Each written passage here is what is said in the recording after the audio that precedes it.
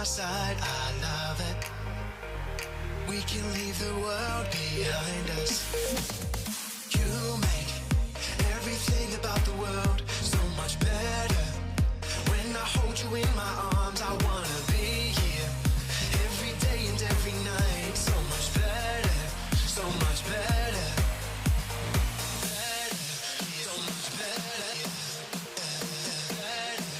So much better.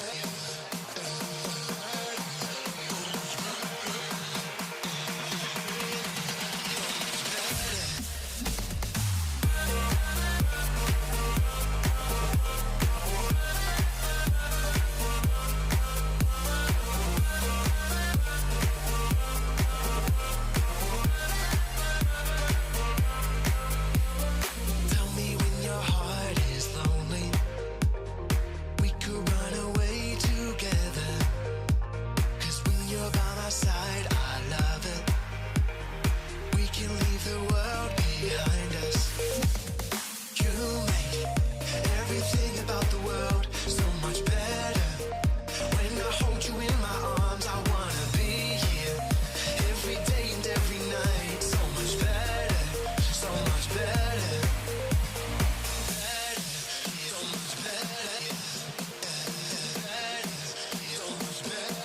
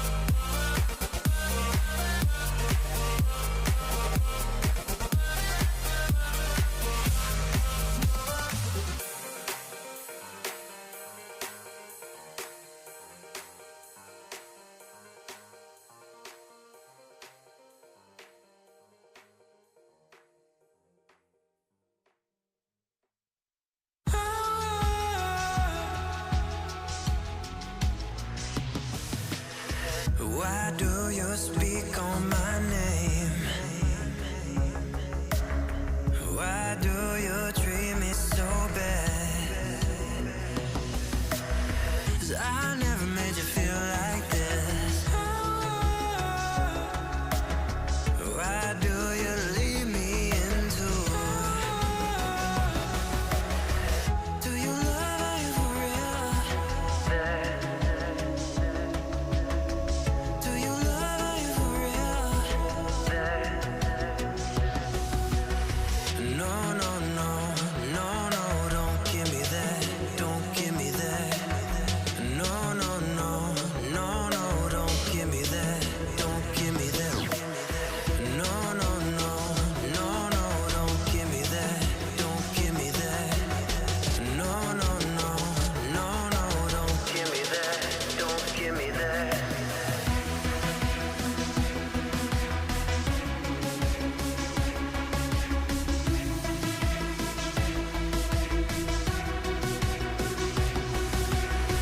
Why do you speak on my name? Do you love me for real? Why do you treat me so bad? Do you love me for real? 'Cause I never made you feel like this. Do you love me for real? Why do you leave me into? Do you love me for real? No, no, no, no, no, don't give me that, don't give me that. No, no, no, no,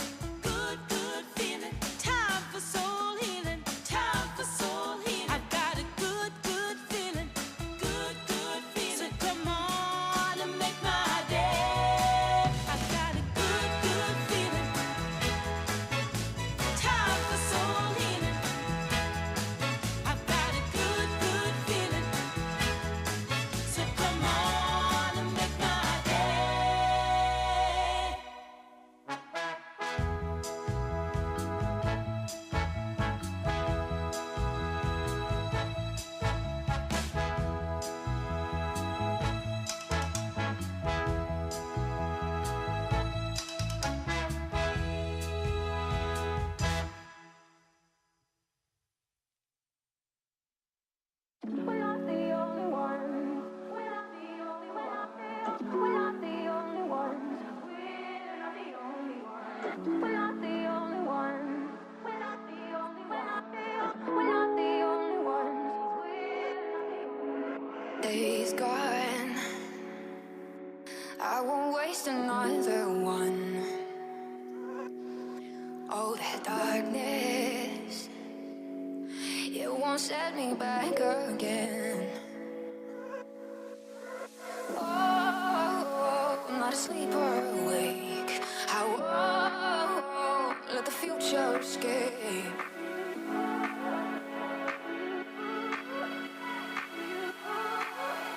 Take me back to you.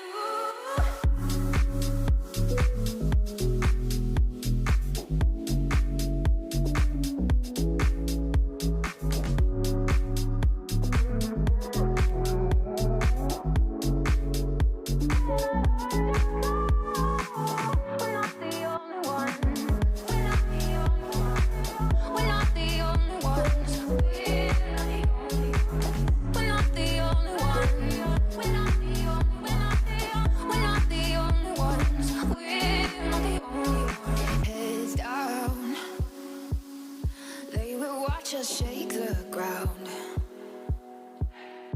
Oh, this lightness, it will fill the air around. Oh, I'm not asleep or awake. I won't let the future escape.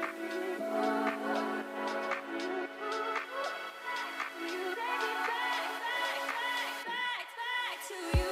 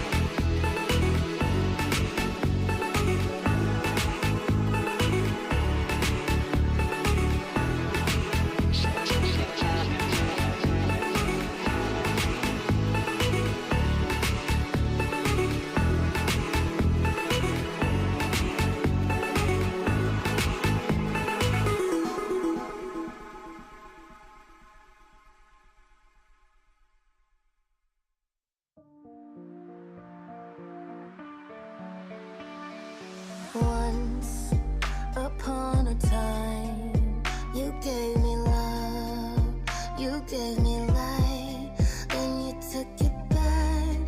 All I had, just like that. Lonesome summer nights, you got my hopes up way too high. Can't get it back. All we had, just like that. Cold as ice, numb. It feels like when you're here, and then you say goodbye.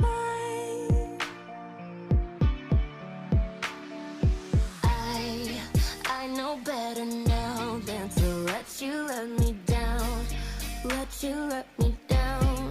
I know better now after everything I found. You told me pretty lies, I let you let me down, but I know better now. Someone tell me why it's not enough. All of this time you took it back. All we had, just like that. Look me in the eyes, tell me how it was. We used to be so high, it fades to black. All we had, just like that. Cold as ice, numb.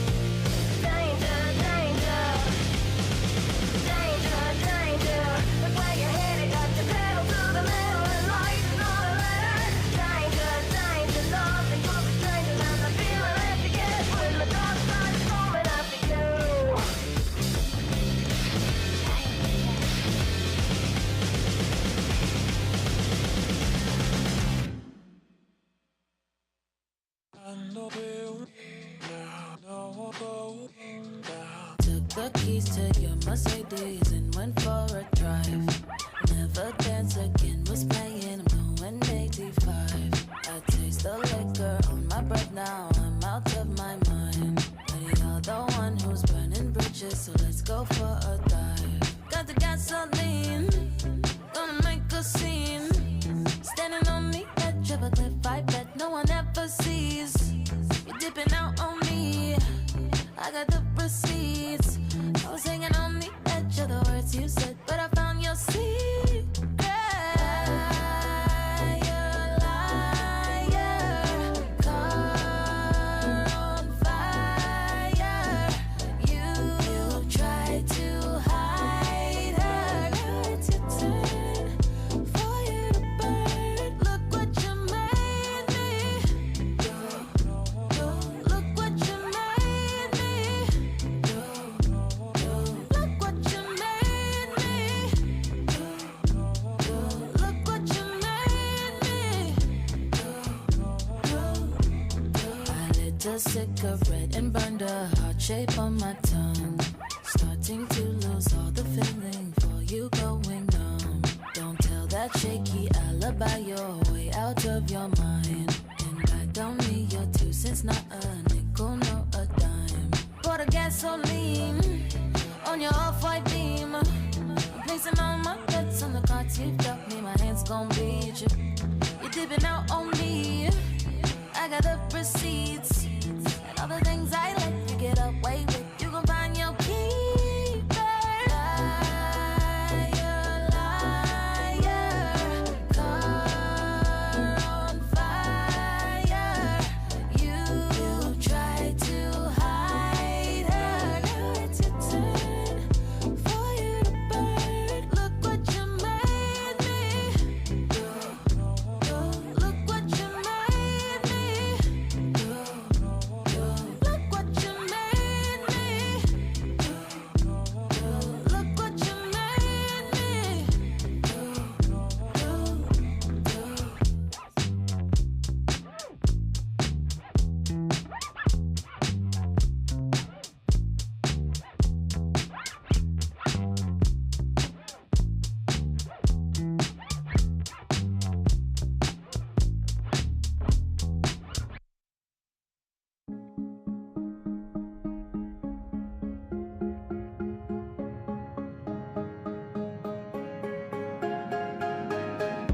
Running in circles, waiting for the moment to come. There's no rehearsal when you want to reach the stars. I lift my head up and hit resume. Get me away from the waiting room. 'Cause we were born to achieve our dreams, so just fire away, fire away.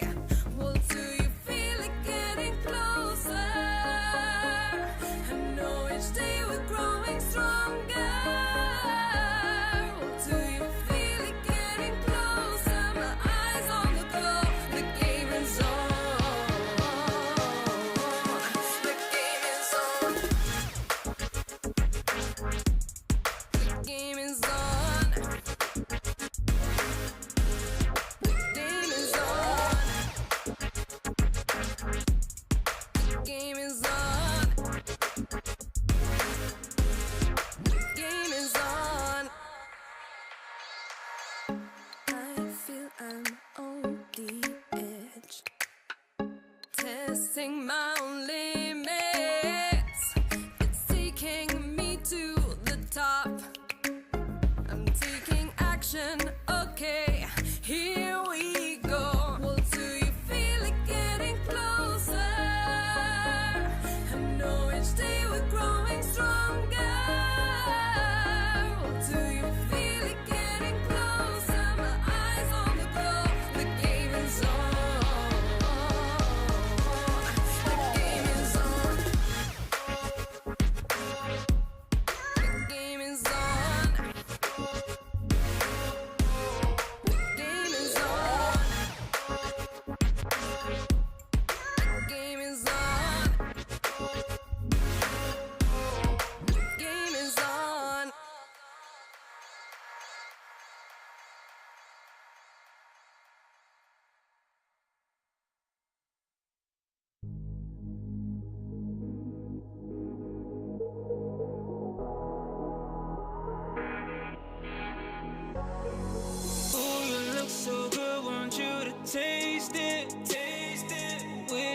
that you would just embrace it. Thinking to myself, could you take this? She said I want a challenge, so I'm willing to face it. Girl, you got that symmetry. You touch me carefully. Got hit so instantly. You make me high. Want you, you got me. Just take it from me. It's real. You make me sad. You got that something in your eyes, something in your eyes.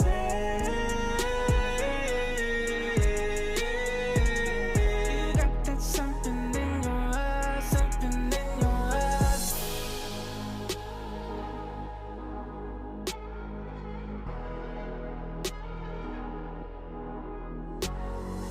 Give it to you right, there's no complaining.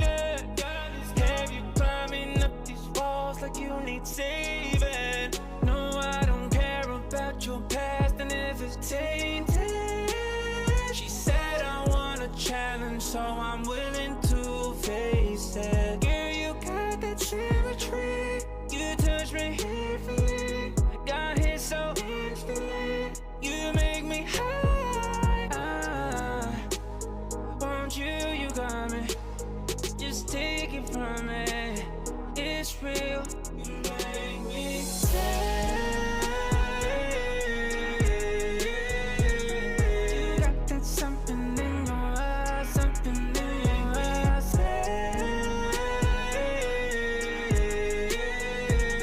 You got that something in your eyes, something in your eyes. You like it like that. Pleasure is pain, yeah, you're wanting to tap. Tell by your eyes, girl, there's no need to ask. You're so connected, don't wanna detach. You get me high, I don't wanna come down, and I mean it. Girl, you're the realest, want me to win it tonight is our secret, hoping you keep it. You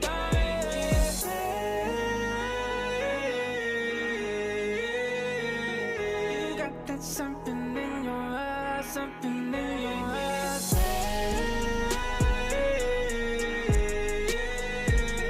You got that something in your eyes, something in your eyes.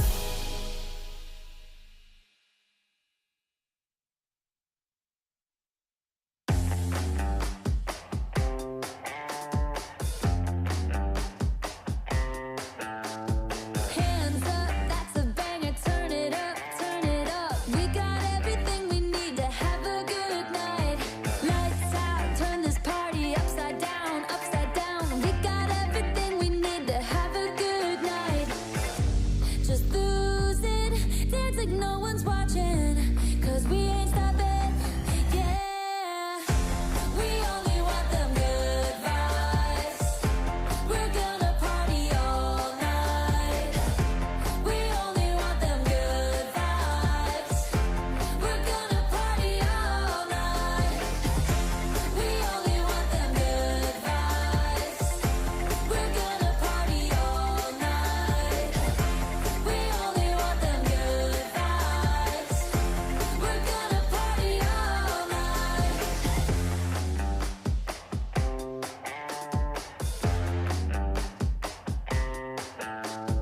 Hold up, all I wanna see is love, see is love. We can do whatever, baby, this is our life. Hold up, this ain't over, don't you turn the lights on. We can do whatever, baby, this is our life. Just lose it, dance like no one's watching. Cause we ain't stopping, yeah. We only want them good vibes.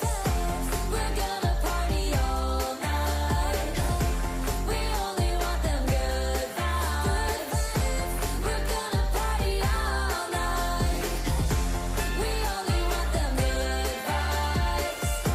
We're gonna party all night. We only want them good vibes. We're gonna party all night.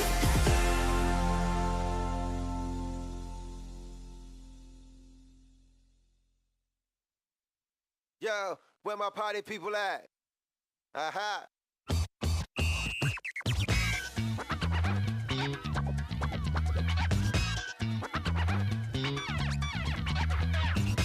We pump the party up. We pump the party up. Pump the party. Kick it.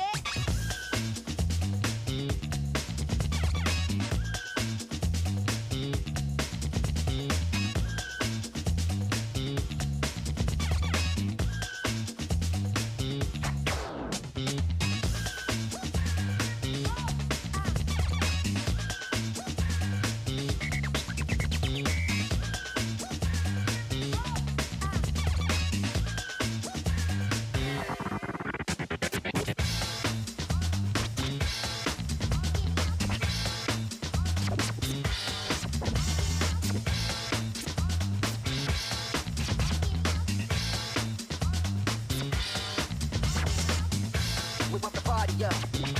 We pump the party up. We pump the party up. We pump the party up. We pump the party up. We pump the party up. We pump the party up. Pump the party.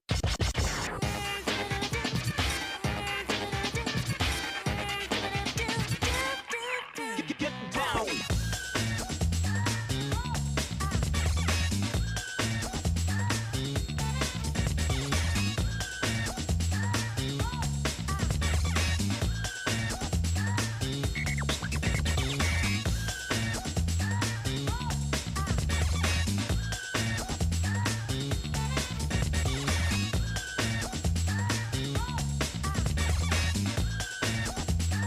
Here we go again.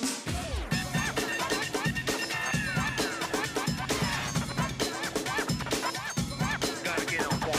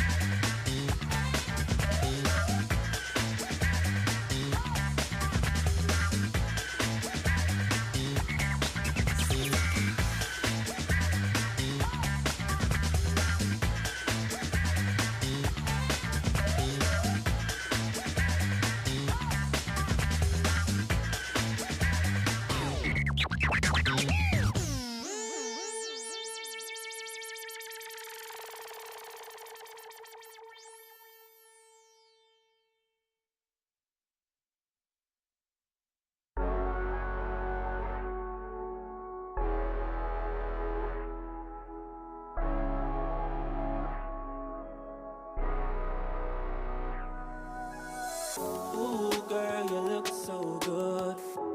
I've been thinking about you lately. I'm thinking that we should. I won't say nothing, baby. Nah, where you been, girl? I say you looking hotter. You know I could always do you better. Switching positions whenever fed up. Let me show you. You look so good, let me see you work it. Proposition on the side, you deserve it. No competition, girl, you 5-star service. Think we could meet up after you finish working. You got the 5-star service. You got the 5-star service. You can be the samurai, you can be my master. Put me in your senses like I'm your eighth chakra. I can feel your vibes throwing around me like a rafter. Coming so strong, you love it when I go faster. I'm loving your interior, no, I wouldn't change it. Body is superior, other ones are basic. Thought you was inferior, you're wrong, you're amazing. Hey, nah, where you been, girl? I say you looking hotter. You know I could always do you better. Switching positions whenever fed up. Let me show you. You look so good, let me see you work it. Proposition on the side, you deserve it. No competition, girl, you 5-star service. Think we can meet up after you finish working. You got that 5-star service. You got that 5-star service. You look so good, let me see you work it. Proposition on the side, you deserve it. No competition, girl, you 5-star service. Think we can meet up after you finish working. You got that 5-star service.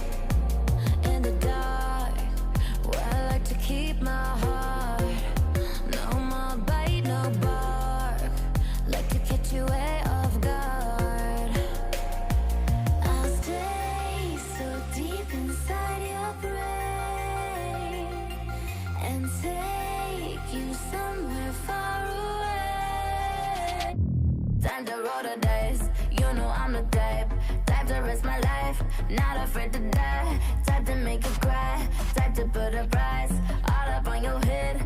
Do just what I said. I'm a straight up villain, straight up villain. Yeah, no feeling, yeah, no feeling. Straight up villain, straight up villain. Yeah, no feeling, yeah, no feeling. Alive, but I'm dead. Hear my voice up in your head. Watch it fill you full of dread till you go. Is it really a surprise if I'm playing with your mind and I treat you like a prize, then I throw you to the side? And am I really that bad if I love to make you mad and get happy when you're sad? Only care about a bad in control. That's how I like it, and I'm never letting go. Nah, never had a soul, so you ain't taking nothing from me when you go. Nah, I'll stay so deep inside your brain and take you somewhere far away. Time to roll the dice, you know I'm the type to risk my life, not afraid to die. Type to make you cry, type to put a price all up on your head. Do just what I said. I'm a straight up villain, straight up villain. Yeah, no feeling, yeah, no feeling. Straight up villain, straight up villain. Yeah, no feeling, yeah, no feeling. But I'm dead, you know what's up in your head. Watch it fill you full of dread till you go. Bang, bang, you can do anything. No fear, no pain. Listen to your brain go. Go stupid, go dumb, go stupid, and then we go insane. Whoa. Just do what I say, follow me, I lead the way.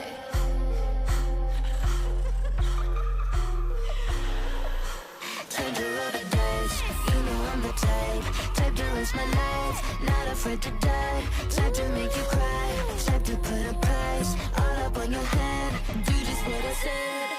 I'm a straight up villain, straight up villain. Yeah, no feeling, yeah, no feeling. Straight up villain, straight up villain. Yeah, no feeling, yeah, no feeling. Life, but I'm dead. Hear my voice up in your head. Watch it fill you full of dread till you go.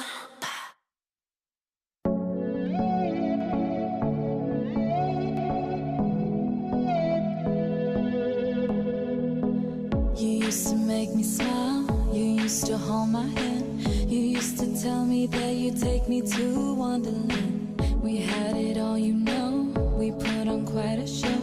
You were my one and only, never let me go. Then you broke my heart, and I fell apart. I couldn't understand what you did to me, but I'm stronger than you think. I'll make a brand new start, so don't come looking for a way into my heart. Don't come looking for me when the party's over. Don't come crying to me when the party's over. You thought you had it all, but up against the wall I walk right through another open door. I'm gonna hold my tongue, it can't be undone. I'm taking all that I can get from you. I'm not thinking about you, nothing about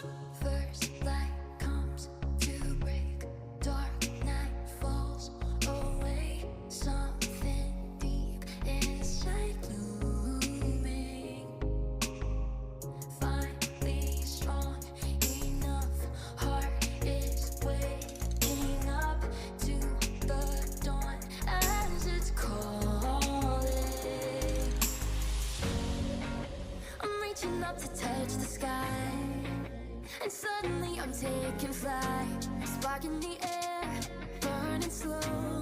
I'm catching fire as I soar. I'm never touching down again. I'm sailing on eternal waves, fanning the flame, burning slow. I'm catching the fire as I soar.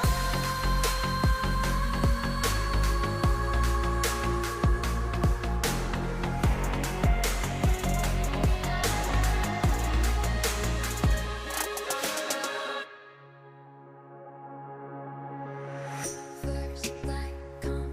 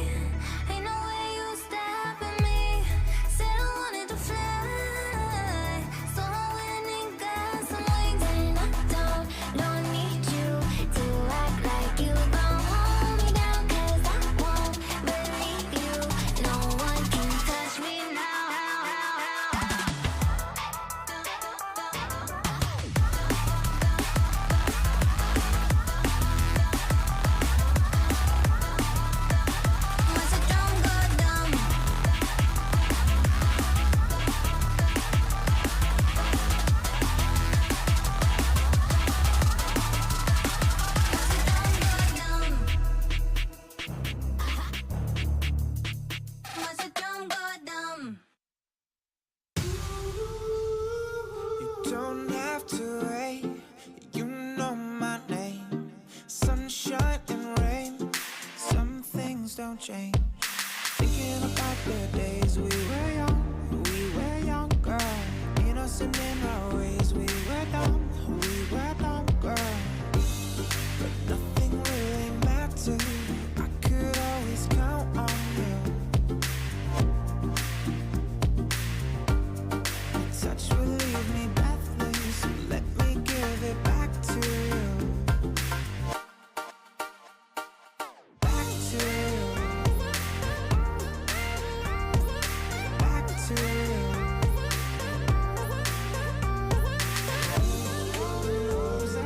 Back to you. Back to you. Back to you. Back to you. Don't have to wait, you know my name. Sunshine and rain, some things don't change. Thinking about the days we were younger, innocent in our ways. We were dumb, girl.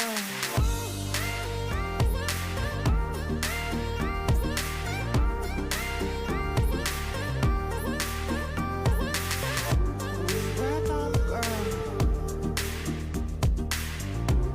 But nothing really mattered. I could always count on you. Your touch will leave me breathless, so let me give it. I could always count on you. Your touch will leave me breathless, so let me give it back to you.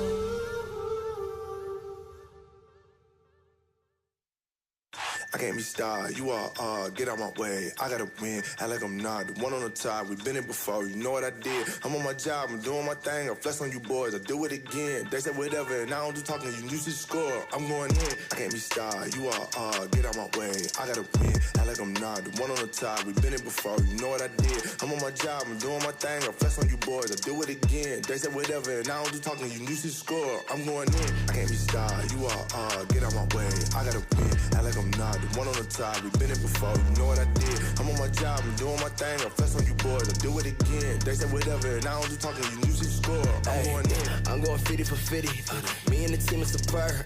I got it out of the dirt. I put it out of the ground. Everything on my own, Too cold to the bone, Top dog, I'm alone. Whole back track to the throne. Yeah, hey, look at the shine on the ring. Look at the ring, I'm a king. Look at the king in his court, it's a breaking report. I got time to make amends. Hey, time to get the win. Hey, flexing on you boys, working out again. 10 out of 10, dub yet again. I can't be starred, you are, get out my way. I gotta win, act like I'm not the one on the top. We've been here before, you know what I did. I'm on my job, I'm doing my thing. I flex on you boys, I do it again. They said whatever, and I don't do talking, you should score. I'm going in, I can't be starred, you are, get out my way. I gotta win, act like I'm not the one on the top. We've been here before, you know what I did. I'm on my job, I'm doing my thing. I flex on you boys, I do it again. They said whatever, and I don't do talking, you should score. I'm going in, yeah. I gotta win, yeah. Heard you be talking a lot, I'm here, so say it again. They sound crazy, I agree with that notion. Come through like train, look on my motion. I came from the gutter, why you turn around, you don't know. Everybody thirsty, I know. Eating granny while around with a Draco. Haters look at me like, oh no. My teeth look like I'm in snow cone. My bitch truck messing up the ozone. If you ride my way, better hold on. I can't be starred, you are, get out my way. I gotta win, act like I'm not the one on the top. We've been here before, you know what I did. I'm on my job, I'm doing my thing. I flex on you boys, I do it again. They said whatever, and I don't do talking, you should score. I'm going in, I can't be starred, you are, get out my way. I gotta win, act like I'm not the one on the top. We've been here before, you know what I did. I'm on my job, I'm doing my thing. I flex on you boys, I do it again. They said whatever, and I don't do talking, you should score. I'm going in.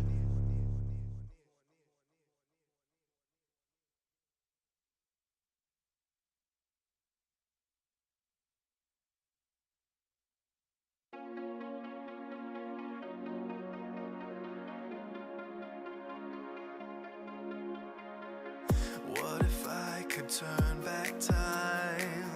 What if I could make the stars align? Could we get across the line into the rest of our lives?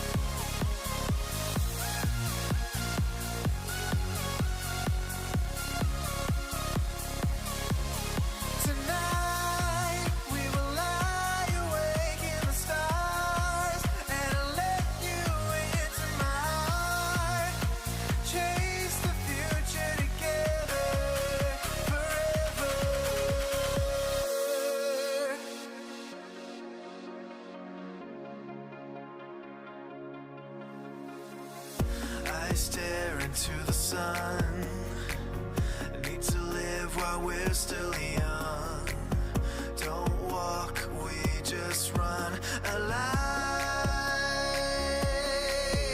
Tonight we will lie awake in the stars, and I'll let you into my heart. Chase the future together forever.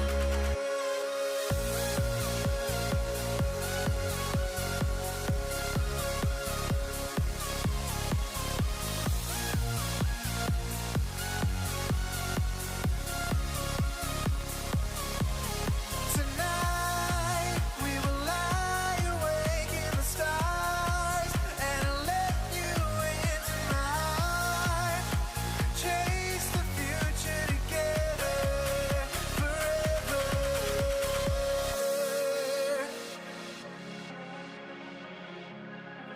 We can chase the future together.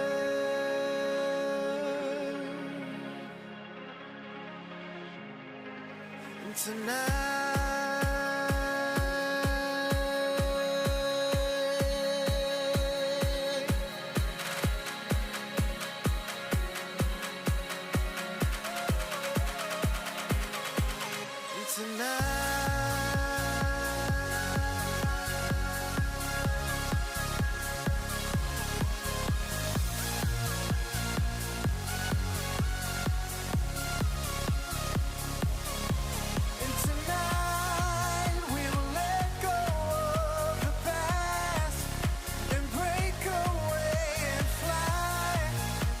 Chase the future together forever. We can chase the future together.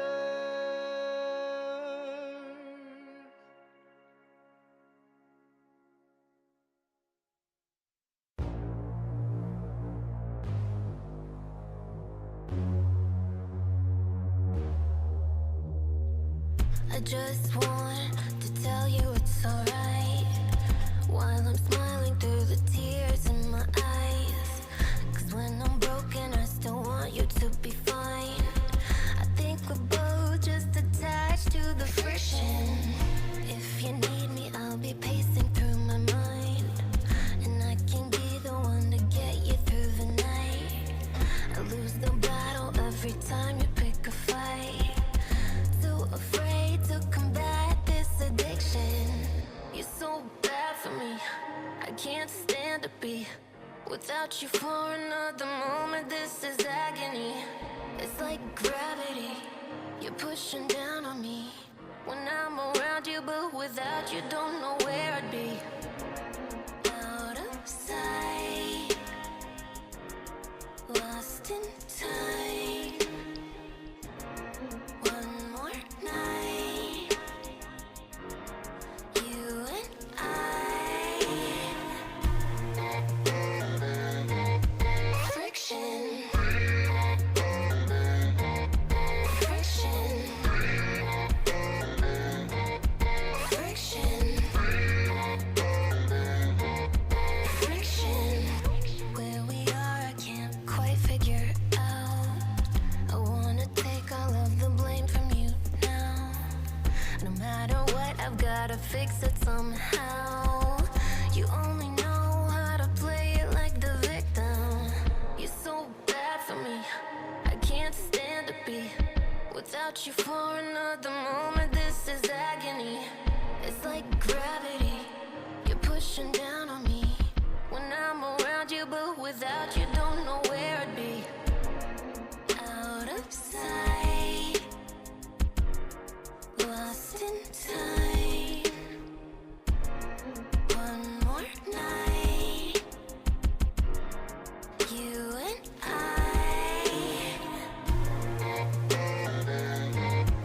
Friction.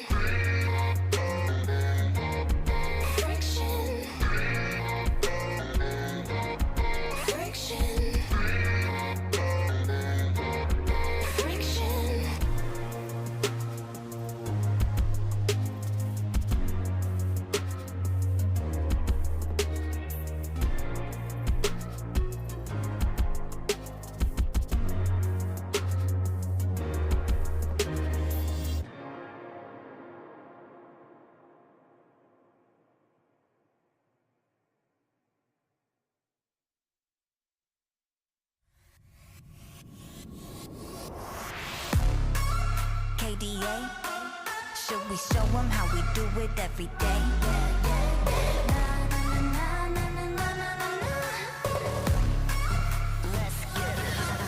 Kali that girl, Kali go girl, Kali gon' stop, Kali gon' skirt, Kali got a job, Kali got a work. 뜨거워 언제나 don't get burned. 넘쳐 흘러물 된 a rough bed, 죽여주잖아 like a rough bed. 누가 감히 on my outfit? 그 문 열지 마, that's a rough day. Don't give any more cause I'm better than. 필요 없는 시험들 다 뿐이미. But all of my numbers are talking back. 부루마법 message monopoly. 눈종이 돈이나 real money 필요 없대. 너네들이 만든 돈들 go get it, go get it, go get it. 더 미션 눈을 못대 못해 그래 너도 get it cause I got it different. Is life upon the throne. 시작하면 끝을 보는 거야. You want more? No, I got it, so keep going. You look like you could use some more. No, I got it, never running low. Yeah, I got more than enough, and it up and away. You know I got it like bomb, bomb, blow your mind. Never giving less, and it's how it'll stay.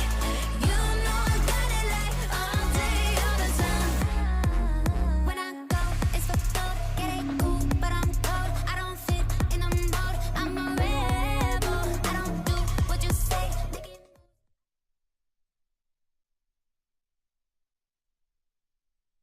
哎，来啦！啊，你说咱 LPL 过年有啥讲究吗？说到这过年，有一规矩，什么呀？过年之前必须得赢一盘，要不然我跟你讲，这年他都过不好。哦。That's good. No God! You serious? Just do it! 哎，哎，老夏啊，这上路该怎么玩啊？这上路您就得选一手长的，撵着对面打那种。那这我要还打不过怎么办呀？哟，您可真行，这都打不过呀，叫打野。越走越上路，但是这边看一下遇到墙是什么意思啊？Yes, we 哎，您 can. 说，就这 LPL 今天跟走马灯似的，乌泱乌泱的没个消停的。哎，您还别不信，要不咱一块儿瞧瞧这积分榜，不知道的还以为又2017年了呢。Nice. 得嘞，那咱御三家一块儿给大家拜个早年。哎，我说翔哥，您倒是飞呀！得嘞。Welcome, guys, gals, and non-binary pals to the LPL, where we are coming into our final weekend before the Lunar Festival break. I am Penguin. I am joined today by Clément, if you want to say it in French. And how are you doing, my friend? It's been a bit of a marathon, but we're finally getting a little bit of a break soon. I'm getting geared up to go into that New Year's holiday, happy, brimful, and thankful of all the LPL that we've seen before. But we still have 2 days to go and 2 more days to decide who's going to come out on the heap before that 6th week mark. Yeah, we'll call this a super week if you're a part of the LEC, so this will be our extra few days. Of course, we have to talk about yesterday's games before we talk about today's. A little bit of housekeeping and check on how the standings go, but we'll check the yesterday's games first. And you can see there, LGD taking the 2-0, their first win in the split over TT, and then EDG comfortably taking down Suning. Really fun set of games yesterday. LGD were losing for 36 minutes, and then they stole an Elder Dragon and basically snowballed themselves to a win. On the second series, we saw another great performance out of Viper, and of course AP Gragas coming again from Flandre, making a huge difference in team fights. Yeah, let's have a look at how that's changed the standings. Of course, EDG still sitting pretty atop the standings, 7-0 with only losing 2 games. They're on a +12 game difference, and this is something that I feel like it's gonna, slowly but surely, we're kind of seeing everyone else drop off, but EDG seem to be going from strength to strength. Yeah, they are the ones that have maintained their position throughout all of this. We'll never give up. They've taken a hit. W has taken a hit, but FPX and EDG are going to be your teams to beat for now in the LPL. Yeah, we'll see now. We'll have a look at today's games. Of course, we're going to have 3 series for you today, so plenty of League of Legends actions. BLG versus OMG with myself and Clement Chu, and then later on in the day, we will be handing it off to Munchables and Dagda to take you through JDG versus Team WE and FPX versus Top Esports. FPX versus Top Esports is your highlight matchup of the day. This is actually a chance for FPX to overtake EDG in terms of the game difference score right here. You know, they've been really hot with their new jungler Bo, and Top Esports has been shaping up through their bot lane once again. So guys, it's a long day, but please remember to sit your butts tight until then.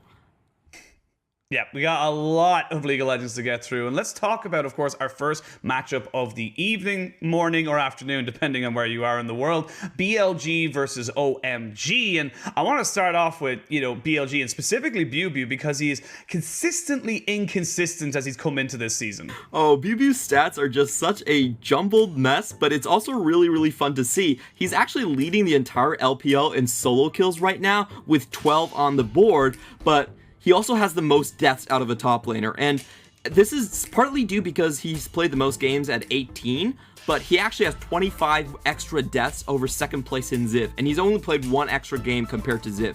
So, you know, if Ziv wants to overtake that title, he's gonna have to die 26 times in 1 game, just to make that clear.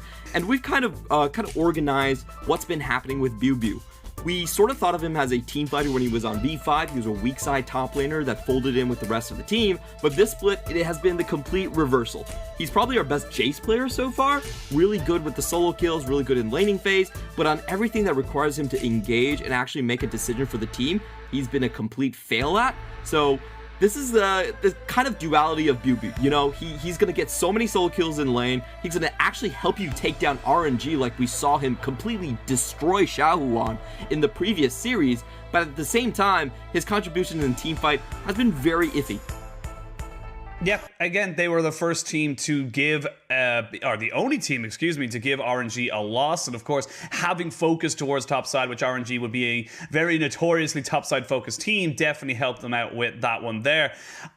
Looking on the other side, we're talking about the inconsistency of one top laner. We got an inconsistency of just who is playing in top lane. It's a top lane carousel for OMG. Oh, this is the most fun that you're going to see out of a roster, because OMG, they have played 4 top laners, and statistically, all 4 of their top laners rank below the 18th mark in the LPL. So in the LPL, we have 23 total top laners that have played. OMG, all 4 of them rank below 18th. So it's a huge problem for them, and if they want to have a point to fix and come in after the Chinese New Year on a better footing, top lane has to be the main issue that they solve. Yeah, I feel like for OMG, we have seen certain wins for them. We have seen certain ways of them come back, but right now it just feels like they're throwing stuff at the wall and just kind of seeing what stick, and they are still searching for that elusive first win. They have yet to really, you know, kind of cement themselves as this is what we're going for, and it feels like an identity crisis more than anything else. It definitely does feel like that, and I'll say this has been pretty common in OMG's team history, where we've seen them lacking a jungle position, and they would just run 4 junglers at the same time, trying to find the correct answer to go up with Icon. So this isn't really new in OMG territory, but it's still a bit disheartening to see, and I do want to see them actually just try to focus on someone and run him throughout the entire split. We all know that this is going to be sort of a lottery roster where they're trying to find out which are the pieces they want to carry into 2021. So I would just want to see them actually give one of these top laners a more extended trial and at least, you know, not cut them out after 2 series. You know, it's been really interesting because Bright, even though he's registered as a top laner, actually has only played mid. They played Ooming in the top lane, and then New was like, after those first couple of games, they just didn't want to run New. And Alele also had a pretty terrible series against IG and the Shy. So, you know, that's going to be a huge question coming in. How long are you going to stick with these top laners? I really hope they can pick one and just hedge their bets on one. But we know this is OMG land. That's never usually how it works for them. Yeah, that is unfortunately not how they do things here in the LPL. But something that we actually didn't talk about, someone who has come in for the side of BLG is Jway. And Jway is honestly looked very solid in his first series against RNG. Jway is such an interesting story. I think he's the best esports story right now that nobody knows about, because this guy only played 2 games in the LDL. He moves up into the LPL and starts immediately over Mark, and he's also a shot caller for the team, which is it's really mind-boggling to me to see someone this fresh come out and have such a good performance. There's no hesitation on his plays. He has those Mata mechanics, as you can see in these in the next Thresh clip that we're about to show right here. He's very, very adept at engaged champions, and his coordination actually seems improved over Mark as a support. So we are super curious about how this young player is actually going to pan out in the league. And more on the interesting side, this is not directly related to gameplay, but BLG has revealed that this guy was actually training to become a warrior monk. He was in an academy for 2 years before they suddenly realized that he wanted to play professional esports. And I don't know what to make of that story, but yeah, like that, I feel like there's a story I feel like there's a documentary there just to kind of bring up how we went from A to B, because that feels like such a jump. But so far, looking so good for them. And for BLG, like we talked about, at the top of show, consistently inconsistent. They are 4-3 in the standings, so pretty much dead even in terms of their win-loss ratios. And then this is a big win if they can get it for them to kind of put them into the Lunar New Year as 5-3. Going towards those playoff spots. Definitely, and BLG is an interesting team I think they're a team that wanted to start out slow. We thought they were going to play around aiming, play around Biu as this team fighting weak side top laner, but they completely flipped the script. With Coach Kim's tutelage, I think Coach Kim has been whispering to them, you guys are actually Invictus Gaming, play fast, play deadly. So what we've seen this team draft is a very heavy emphasis on laning phase, a huge emphasis on skirmishing mid jungle, and also just snowball bottom lanes. They are the team that will run Samira and Jhin the most. So BLG is a super interesting team in that they've actually turned out completely different to what our preseason expectations were. Yeah, BLG, someone that as we said, are kind of the biggest surprise coming into, or one of the biggest surprises in how they play the game or how they approach it. And you see for OMG, the success that they've had, and we've highlighted this in different matchups coming up to today, the success they've had has definitely come from that bot side, as Cold has kind of been the shining light in what has been a very, very dark start to the season. OMG star players for me are definitely going to be Cold and Aki. In the games that they've won, the two of them roaming together and creating kills has been the critical point. And I think Aki probably is their best win condition in terms of carries. When he plays things like the Lilia, when he plays things like the Talia, he can get a huge impact early. And they do like to draft compositions like the Alistar Talia, sort of to set that jungle carry up. The rest of it is sort of a incredible hodgepodge of mixes of different things. I think they tried so many things with Ooming, and I think their top lane has just been a complete revolving door where we don't really have any consistency just yet. But, if I was going to look for key matchups right here between them and BLG, it probably would be Meteor and Jayway versus Aki and Cold. Yeah, and I've talked about it so many times as a series as such, and we talked about with Jordan quite a bit in my last few casts, is that the difference between winning a series and losing a series can be the shift in your season, especially when you're coming in. This is your last game in the next 2 weeks. You do not play for maybe 2.5 weeks after this, and that is a massive, mental resetter for these days. If BLG win, you're coming into the Lunar New Year high. You're thinking about that in a much more positive light. And for OMG to get your first win on the board, it could be huge for their season. We've talked about it many times on many different broadcasts, but there are now 10 spots in the LPL playoffs. So all you need to do is honestly be slightly below average and you're in, and that's what these teams are looking for. I feel like if you go 0-7 into the new year, it's going to be nigh impossible for you to kind of actually drag that back. And the thing for OMG is that it's going to be incredibly lonely because we have seen, we talked about lottery teams a lot, and our 4 lottery teams have been Rogue Warriors, TT,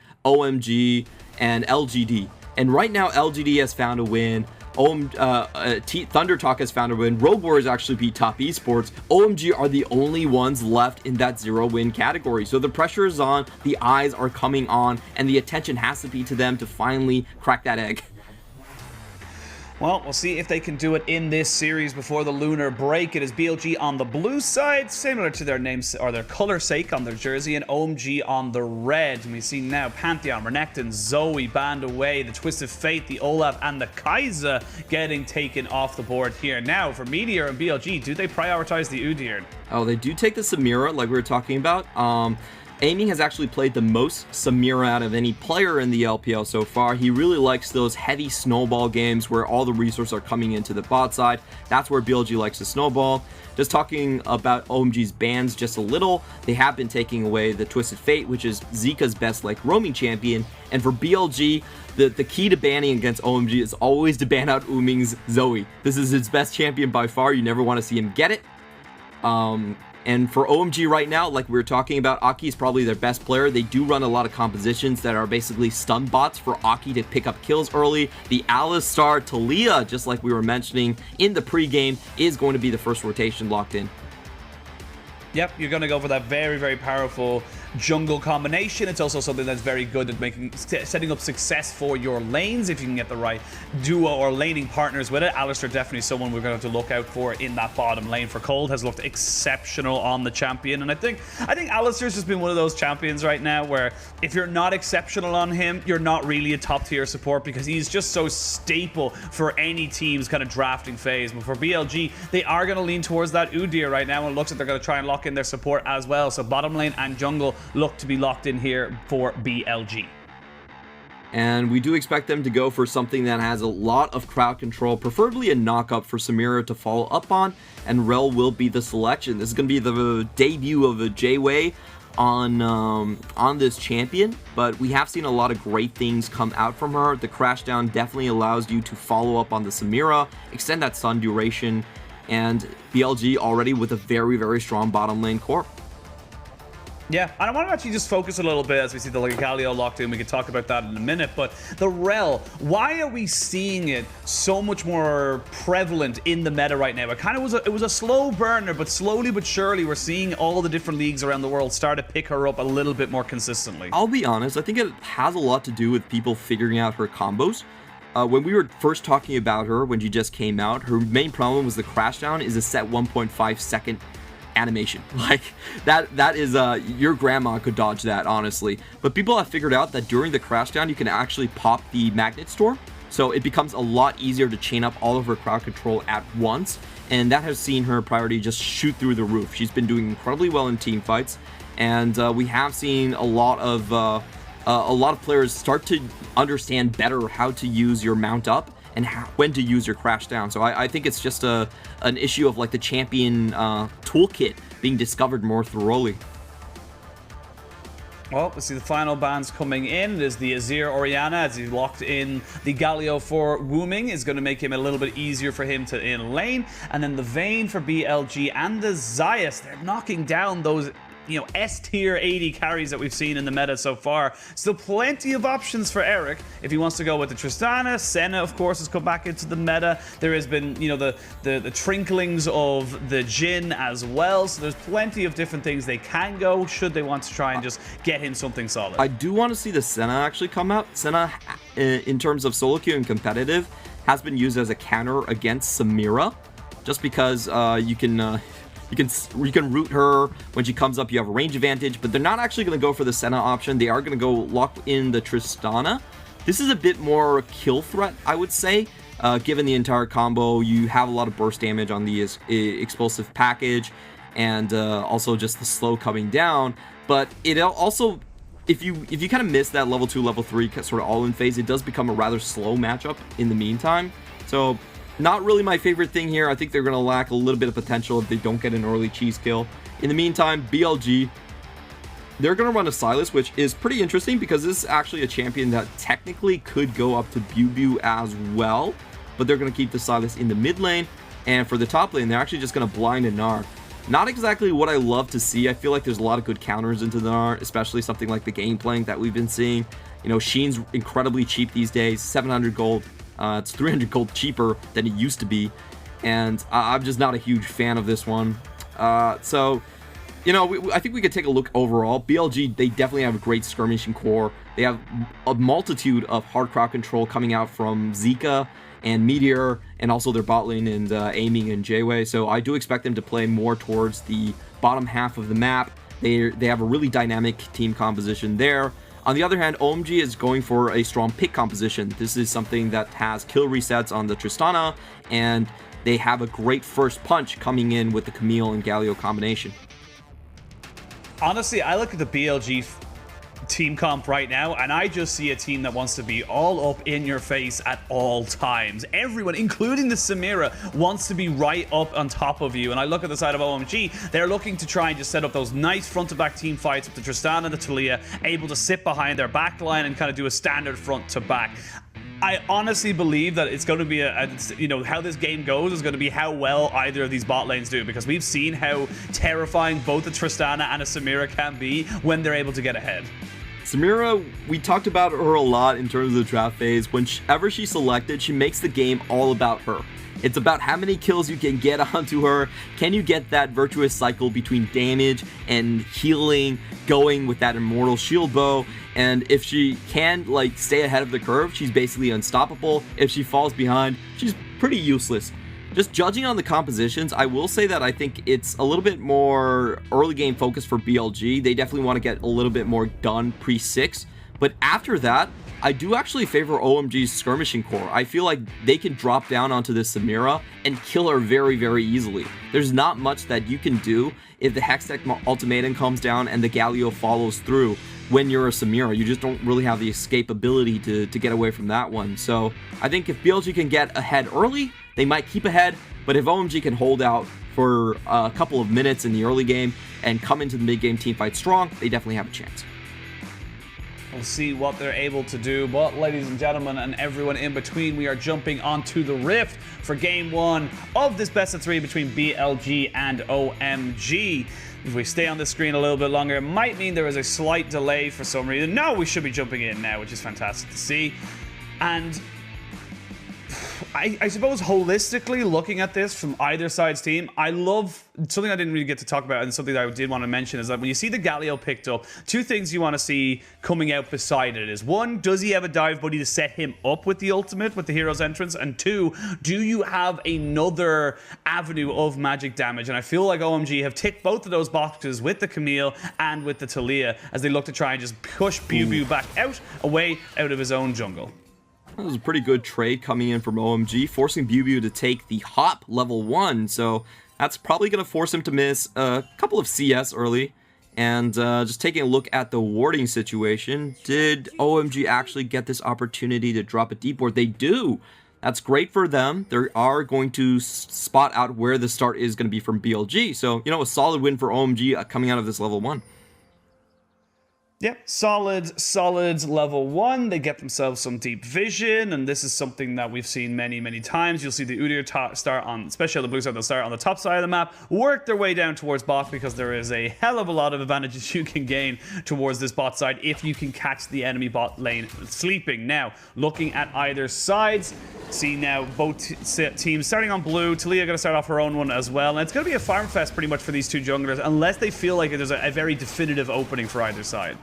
So we are seeing both of these junglers heading towards their lane where they have the best hard CC potential. Oh, but bot lane's already started.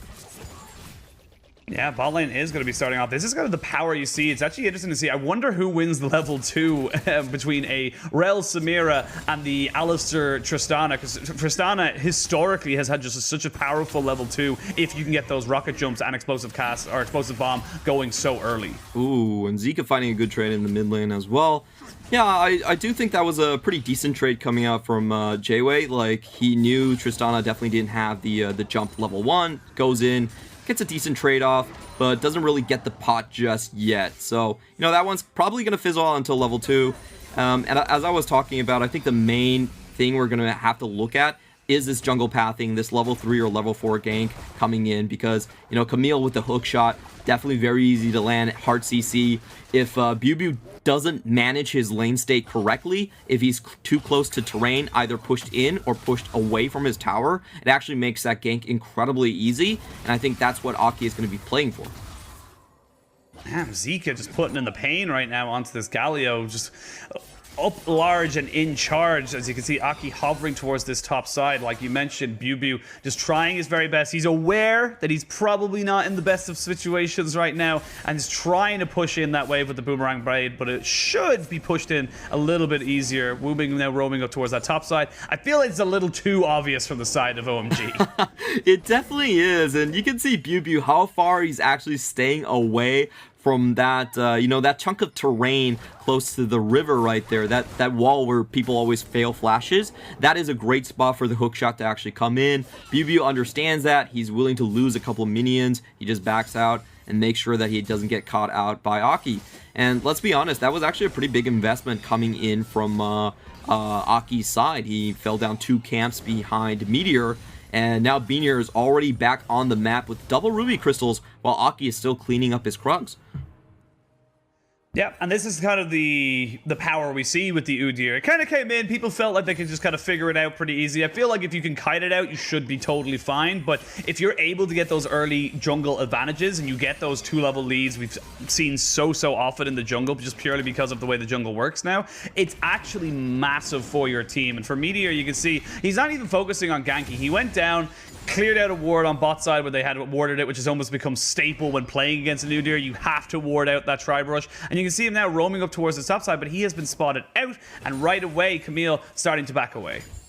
Yeah, he's definitely not going to get a gank with that one. Aki definitely helping out his top laner with dropping the wards right there. But as we were saying, this is a huge reason why we see so many Udyrs these days, and even Udyr first picks in the LPL. It's just because his clear speed is absolutely insane, and his skirmishing is also really something that a lot of players I don't think expect it to be that strong. Especially when you're in a winning situation, the cooldown for the bear stance is actually very low. I believe it's only 6 seconds. So if you're winning a trade and you keep on chasing, you can get a lot done, like right here. Right here, but this Honk does land. Zika will almost, yes he will fall down to the ignite of cold. Aki is ticking down. One more auto attack will do it. The bear slaps him down into a gray screen. It's a 1-for-1. First blood did go over to the side of OMG, but sadly for them, it went on to the support. Yeah, that was pretty sad on the kill distribution, but they do trade the jungler for the mid lane right there. So, all in all, not too bad of a trade coming in here. And that was an interesting move coming out from OMG. They actually just wanted to make sure that their bot lane was going to stay safe. So they, before even heading back into their own lane, they sent Cold into the enemy jungle just to check things out, just to make sure they could keep tabs on the Udyr. But this top lane trade is going very poorly for Alele. Yeah, level 6 there. BLG immediately just slamming him into the wall. Makes it very easy for him to push in that wave and push the Camille back. TP down now on that top side, and we'll see now what BLG wants to do. If he wants to TP back into lane, he might just walk in, keep that TP for a play around this Drake, which we can see both the supports and junglers hovering around this bot side of the jungle. And with level 6s being pinged very soon for the mid laners, you can see Zika almost there. Wooming has gotten his hero's entrance. That's where we're starting to think that this is when the games start to twist a little bit. We should see a lot more skirmishes. And honestly, OMG can only play defensive on this one. They're lacking a teleport coming in from their top laner. We did see Alele burn his into lane while BLG held on to his own. So even though OMG has a vision advantage here, it's more defensive than you would think. It's just to make sure that BLG don't use his teleport advantage to actually start this one out. And I do have to throw a little bit of criticism to Alele. He's a really new player. He's been doing great damage for his team, but his teleports, for me, has been super suspect. We've also seen this from the IG series where he teleported right in front of the Shy. He managed to land in the bot lane, but only with 300 HP. And immediately died afterwards. So that's kind of be a thing with Alele. It's just his teleport timings have been a bit of a head scratcher. And right now, all BLG really need to do is, they can kind of just hold on to this side of the map. But interestingly enough, they're actually just going to start this on OMG side, knowing that the blue handoff is coming.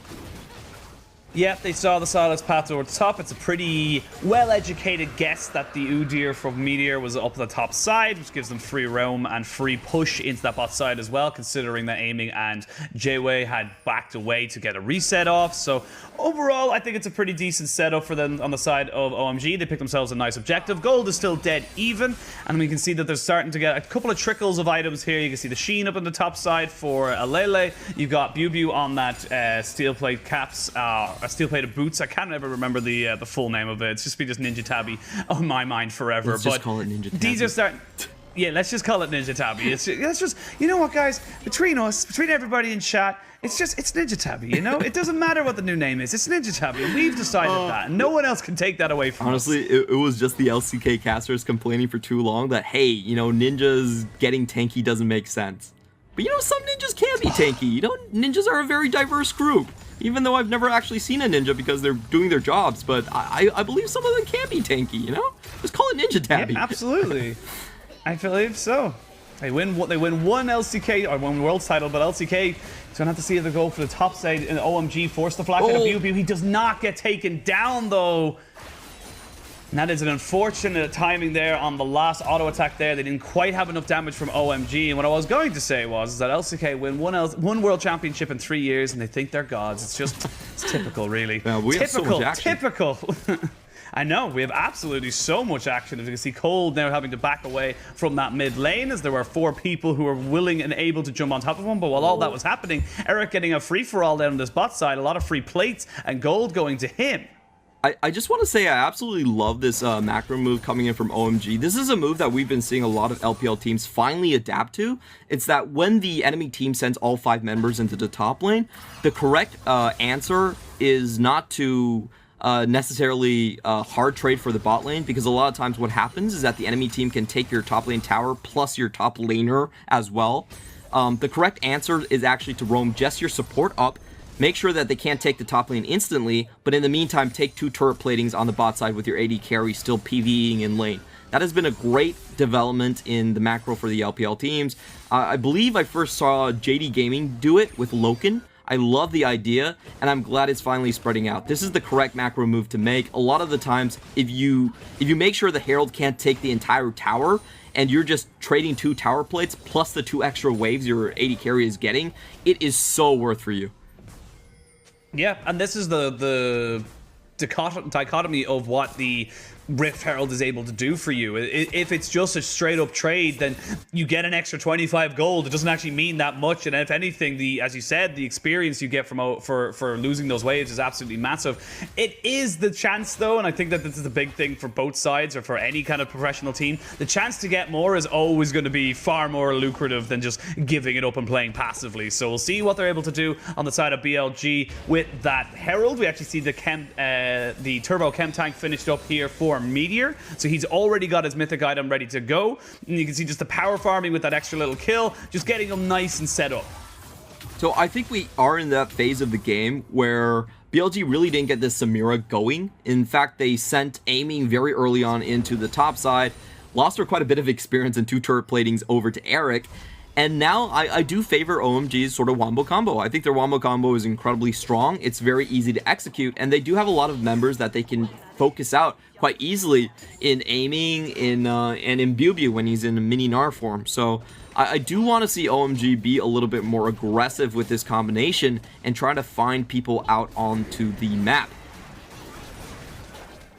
Well, you can see here the Rift Herald being dropped into the top side. They're going to give over some plates over to BLG and Meteor. Of course, Meteor guaranteed to get some of that money as he was the owner of the Rift Herald. In case you didn't know, it's no longer just who's in the vicinity. If you own the Rift Herald, you get half of that gold as well. So 160 each, and actually a little extra 160 there for BLG. So he gets himself a kill's worth of gold. So 3 plates feels a little bit more worth it now for the side of BLG.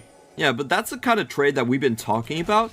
Is that if you're only trading turret plates for turret plates, then the guy that actually, the AD carry that stays in lane really wins out on that thing. He gets more experience, he gets more solo gold time, and, you know, they are able to control vision at the bottom side at the same time. So we have been seeing a lot of LPL teams figuring this out. It's just roam your support only and keep your AD carry into the bot lane as a kind of stock answer to what happens if the enemy team is roaming all 5 towards the Herald play. All right, here we go. The dragon has just spawned, and you can see both teams leaning towards it. The Gnar is already coming in from base. If you look at quick look down the line, no flash or TP for Gnar, so he has to come down for this. The Camille has got the TP, so we'll have time to reset. Pretty sure she will have enough money to buy her Triforce straight off the bat. This is where the big fight should happen. Big items being picked up by the solar laners as well. You can see the Leandry's entrance as we start off straight away. They get the stun down on top of Aki, and that is the jungler dead. 4-man taunt just to delay and jump straight back in with the hero's entrance. They only landed on top of one. They still have the Hextech ultimatum available and will be used straight away, but killed off before he can do anything. BLG find 2 quick kills. They get the dragon and they get the advantage. Oh, BLG were so damn decisive on that one. They definitely knew that members of OMG could not rotate from their bot lane onto their mid side in time. So they knew they had a 5v3 opportunity. They see it, they go through it. And honestly, Alele's teleport was very, very late into that team fight. You know, it takes you like, it takes you 4.5 seconds to actually get down there. And in that time, that's plenty for BLG to just start picking off members. Feel like, yeah, we mentioned it very, very early on in the cast that Alele's, you know, his TPs have been very, very questionable. So we have a look at how this fight kind of goes, and it just looks like BLG just find a moment and they go for it. Yeah, they know that Eric is still rotating to the side. They know that Alele, just because he was still previously in the top lane, he's still going to take his teleport channel time to actually get in the fight. They take out Aki, the first thing going into that one. That gives aiming a reset on the E as well, but they might be trying to claw something back here. They might be trying to go for something. You can see the Weaver's Wall here, but a teleport in from Zika shores up that little bit of a distance, and that is Alele going to be going down as well. They actually flash in with the Shield of Duran, so they trade in 2 for 1. Tower goes down. The Hextech ultimatum that was stolen by Zika, now used against OMG. Anything that's yours is mine, and they pick up 3 kills for 1. A quick turnaround. OMG a little bit panicky. That was absolute disaster for OMG, and let's be honest, they kind of went in there one by one. After the fight was turned around, Umi throws himself into the fire, into the flames, and just trades only 1 back, but that's really not worth it. You know, 3 for 1 trade here, and OMG's bot lane, this is what I didn't like about the Tristana overall. I feel like Tristana is actually a very slow champion. She is more of that 3-item crit build. So she's not going to be able to actually join most of this early action like you want to with this Wombo combo fight. You know, OMG are the ones that first pull the trigger on this one. It gets turned around by Zika. Alele's dead here. There's really no point saving him. You know, don't even go. But instead, we see Umi actually even burn the flash just to get a support kill. That's never going to be worth it. And it ends up being a 3 for 1 in BLG. They continue to run away with the lead. Yeah, looking at nearly a 3,000 gold lead just at the 16-minute mark. They've got themselves 6 kills to 2. They have themselves a Mountain versus a Cloud Drake. And this is honestly, I gotta give props to Bubu right there. His positioning and his reactions, I suppose, in the last evo. I have to stop myself straight away as we got that combination of the hero's entrance on top of the Hextech ultimatum. But Bubu is saved by Rel. Jewe is there to sacrifice himself so that big bounty that's on top of the Nard does not go over. But you committed 4 people to bot side. What are the side of BLG going to be able to take in favor because of the huge commit? Yeah, the coordination there was still a little bit slow. Very good on Bubu to recognize what was happening and just jump out in time.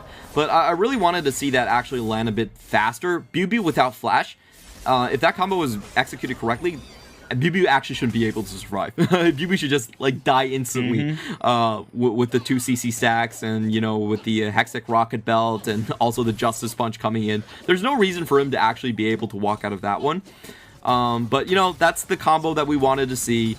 I like that OMG's executing it. It's very, very strong. I don't think Samira or Gnar should be able to survive this combo. If they can make that pick happen a couple more times, they're actually only 2k behind in the game. So they definitely still have a chance. They have the scaling aspect with a better front to back, like we were mentioning as well. So, you know, you run that play a couple more times, maybe something good will happen. I feel like it becomes a little bit more difficult as well. Like, Gnar in mini form is a very slippery champion, but Gnar with Stridebreaker is an even slippier champion to try and take a hold of. He becomes deceptively tanky and also deceptively mobile for how much he's able to kind of move around. And yes, they gain a bot lane tower and a kill, but they lose the bot lane tower and the bot lane, the bot lane on the other side. And now they are trying to see if they can set up for this dragon in 1 minute's time. Immortal Shield Bow picked up for Samira. You have the Kraken Slayer for the Tristana. So both AD carries picking themselves up a nice little mythic item before this potentially game-changing fight that's happening in just under 45 seconds. So right now BLG are in formation. They're in control of all of the ramps, and what OMG really need to do is they probably need to try and find a member that is separated from the rest of the team. You know, they have a really strong pick composition here, but you know, BLG, I like this play a lot from them. They they position as if they're going to do a fork and head back to the Drake, but then they show up very, very strong in the mid lane. They're still keeping all of their members together, so no pick potential for OMG. And throughout all this, OMG just are looking at themselves and going like, hey, what can we actually do here? It doesn't seem like much they can actually find. They're just constantly getting pushed back by BLG. And this is something I don't think enough LPL teams do, is that you can show force early on just to push the enemy away and force them to waste even more time going through terrain. Like, it's a dance that technically spends, you spend more time setting up, but it makes your dragon takes that much safer. Yep, we can see there with the complete lack of any vision around this dragon pit inside of OMG, have to give it up. So that is the third Drake of the game going over to BLG, which will be their second of the stack. It is an Ocean Soul they will be trying to get on top of. And the easy, I suppose, when you don't contest those objectives, you are able to get those quick resets in, so you're not really able to gain anything. The waves are in a much better position for BLG. They have to be answered by OMG, and right now, like you said, they are just being pushed back, pegged back into their own side of the jungle because of fear of if they get caught, there's a lot more on the table for the side of BLG to take. Yeah, and that's the thing we have seen with catch compositions, that they do run out of steam if they're too far behind. If your combination takes too long to kill a champion, and if your combination, if you blow all your ultimates and you only get one champion, then that's typically when you see the combo and pick combination, the cannonball combination, as we have coined it in the LPL, start falling off here.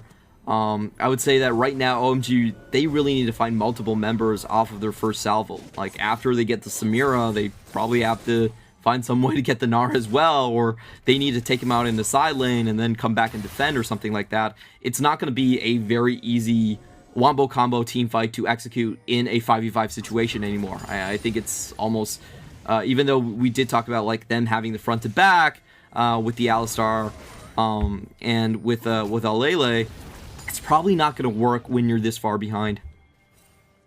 Yeah, it feels a little bit difficult for them to make anything going. I feel like you're kind of trying to look to push everything into the Camille basket, but this stun lock here from Bubu forcing the flash from the Camille, and he lands the slow, which means Meteor just runs at the Camille. Oh my god. And look, I don't want to be the bearer of bad news for Alele, but I feel like they might be seeing another rotation of top laners soon.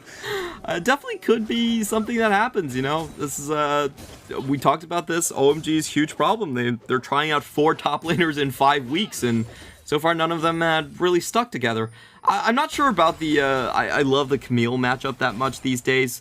You know, the funny thing is that even though a lot of LPL top laners will say the Camille is a sort of counter matchup to the Gnar, in terms of win rate, it's actually been doing incredibly poorly. It's actually one of Gnar's best matchups, despite it being a lane counter. It has been Gnar's best matchup in terms of overall game win rate. Results-based analysis, my friend. Yes, that's what we come here to have. That is results-based. That I definitely take that criticism, but I think there's something behind those results. You know? If it's happening consistently, and if Gnar versus Camille is one of our most played matchups, and it's in favor of the Gnar, I think there is something more behind that rather than just, you know, dumb luck. Yeah, I feel like when the results start to really, like if it's 1 or 2 results, then you're like, all right, that's results-based analysis. But I feel like when it's, you know, 7, 8, 9, 10 different games, and it's like 80 to 20% split Gnar favored, you start to question a little bit of things. And it could be execution, it could be a myriad, it could be the composition of things that you bring into it. It could be a myriad of different things that you have to talk about when bringing that. You know, there's so many different aspects to think about when you're talking about those different things. But for right now in the LPL, Camille does feel like she kind of gets a little bit, you know, ruffle stomped. Yeah, I think Camille, by the Gnar. If you're gonna run a counter matchup into the Gnar, it's true that you have a lot of great crowd control. You have a lot of solo kill potential. But it is a matchup that does require a lot of jungle attention. I think that's been what we've been seeing. And a lot of times the Gnar solo has been able to stand up to the Camille in lane. We've seen a lot of good Gnars actually use the level 3 Mega Gnar sort of all-in trade to get very, very favorable conditions against the Camille. And once Camille kind of hits this power trough where she doesn't really get the Ravenous Hydra online quick enough, then she sort of lacks out on the, you know, raw dueling potential against the Gnar. She really relies on that sustain to kind of keep her split push prowess going.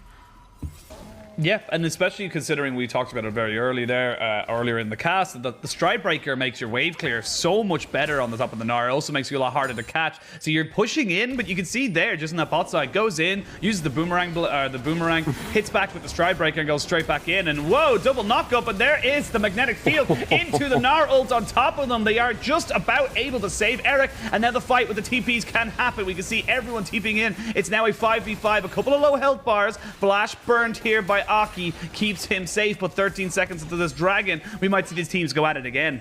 I'm so impressed that Eric was actually able to survive through that one. He got hit up by 2 stuns, 1 knock up, and 1 magnetic storm, but he was able to get out of that one. And right now, it's going to be BLG that are actually lacking a lot of ultimates coming into this fight. But very, very important. Eric does not have any summoners. You can see Zika playing keep away, but he's very far away from this fight. Exhaust goes down onto aiming, so he's not doing as much damage as he probably wants to. Eric is down. The Hextech ultimatum is a fight on 2 fronts. It's a front to back, but your front line is not as strong as ours, says BLG. And they run right through everybody on OMG. The Shield Duran just slowing down the Bear Man as he runs straight at him. You can see on the minimap, Cold had to TP back from the back end of the fight. Dragon goes down. They're on soul point, and they can turn to Baron. And that was ingenious coming in from Zika. He came in exactly the right angle, and when Camille was rushing forward, Camille was trying to get that wombo combo in onto the backline, onto Samira. Alele was charging forward, but the entire team was cut apart by Zika. He's on the blue side, but he's coming in from the red side jungle. That was pretty smart from him. Great angle going into it. They take Eric off, who had no summoners at the start of that one, and they're able to just snowball this game and blow it completely wide open.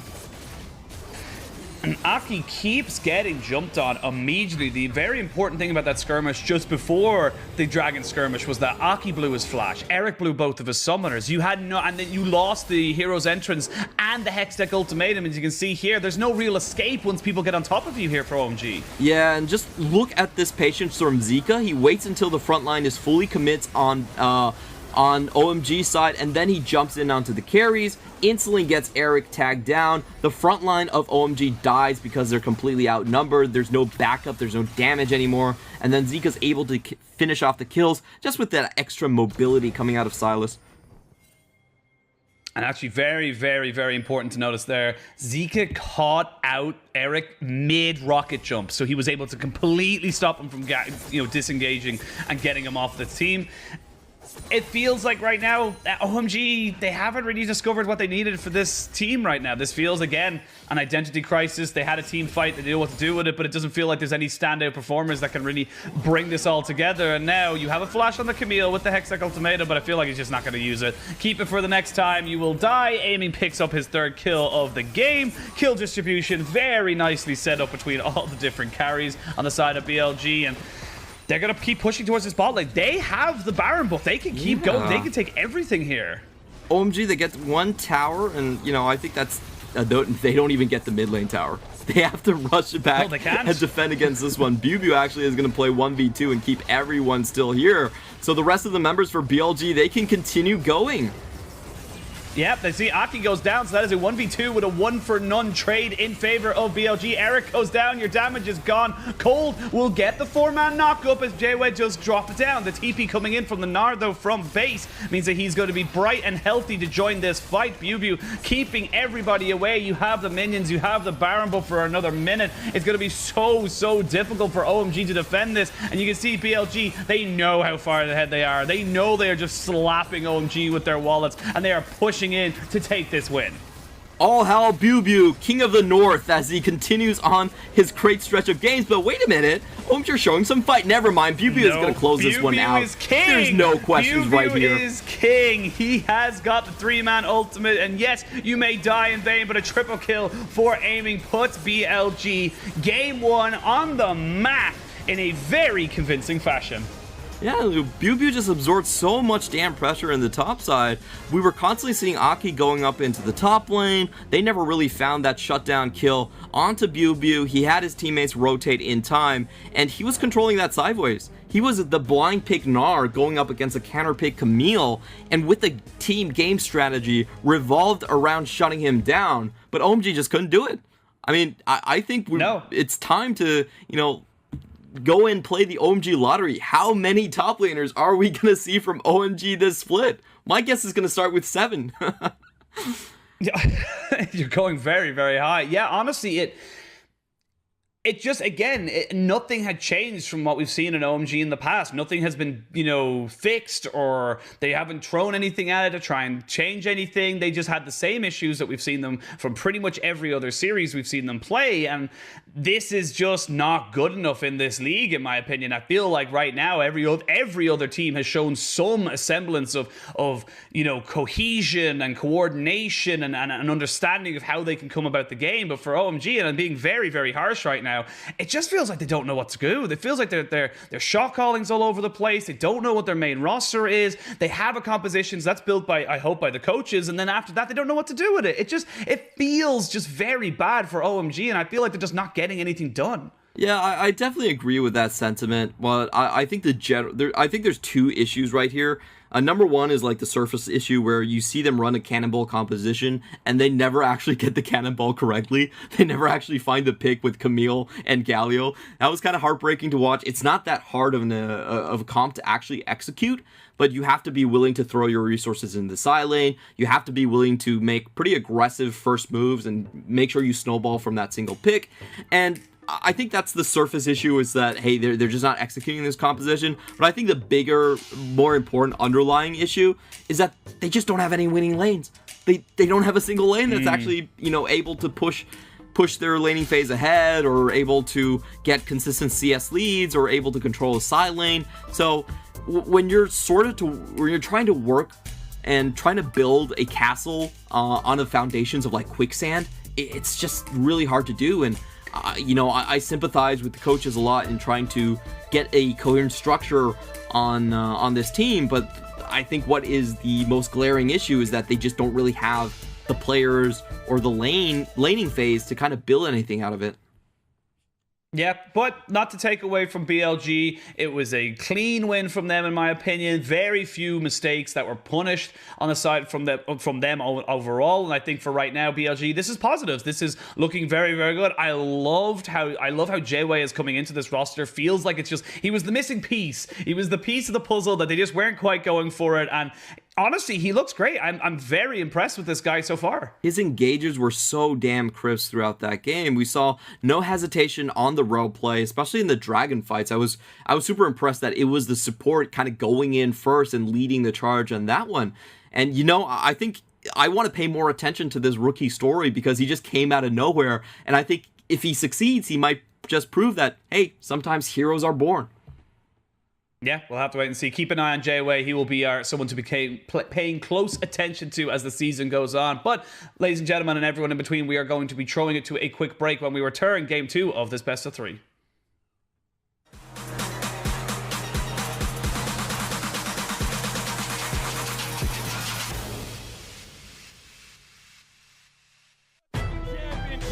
And that'll be the 2019 Summer LPL title to Fun Plus Phoenix. Fun Plus Phoenix, reborn from the ashes to challenge the throne.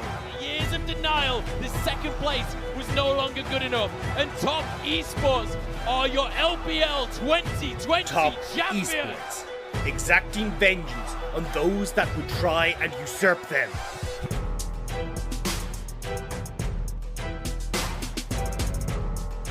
From the mid lane, Doonby calls upon a champion Ocean to drown his opponent. Cannot deal with the Kled and the Skull. There's too many of them with this Yordle. Doonby will not die.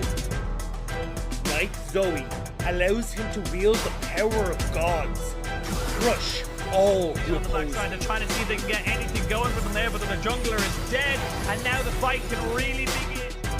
In bottom lane, world champion AD carries will begin the battle of the century. LWX will not be denied.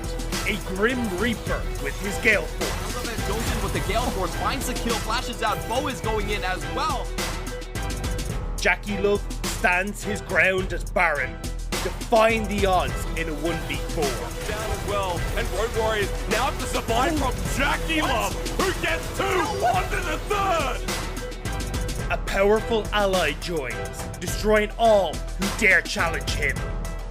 A new rookie approaches, eager to prove his worth. Wants to clean this one up. Featherstorm though dodges the stun. Triple for Bo as they look for more under the tower, and that's a quadra for the Viking. And it's a 4 versus 5 without the tank. No time to explain because a triple knockup from Dro. Knocked into the knockup. Armies that define empires will collide, but only one can emerge victorious. The battlefield is set. New legends will be born. Eternal glory awaits.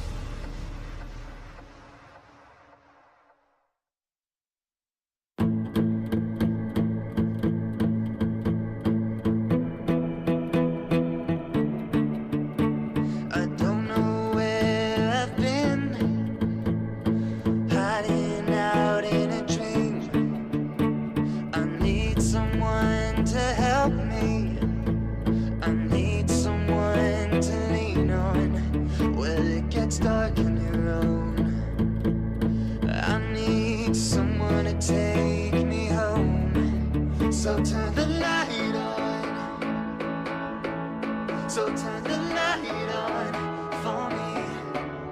Oh, turn the light on. So turn the light on for me.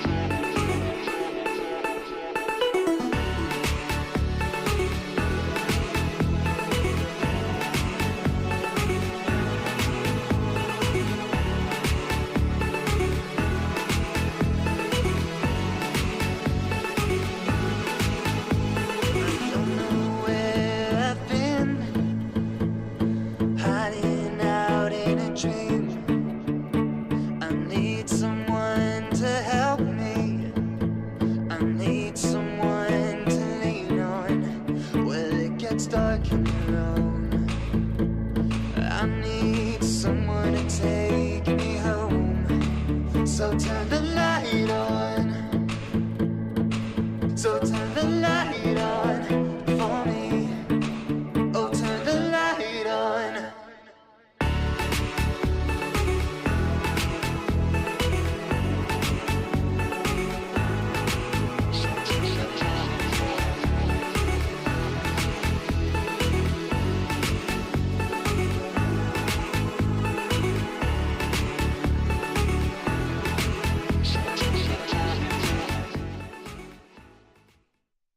제가 이제 상대방 킬 따고 이제 압박 주고 그런 플레이를 좋아하는데 상대팀은 전혀 그런 거에 빠지지 않더라고요. 그래서 그런 점에서 싸움도 많이 하고 그냥 재밌게 게임하고 있는 것 같아요. 저희가 지금 호흡을 맞추고 있는 단계라 서로 소통 잘 하면서 라인전들 다 잘하는 친구들이라 그렇게 소통 열심히 하면서 팀적 플레이로 하면은 잘 이길 수 있을 것 같아요. We are back, everybody, and there's an interesting little one there. Of course, always going to be growing pains when you have a language barrier trying to communicate what you want to do to your teammates. And League of Legends is not exactly a natively English game, and you have to come up with a lot of different words for what you mean for it. But BLG coming in strong, looking dominant in this series, and we actually have got a bit of an uphill battle now for OMG. Definitely, I would say it's a very, very steep climb for OMG to kind of get back into the saddle, and they're going to try to do that with another top lane rotation. That's kind of interesting, and we kind of foresaw that, but they will be running New back into the top lane, the former RNG top laner that they got this split.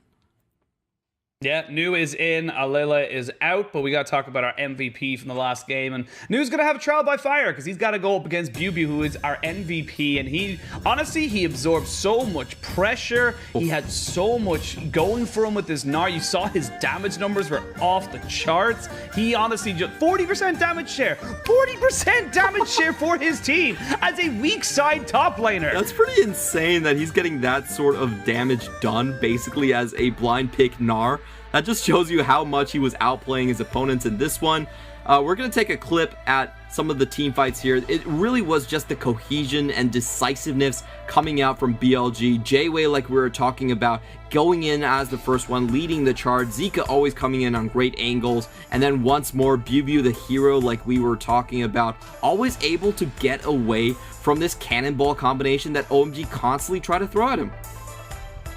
Yep, everything they threw at him, he accepted with open arms. And even here, you can see him, he just goes, he's on no health, knows his Mega Gnar is coming, knows he's got the passive off of his runes to get down the turret as well, and just basically makes the whole thing work for him. And even here, just jumping straight in, no fear whatsoever, knows his job in the team fights, knows what he needs to do for his team. And this is where we start to look at BLG in a little bit of a better light. If they can play like this consistently, that's where they start to look like a top 6, maybe a top 5 team in the LPL. Ooh, those are some big words going down there. They are big words. They're big words. I know. I had BLG, I had them in kind of like the 8th or 9th category. I didn't think that they were going to be that strong overall, but I'll be honest, like, I just feel like BLG has been kind of exceeding my expectations a little bit here. I didn't think that, when we were talking about Xiao going to the top lane, we thought his biggest challenges were going to be like Bin. They were going to be like guys like the Shy coming in, or maybe 369. Exactly, that caliber of top laners. But the top laner that smashed him the most was actually BLG. And I'm just like, I'm not sure. Like, BLG is such an interesting player because he has those great moments in areas where you don't expect it.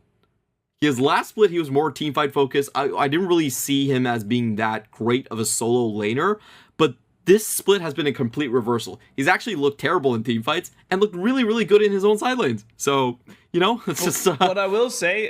What I will say in his defense, he has looked terrible in team fights up until that last game, because I feel like his team fights in that last game were absolutely crisp as hell. Ooh. And that is the development that you want to see from a player. You want to see that improvement, and that's what gets people excited for these rosters, and what gets them kind of committed to a team is that why should you commit to this this top laner in BLG? Why should you not just swap him for someone else? Well, he's shown now that he can develop, he can move back to doing both. He can do solos and he can do team fight, and that honestly, again, if you want to be a top 6 team in the LPL, you have to be able to do both. You can't be a one-trick pony. And we do have to talk about the top lane for BLG, because they basically shipped back both ADD and Kingen to play BLG because they no longer had Fofo, because they wanted to run like double imports in Zika in aiming. They had to ship both of their Korean top laners back, and BLG was kind of the stand-in that they picked up. And let's be honest, ADD and Kingen actually had some really good games. They weren't bad top laners by any stretch of the imagination. So for BLG to get both sides of the coin is a huge boon to their chances going into the playoffs, to be able to lock down both aiming and still find a very suitable top laner in the league. Really is, it's a dream come true for them. Yeah, and for BLG specifically, they're coming in, this is their 8th series. That is the halfway mark for their season. They're going into the Chinese New Year with them have completed half of their games. That is and to go in 5-3 is honestly a fantastic position to put yourself in. You get a nice break, you can reset knowing that you're on a winning side. There's not a huge amount you need to change, you just need to grind it a little bit more, like we said, on the team fight setup, and you should be fine. For OMG, it feels like they just have so much to work on. They have 9 series after today to kind of crawl back anything, because you don't want to be going into the break with a 0-7 scoreline, but I have nothing positive from that last game to give them, unfortunately. We'll see what New can do in the top lane here. I think even though New, in terms of his laning statistics, haven't been great, he is someone that has a little bit more experience with his tenure on RNG, and maybe we can see a little bit better coordination coming out from this player. So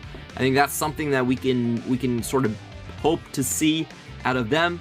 On the flip side, I do want to see a couple more champions that are more solo carry oriented coming out for Aki. We have been talking about, I think Aki is actually the best carry on OMG. They do run a lot of Talia and sort of Alistar combinations, but I do want to see him on something that doesn't require that much setup. Something like the Olaf is actually great, I think, because he can run down opposing bot laners. We know BLG really likes to have those skirmish-oriented early game focused bot laners, and I think Olaf is a champion that requires a lot less coordination and setup from the rest of your team.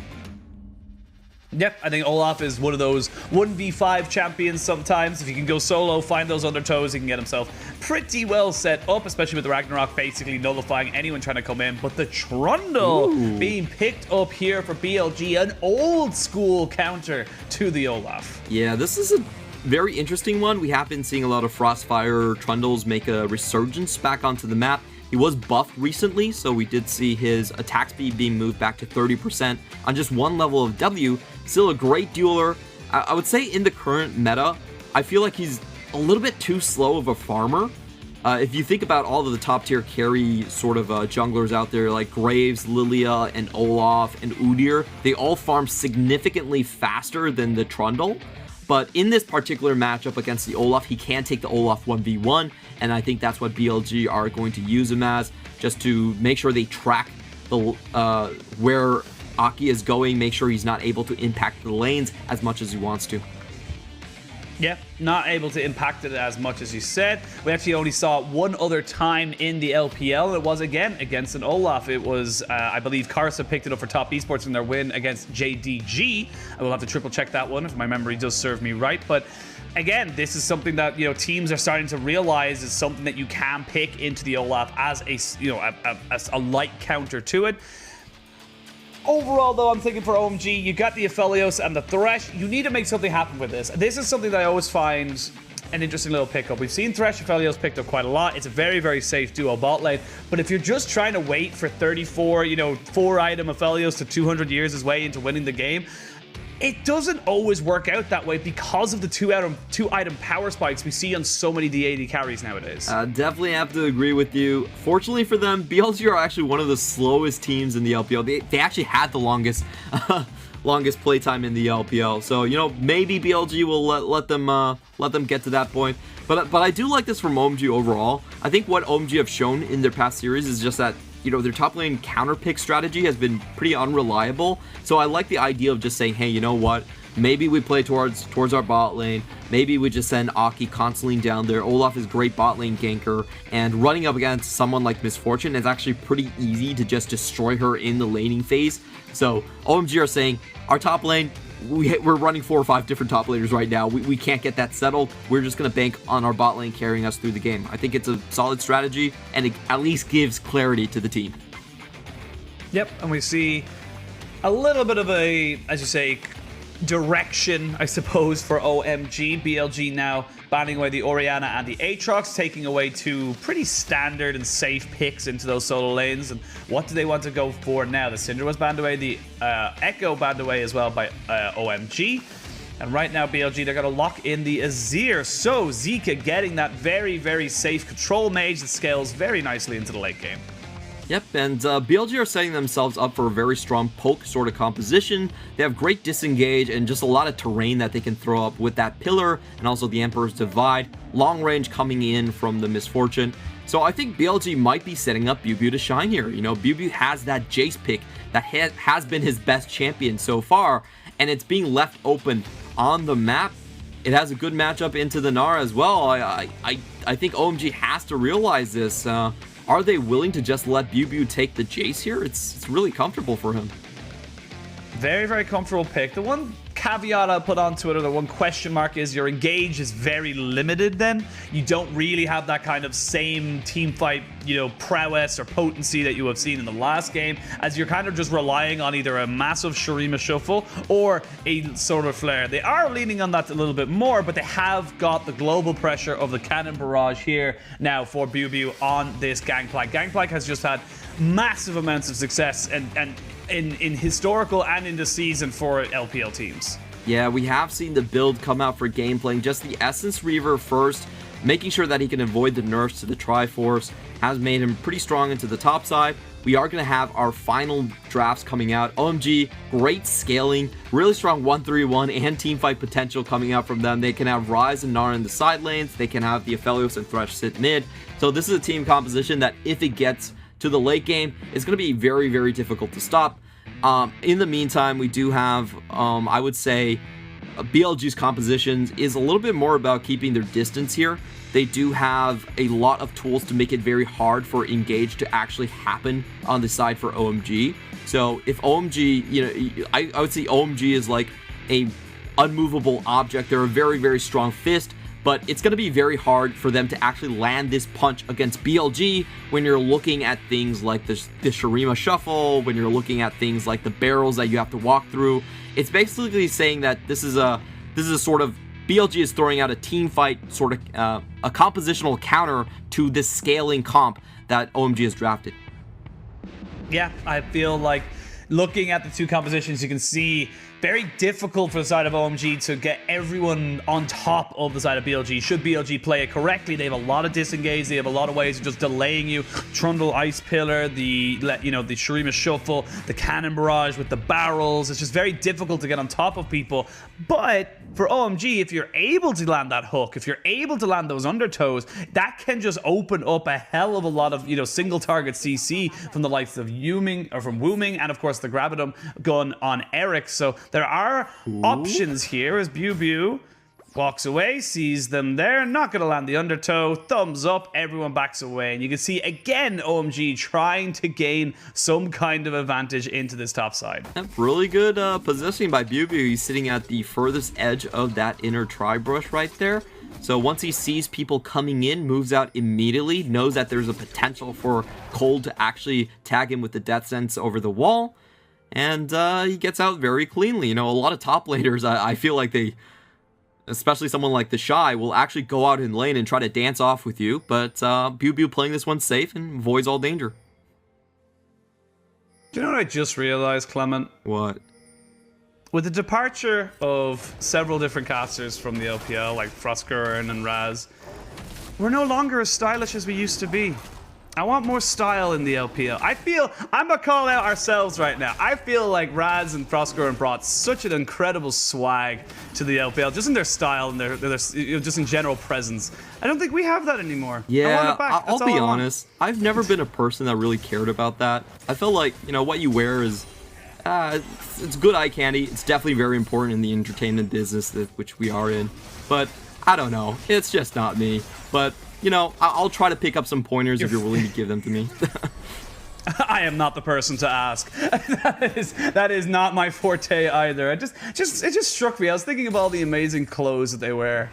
I'm still wearing, of course, these Frostgurn on the LEC last year, Raz is on the LCS. I'll be honest, I miss it. I have difficulty naming all the primary colors and stuff like that. So, oh geez, when Frostgurn showed me like the color wheel that she was using, I was like, what the hell is this? I know like red and yellow, but what are the rest of these?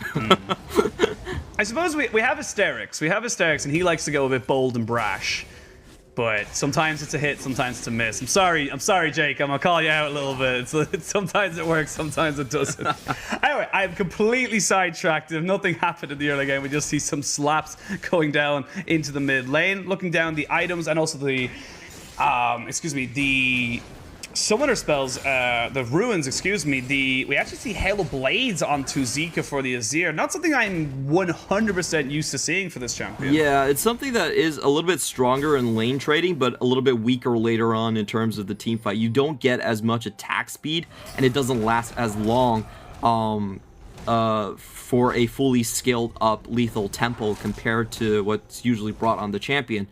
So, you know, he's just looking to get a little bit more control over the lane. He's probably looking at mid-jungle priority for this one. The interesting build I see here is actually aiming going back to the poke-oriented Misfortune. You know, it's been a while since we've seen this one. Oh, flash from Cold has to be burned straight away. Hook, though, into the tower. That means one extra auto attack. They are maybe getting another one. Yes, they are. We can see now the jungle mid duo trying to fight themselves now into this river. Straight from action to action. Meteor flashes away, but there is no escape from the rampaging Viking. And now Wooming finds Zika. They're going to land it on their toe and see how powerful and potent that extra little bit of slow is. Not only do they lose in the bot side, they lose in the top side as well. And a fantastic start for OMG. Yeah, it's really interesting that OMG actually managed to get both wins. That bot lane, definitely a mistake from Jayway, going a little bit too close to that tower after they've already forced the flash out. But in the mid lane, I think this is just Ryze's crowd control potential winning over what Zika's kit has to offer right there. You know, Zika going in just a little bit later there and not being able to join the fight as well. So even though the Trundle was selected as a counter pick, really didn't help out in this 2v1 trade like we saw at the start of this one. Just the Rune Prison going down. Couldn't get away. Yeah, just straight up point and click CC. Nothing really you can do there. I like the patience from Aki as well, recognizing he can not only get the scuttle, but he can also get the kill while using out a lot of the cooldowns here from Meteor. No flash now onto Meteor makes that's a very, very difficult champion to try and navigate. You need to be very careful with what you're going for. Aki is here. Bubu is a little bit overcommitted. He flashes in. Nu is going to flash away, but he dies anyway. And now Aki going to go 1-on-1 versus the Gangplank. Gangplank doesn't really have a huge amount to go for here. Dance, he's trying to dodge. Happy feet, happy feet, happy feet. No, he's off the poop deck now. He did manage to get away from one undertow, but it wasn't enough. That's still going to be a pretty strong win from Bubu, and I like the fact that he actually held on to his ultimate right there. I think a lot of Gameplanks would try to use the Cannon Barrage to get away, but he still saved that one just for his bot lane. So well done on that front. He gets the solo win. Wastes a lot of time from the jungler and still keeps the help potential for his bot side. Yeah, this game a lot more chaotic and actually sees about a 1,500 gold lead here very, very early on as we see Jayway try to go for those Zenith Blades, seeing if he can land out any kind of poke or engage. Still have full summoners on both AD carries, and the Ignite soon to be coming up for the supports. So we might see some jungle attention here from either Meteor or Aki, or both. As we see the Cannon Barrage used to clear, used to clear this absolutely massive wave up in top side. Like that from Bubu, like you said, able to keep that cooldown, keeps him from losing any of that CS and getting any kind of pressure from the top side. That was a pretty smart Cannon Barrage.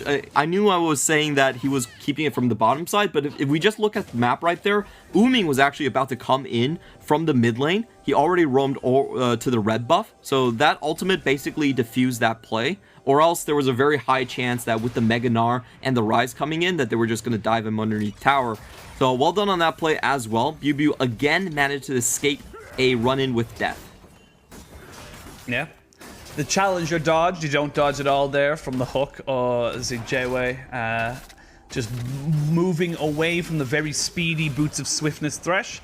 And this is a pretty common build we see from the Thresh of Elio's bot side. You go with the boots, it keeps you pretty damn safe. It's very easy for you to just walk away, get yourself in a better position, and just kind of keep yourself ticking over in this bot side. But for Aiming and Jayway, they are the ones that I feel like they're the ones that are going to want to try and make things happen. They're the ones that are going to be under pressure to make this, you know, almost wombo combo of the bullet time and the solar flare work out for them.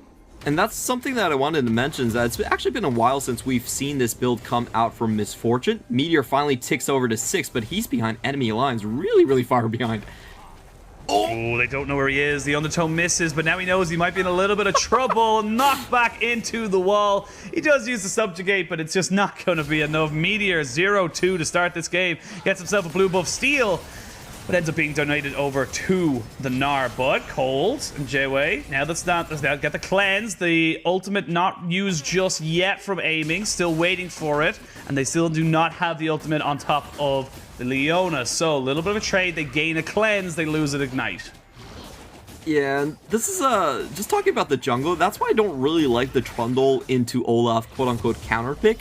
you farm very slow, and I don't think the Frostfire build is actually great when you're behind. You run up, you slow someone, and then you die instantly. Typically not super worth it. And we are going to see potentially something like the... just with his build right now, we already see the Phage come out. So potentially he might be going for something a little bit different here. There is a potential for the Gore Drinker coming out. We have seen that on some Trundle jungles. But overall, he's just a very slow farmer and kind of awkward when you are behind. I felt like the old Tiamat was a lot better for Trundle. At least you could keep up with his clear speed if you found some early wins on skirmishes. The one positive, of course, is a Subjugate stealing those stats and resistances from either the Gnar or the Olaf, especially when the Olaf goes into Ragnarok, just makes the Olaf disappear out of nowhere. It just becomes very difficult for the Olaf to really do anything with that little of resistances. The Misfortune and the Leona should be able to, or the Nazir, excuse me, should be able to rip through him.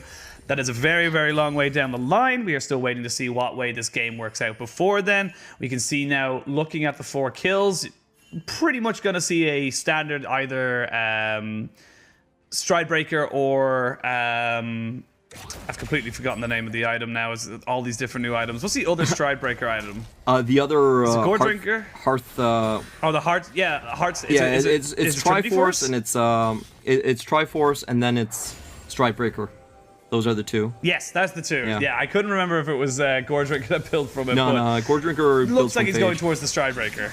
Yeah, it looks like it's probably going to be going from the Stridebreaker. Thank you, Clement, for educating me in the ways of the item builds. I got so confused earlier on with the builds in the preseason as well. Definitely a thing. Like you were mentioning, new going for the Stridebreaker. This is something what we've been seeing a lot from our side lane Gnars. It has taken a lot of priority over the... Oh, but never mind. Meteor is actually down 2 levels. Realm Warp. Yeah, Realm Warp is being used. They use the Cannon Barrage to try and clear the wave, but BLG has to pay for the sins of his jungler, and they're going to use that straight away to try and get a bullet time down on this bot side. They don't get any flashes, and the Moonlight Vigil has been used offensively, and they turn it around. OMG picking up 2 more kills, and this is BLG looking like they're running out of answers. Yeah, that was really weird from BLG's bot lane, just because how much HP they didn't manage to take out of Eric and Cold. They were the ones that started that one, but it turned out really, really poorly for them. All ultimates burned, and honestly, Eric didn't even go below half. He was still sitting pretty right there. It was able to absorb most of the damage, even with the bullet time running down. I want to see how this actually came down. Eric gets tagged, but the shield coming down from the Dark Passage, he's able to burn. He actually doesn't even burn a heal here. He doesn't even have a heal, and he stays that healthy throughout the entire trade. I'm really impressed by how much lifesteal and survivability Eric has at that point, but that trade really didn't do anything in terms of the burst. Ooh, that is a bad Rift Herald on the top side for OMG. They did not respect the fact that you can get so much damage and so much wave clear here with the barrels. BLG and Meteor do clean that one up there. And this is again the problem you mentioned. The Olaf is now so far ahead of this Trundle. 2 levels is huge in this matchup, and it could be the difference between, like we just saw there, being able to help your top laner and having to leave him and let him go dead to rights. There's nothing you can do there if you're on the side of BLG. BLG was just kind of left to go, well, I'm sorry that you brought the jungler to my top side. Now I'm dead. Yeah, I just think the mythic builds right now for Trundle are actually incredibly awkward. The Frostfire has been the main one we've seen so far in the LPL. There hasn't been that many Trundle games, but the thing about going for Frostfire, even though it helps your clear early, you don't really scale with Frostfire at all. Like, you are an AD warrior. If you build Frostfire, it feels really bad in skirmishes. You actually lose out most of your skirmish 1v1 edge, and that's why you're picked most of the time. You're picked to go up against Olaf. And if you build Frostfire, you don't beat Olaf, which is a huge problem. No. If you go Gore Drinker, however, like the build we've seen here from Meteor, when you're behind, you can't actually go for the steal win early. You just lack too much HP, you die so easily, so you have to go for the tanky build, and then it slows your clear down even more. So it feels really bad as a Trundle if you fall behind in your matchup early. Like, the itemizations become extremely awkward, and now Cold is setting up for a play. Ooh, flash in. Where did that lantern go? They can pop down the bullet time on top of 3 people. They have to go golden as well. There's the cannon barrage. The extra little bit of golden. Oh no, Eric gets completely blast coned. And now Zika is here. Zika, does he want to go for anything? He can't. There is the undertow to stop him from advancing. But that was an overforce from OMG. Yes, they traded 1 for 1, but there's no need for that. That was so not worth it. It was a 1 for 1 plus 3 flashes from the bottom side. I really felt like Cold, if he just threw the dark passage to Aki, they would have been able to finish out the kill regardless. Where did he throw it? I feel like that was a misclick. I feel like that was a misposition on his. He threw it to Eric. His part. He threw it to Eric in order to get Eric an assist gold, but it really wasn't worth it. They could have finished off that play with Aki and held on to their flashes. Well, little small slivers of hope here for BLG as we start to see some items being finished up. The Essence Reaver for Bew, very powerful item, even though it is not a mythic. It feels like it should be a mythic. Gore Drinker here for both the junglers, and we can see the Gale Force versus an Eclipse for Aiming. So Aiming's looking to blow someone up. He's looking to find someone on the sideline and just boop, you're dead. Yeah, this is much more of like the sort of old school build that we're seeing out here. Actually, a lot of the misfortunes after the Mirror mana changes didn't go for the tier anymore. We actually saw a lot of Gale Force kind of collector builds going in. So this is kind of a throwback, and it really does fit BLG's motto. You know, they play through snowballing bot lanes. However, this game, they're not really getting any snowballing on the board just yet. And Meteor is really, really far behind. So I think BLG, what they're left to do is just all in on the late game scaling of things like the GP and the Azir to carry through them. I think this is going to be a very, very slow game as we continue to see OMG snowball most of the objectives away, and BLG just trying to sit tight underneath their towers. Yeah, and also as well, this is something that is why we called at the top of the show BLG and Bew, you know, consistently inconsistent. They are one of the highest game rates of any team in the LPL. They have 2-1s pretty much, I think, majority of the time. I think most of the time when they lose, they're 0-2s. So it's just one of those things where it's very difficult for them to just keep going with whatever went well in the game 1. They have to try and just throw it away for game 2, it almost feels like. And with Riftile being dropped into mid lane, they get that tower with 4 people here. They could maybe go for more. And if they can get in tier 2 off this, that's actually a huge amount of pressure you can put in on top of those jungles on both top and bot side. Yeah, they're definitely going to get a 2-for-1 tower right here. I love this play going into the mid lane because you have the Realm Warp, so if you're all concentrated in the mid lane, you can instantly go into the side lanes as well. So what we saw here is, even though OMG, they opted to sack their bot lane tower, BLG couldn't continue the trade. They actually had to pull all of their side lane players away because they knew that once the mid lane tower went down, then, you know, the Realm Warp could just go top lane, Bew could just be a sitting duck right there, and, you know, they get that 2-for-1 tower trade. So pretty smart objective play with their tools in mind. Well, we can see Bew with that Essence Reaver is already destroying minion waves. So his split push is very much online. The Stride Breaker here for New on this Gnar. He's had a little bit of a quiet game, but has definitely been showing up for his jungler. And Aki, much better performance from him compared to game 1. Game 1, I think he came up 1-5 at the end of it on the Talia. Not able to get things going. And like you said, feels so much more comfortable being able to just run at people without much setup with this Olaf. Yes, I feel like Talia, you just need so much help from your teammates. Even though the kill combination, quote unquote, should be easy to execute, it was still a little bit too hard for OMG. This is much more simpler. You can play 1-3-1, and all Aki has to do is pick a side lane where they do have advantage, just kind of shadow that side of the lane, take away the enemy minion camps, and if you see someone overextended, you just run them down yourself. So, you know, doesn't need a lot of help. It's just more about picking which side of the map you want to play on. And now BLG, they realize they're in a bit of a rut concerning the Drakes. They're going to try and get one back, but that was not the play. I like that flash a lot from Cold. He just wastes a ton of ultimates away from BLG, and they're going to have a solid advantage heading into this one. They still do have all their summoners and the cannon barrage, so there is still opportunities here for BLG to fight this. Very, very difficult, though. You can see that ward just nuzzled nice and snugly there into the corner of the Dragon Pit, so they'll know when it started. But with Bew going topside and everyone backing away, they are going to give over soul point to the side of OMG. OMG will take it with open arms, and I feel like big respect there from BLG. They recognize without the solar flare, without the bullet time, we just don't have the consistent DPS to be able to take a fight here. And good play from Cold as well. You know, a lot of times it's worth it to recognize when trading your summoners for ultimates is worth it. Like, right before a dragon fight, ultimates actually have a lot more value than the summoners that you hold yourself. So he's able to dodge away from that one. They're on soul point. And BLG are out of scaling options. I don't think Azir is at that position where he's going to feel comfortable. I don't think BuBu has finished his Immortal Shield Bow just yet. So this Gangplank still has a long way to go before, you know, he really hits that Infinity Edge spike. He's definitely not going to get his 3-item spike before the Dragon Soul actually comes up.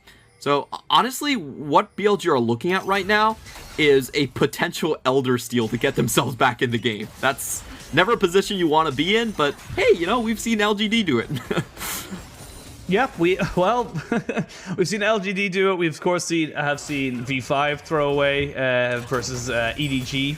I still feel like there are options here, and this is why I'm not going to write off this game away from BLG just yet, is that OMG haven't looked the greatest at taking games down. They haven't looked the greatest at finishing off what they've started, and they've also been someone who consistently just drags out games needlessly to get to a point where everyone's on full items. If you get to that point, then the game's just about execution. It doesn't matter what you have or, you know, effectively what champions you get. It's about how you play with the champions you have. So for BLG, they can hold out. I feel like there's definitely an opportunity for them there, but we have seen throws in the LPL this season that have happened far quicker and far more unlikely. Yes, we have seen some really epic fiestas happen. However, I think this game is probably not going to be that, as we see a pretty interesting engage being started by Cold right here. He actually pops the Shirelia battle song. Oh, does force everyone up. That was so a good front coming in from him, actually. Yeah, beautiful feint there. You can see with the Realm Warp and, of course, the Shirelias, they made it look as if they were pushing in everybody. It stops the tower from going down completely. It is very, very low, so very difficult to keep that one going down. But let's have a look at the rest of the map. You can see BLG, they want to try and get their side lanes. They're picking up these waves, and it's this inactivity that I'm a bit afraid of on the side of OMG. You're still only 3,000 gold ahead, or a little bit above that. That's not a huge amount of gold, especially when it's mostly focused onto someone like the Olaf. I will say, though, I feel like they're doing okay in this position by just stretching it out because they actually have winning side lanes. This is something that, even though BLG is very hard to engage upon, you can actually just constantly chip them away at their turrets. New is winning in his own lane. Rise is going to be unrivaled in the side lane against the Azir. Like, the Azir can't really match him in a side lane in that presence. So they can play this out. They can kind of go for the 1-3-1 game. And if they choose to not to and just go all in engage, we do have Cold with the Shirelia battle song. Typically, we have seen Threshes go either for the Locket of the Iron Solari or just go for the battle song when they feel like they have a bit of a lead. And that's what Cold has gone for right now. So, you know, I like what BLG are doing. They're going again for the poke composition, trying to catch someone out. But it's OMG's turn to respond. Ooh, big move there from the side of BLG. They knock out all two summoners from Eric. No cleanse, no flash for this maybe fight around this dragon in a minute 20. That was pretty inexcusable for OMG when they have Dark Passage available to actually give up 2 ultimates right there. I just don't think they expected BLG's rotation to come in. That was... honestly, that was not necessary for OMG to give up 2 summoners on Eric. Yep, 2 summoners. You've now opened up the mid lane as well, so it becomes very difficult to hold this massive amount of vision control you've kind of accumulated for yourself. Minute till Dragon, 3,000 gold lead. Immortal Shield Bow has been finished up here for the Gangplank. You're starting to get a little bit scared here. It's 2 items across the board for pretty much everybody. The only real advantage, like I said, is in that jungle. It's 2 items versus 1.5. The hook lands from Cold. And everyone backs away. 30 seconds. Let's have a quick look at all the different summoners. Pretty much everything available for BLG. They have all the ultimates except for the bot lane ones. They will have the solar flare up very, very shortly, but they're going to try and wait for aiming to have that bullet time. On the other side, you are going to get the Moonlight Vigil very, very soon. This is going to be the key thing. Can they get on top of Eric? If you can take down Eric, a lot of OMG's damage is down. That's the big thing here for BLG. They have position over the dragon, and I feel like OMG, they're going to try and give up this dragon. I don't think they want to try and fight it. Yeah, OMG, this is a really weird situation. They need to keep Eric very safe here. They're super worried about the Shurima shuffle coming in from the backside to potentially just kill the Aphelios outright, but they don't have positional advantage here, and I think a better move that they might have been able to make, and we saw on the map, was actually just straight rushing for Baron, because they're a composition where BLG's composition doesn't actually have an easy time running into the opponent either. So if they just force a trade here, like, I don't think BLG actually has a lot of great answers. They might have to... They could do like a fork here, I guess. Basically have Gameplank on the Drake, take Drake while using Cannon Barrage onto the top side. But this is I think this is a much better solution rather than just waiting around the Drake pit while BLG has a much stronger presence. Baron.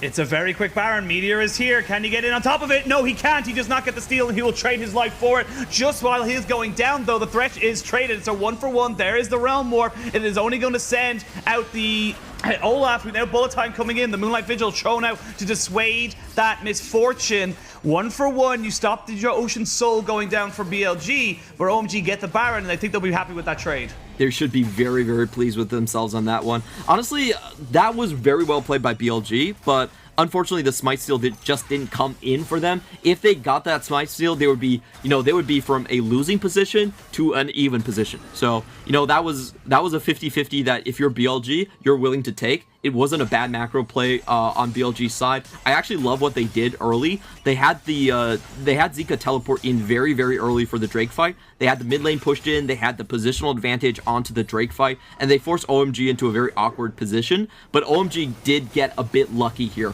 OMG, of course, Aki 2 levels over Meteor, so he's going to have a much more consistent Smite fight. It was a 4-man plus the Cannon Barrage going on to OMG. They really weren't able to get it. But honestly, as BLG, I felt like they played this about as well as you possibly could in this situation. Slight mistake there, I feel, from New. He was in Mega Gnar form, had the ultimate available to him, and didn't take the Realm Warp, but oh, OMG. Oh, there's no flash on this Eric right now. He has Cleanse, but it doesn't matter. He's dead. Oh, that's a big blunder. And again, we talk about this. You've got a minion wave in mid lane. Yes, you've got Baron minions in the bot and top lane, but they can push in. They can get an inhibitor. Yeah, and there's not enough wave clear to defend right here. They're going to have to use their Baron recalls to actually get back to this one. And the Cannon Barrage is still up for Bew, so they need to be pretty cognizant of this defense. Aki. Like, if they don't position correctly, they could actually just be run down here. Yeah, Aki throws in the undertow just to show that he's here and to keep everybody honest, and that is a big, big blunder. That's going to completely nullify this Baron buff right now. You can see they had it. They just needed to stay safe. 1-3-1 with the Rise and the Gnar. They have ways of getting themselves out and keeping themselves safe. And they just fumble the ball. It just doesn't get into their hands. And this is where OMG, this is the criticism I was mentioning. This is where I have question marks over if this team can actually close out a game, because they just have these small little moments of just lapse in judgment, and it really cripples them. It definitely does. And I'm just surprised by the amount of times they're getting caught out with Dark Passage as a tool. If you're having your mid laner just stand out right there, you could get him away quite easily with that, just the Lantern ability, but we haven't really seen that come out. A lot of times these guys are getting bunched up together. One is not over the wall. So it's just coordination and learning how to play in the 1-3-1 style that I think OMG are definitely lacking in experience, where they should be playing very defensive in their mid lane. Yep, and that gold lead, despite a Baron being taken here for OMG, is still 3,000 gold. We're still looking at 3 items onto your AD carry, 2.5 items onto your top laner, 2.5 items onto your mid laner, and it's equaling out pretty much everywhere on the board. And this next fight, which I imagine will be in just under 2 minutes around this Drake, should be super even. It's going to be a very, very close one. I think this game, if I sum it up so far, is OMG had a very good early game. They had strong laning phases, great stuff from Aki coming out, and then BLG slowly clawed back and held their own in most of the late game fights. Like, their constant answer to the 1-3-1 that OMG was trying to do was just force mid. And every time they did it, they either find a kill onto Eric or they forced out important summoners. So they're actually able to drag the game out a lot closer than what their 6-1 start should have indicated. Yeah, honestly, it's been a slog of a move up a hill for BLG, but they've made it work for them. And you can see with this combination of you can't really get caught out and just, you know, absorb the damage. If you're Eric, you have to flash, you have to cleanse. If you get up people on top of you with the cannon barrage, with the bullet time, it becomes so difficult for you to survive. And now Wooming in the side lane. Zika is here. The flash burned immediately onto Zika. He almost goes down. If he was a little bit closer to the minion wave or to the tower, he might have been taken out. But now OMG, they can push up towards this mid lane. They're going to look to try and take themselves an inhibitor before they turn for that Ocean Soul. Yeah, great flash away from Umin. Keeps himself alive and most likely keeps their chances for Soul there too. I don't think OMG are going to commit on this one, but they do have to be careful to run away. Ooh, Aki, but Zika's here. They have got the Emperor's Divide. If they want to use a TP, has to be used here by Wooming, so he has no summoners. Very, very important to notice, though. Big cooldown there in the cannon barrage. The Drake is spawning in 10 seconds, and it looks like it's BLG who are the ones who are going to have to walk into OMG. Yeah, and OMG do have very favorable position right here. Gameplank is not a champion that does very well going into terrain that he hasn't been able to set up barrels into. Jayway goes in. Oh, Solar Flare completely misses, and you can see Nu off on the backside. He's going to be playing Distract here. They have got him down, but the Dragon is dead. Now, what can BLG do? They're going to look to try and find out this. Eric is ticking down. He almost gets taken down by the bullet time, and you can see OMG, they're running away. They're trying to keep themselves alive. The flash in by Zika. He's got the Shurima's shoulders. He will fall, but it's all on Aiming. Aiming needs to keep his team and his hopes alive. He's flashing away. It's him versus the world. It's all on Aiming. Can he survive? He goes golden just a little bit, but he will fall. OMG get the Dragon Soul. OMG get 5 kills, and OMG are looking to take this game to a game 3. And I don't believe it, but OMG have actually made sure that they did not fumble the early game. You know, there was a lot of back and forth. BLG was coming back in time and time again around these team fights. It looked like BLG were going to make the comeback, but OMG put a stop to that one. Eric, really good kiting throughout that entire team fight. He was able to keep himself topped up with those Ocean Drakes. He flashes backward. He gets around the Tri-Brush. When Zika goes in, he's only able to find his support. And that just means that OMG have the damage to clean that one up. So let's take a look at, again, very favorable position for OMG. Jayway has to go in, but he doesn't find his target, so they settle for Nu. In the meantime, the Ocean Soul is 100% going to get taken away by OMG. It's just about preserving members right now for OMG. Eric is able to escape, and just watch him as he makes this trek around the bend. He doesn't get tagged up by the slow coming in from Zika. He's able to stay behind his front line, clean up all the damage, make sure he's healed up, and OMG not only get away with the objectives, they get away with the huge teamfight win. Want to call out Cold's absolutely crucial hook there onto Zika. If Zika doesn't get hooked right there, he survives, he's able to push Eric much further back, they probably lose that fight completely. Now with the Baron buff, now with a 7,000 gold lead, OMG, they're looking to put the final touches on this game. They're looking to try and find the last little bits of engage. They've got 2 minutes left on this Baron. It's going to be very difficult for BLG to clear out these minions as they start to stack up. Yeah, it's going to be very hard to dislodge them for this position right now. And if we look at Aiming, he doesn't have his flash. This Olaf with his 6-0 and 4 scoreline is just going to run at the likes of Aiming. At this point, it just feels like BLG don't have enough damage and burst potential to actually dissuade OMG anymore, especially with that Ocean Soul running. It's going to be so difficult. Aki gets taken down just below half HP, has to pop his Gore Drinker and, of course, the Dark Passage. Seems to be sitting on an Elixir of Wrath as well, so the next fight that he finds himself a little bit in, he's going to have a lot more AD to be able to run at people with.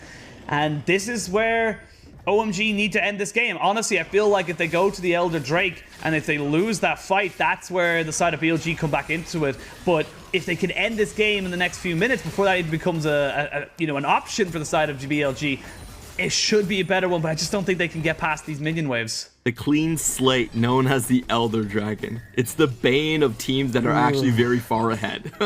The ultimate equalizer. The reset button in the LPL. We have seen so many teams lose for 35 minutes, take the Elder Drake, and then come back in one wave. So I totally agree with you. Like, the much safer option is actually for OMG to just bum rush onto this BLG composition. They can split them with the split pushing from Rise, and then just go all in on this bot lane with the minion wave. I definitely feel like that is the safer option for them. However, they do have to pick an opportunity where I feel like BB isn't set up. The only situation that I could see ending up in complete disaster for OMG is if the barrel chain is already set up and you walk into that. Like, that's probably the worst situation, but bar that, you should have a pretty easy time from just chipping these towers down. Slight update on the items. Jway has just finished up his Sunfire Aegis, so he's finally got a mythic item, so he's a little bit tankier overall. Still a full item behind Cole too. What? Yeah, he went for the Sunfire. I feel like he just wants the DPS. Just wants straight up DPS right now. The Zeke's Convergence along with the Shirelias should be able to keep Aphelios pretty safe, and also set up any kind of engage as well. We look down the items pretty much along the board. We can see 5 items, or 4.5 if you don't count boots that highly, for the Misfortune, 4.5 here for the Aphelios. And look at these Elixir of Wrath being picked up here by the side of OMG. They know that if they're going to try and take a fight, they need to try and get as many advantages as possible, because the item leads just aren't really there right now. Yeah, we already see most of the elixirs coming out. They are looking to end this game like we talked about before the Elder Drake actually comes up. Or, you know, if they can't end, they'll still have the potions running during the Elder Drake fight itself. But I just can't wrap my head around Sunfire. I just feel like that's straight trolling. There's no way you take Sunfire on Leona. But it was a do what I do support. and just completely forget about it. Bew though in a little bit of trouble as everyone realm warps in. He drops down the cannon barrage and the bullet time, but Cole throws out the hook to dissuade it, and that is a perfect pick just before the Elder Drake. Great moves here from OMG, using their mobility, using their globals. They might even need the Elder Drake. They might just go for the win. Definitely seems like that's what they're going for. New actually misses the jump over the wall, but they still have enough damage to just take this tower outright. BLG running for the hills after this one. They've got time. The Elder Drake hasn't spawned yet. They don't have to turn onto it, so they're getting even more pressure. You now have super minions in the mid and bot lane. They're going to have those for at least another minute and a half in both sides, and then 5 minutes after that for the other one. But the TP here going into the mid side. BLG, they know they need to go for something. They need to try and just you know, get anything or anyone into this Dragon Pit, but I don't think they can. I think it's just too difficult. That Elder already down to about 3,000, 2,000, 1,000 gone. And now New gonna have his ultimate available once he goes Mega. They do land the Solar Flare onto 2 people, which stops any advances. OMG, they get the Elder, they get the inhibitors. They now have Bew back in the respawning. They're teleporting in. I feel like it's a little bit... What? Yeah, they're going for it. They're gonna try and see for it. New gets a 3-man ultimate. They get the Streamer Shuffle down. He was just trying to get everyone closer to everybody else. They know they have the damage. It's Olaf with the double kill. They're just going to be able to clean up house. BLG will fall to OMG. And Clement, we're going to a game 3. That was the most stylish finish I've seen from New coming out there. Real swagger showing with his GA running. He's actually just going to teleport straight into the middle of the enemy team composition and just say, you know what, it's time you guys wave the white flags. We're taking this to the full extent of the series. Great early game advantages garnered by OMG. They turned them into an Ocean Soul. They turned them into team fight wins, forcing the side of BLG to get out of their shell. And a great win. And OMG, this is, you know, a positive coming in now, looking much, much better with New on the top side. Yeah, definitely. You know, OMG looked a lot more coordinated this time around. I like the idea, like we were mentioning, just give Aki a champion where he can run people down solo. He doesn't need the help of his teammates. Let him do his work. Aki was a great player on top esports, and frankly, he only sat the bench because they had Karsa. So, you know, I give this new guy a chance to actually shine. And the other thing I want to point out about the draft is I just don't think the bot lane counter pick from BLG worked out at all. We have to remember in the drafting phase that OMG selected the Aphelios and Thresh in the second rotation, and then in the final rotation, we saw BLG aiming and J-Way going for this Leona plus Misfortune combo. They couldn't win out on the level 6. Like, the burst wasn't even enough to kill the Aphelios. They died pretty early on in lane. Unfortunate mishap over there. And I just don't see this counter pick lane as being worth it to go up in this into this matchup. I just felt like it was BLG sort of testing out if their combination actually worked or not, and it fell pretty flat on its face. Limit testing is probably the best way I could put it without being too scathing on top of BLG. But for OMG, much better positives. Aki, like you said, had a much better game. We can see the power that this Olaf brings. Meteor on the Trundle, yes, it's a quote-unquote counter pick, but it didn't really do anything. Got behind very early on, and you can see there the Trundle did less damage than Thresh. Did less damage than Thresh. That was a game to forget if you're Meteor. Yeah, Trundle when behind just isn't a champion at all. He's like a walking super minion this patch. He feels really different to when Trundle was back in a world without mythics, unfortunately. So it's just, he doesn't really have a great mythic item path to actually go for. And you could see the Sunfire Leona, true to her name, dealing even more damage than the jungler of that one. Yep. Definitely a game to forget on this one. I just felt like BLG, they played a little bit too safe with their counter picks, and they didn't actually get any of them going. The Trundle didn't really work against the Olaf, the Misfortune didn't really work against the Aphelios, and the GP didn't get its say against the Gnar. So I think we are going to see BLG in Game 3 probably go back to blue side and just run a composition that they're comfortable with. You know, blue side, there's a lot of strong picks early on, and they're a team that loves to run Samira. So I think that's just that's probably just going to be BLG's response to what happened in Game 2. Yeah, we'll see what they are able to do. We're going to throw it to a quick break, but when we return, we will have the final game of this series as we go to Game 3.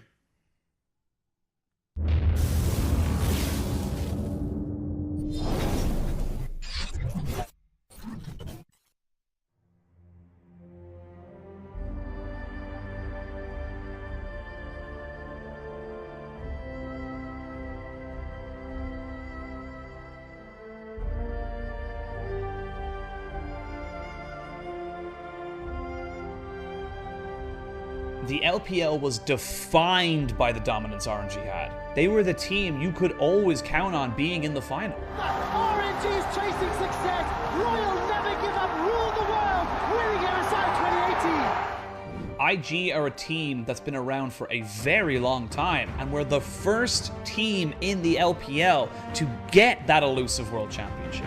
Invictus Gaming are your 2018 world champions! When you role swap, it's not something that's generally done within the game and seen with massive amounts of success. But for Xiaohu, it's been an amazing turnaround for RNG, and seeing how he has developed as probably one of the best laners in general in the game. Mid laner there, Mole gets a route onto make flash over from PP God, but the anchor goes wide. It's suddenly stuck in. Xiaohu gets onto Y4 in the back line, but all 5 members are strong here from P5. Xiaohu gets the kill and a lantern to safety. The Thresh Express, and he's got a first-class ticket. Rookie is and always has been the gold standard for mid laners in the LPL. You want to be considered a good mid, you have to go through Rookie. Tried to add another L to that win-loss column against Rookie, as we can see Kanavi now being taken down. Rookie, it's a 2v3, and this is why you can never count out Rookie. He is still one of the best, if not the best mid laners in the world.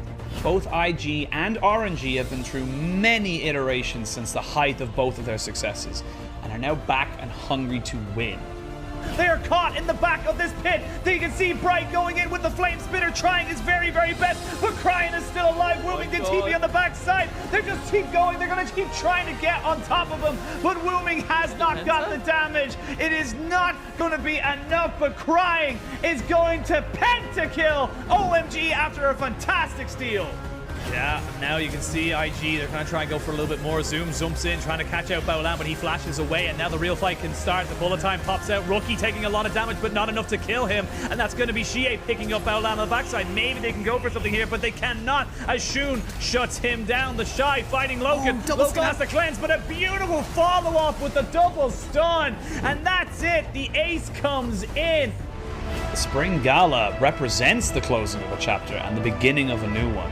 But everyone wants to end the year on a high.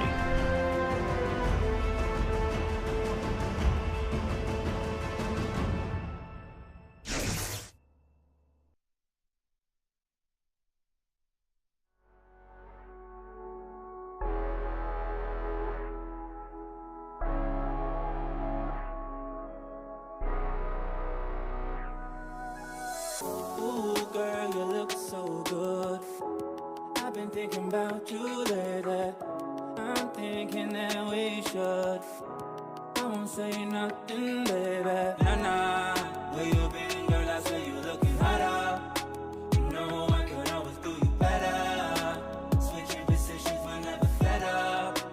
Let me show you. You look so good, let me see you work it. Proposition on the side, you deserve it. No competition, girl, you 5-star service. Think we can meet up after you finish working. You got that 5-star service. You got that 5-star service. You can be the samurai, you can be my master. Put me in your senses like I'm your egg shackle. I can feel your vibes throwing around me like a rafter. Coming so strong, you love it when I go faster. I'm loving your interior, no I wouldn't change it. Body is superior, other ones are basic. Thought you was inferior, you're wrong, you're amazing. Hey, nah, where you been, girl? I say you're looking hotter. You know I could always do you better. Switching positions whenever fed up. Let me show you. You look so good, let me see you work it. Proposition on the side, you deserve it. No competition, girl, you 5-star service. Think we can meet up after you finish working. You got that 5-star service. You got that 5-star service. You look so good, let me see you work it. Proposition on the side, you deserve it. No competition, girl, you 5-star service. Think we can meet up after you finish working. You got that 5-star service. You got that 5-star service.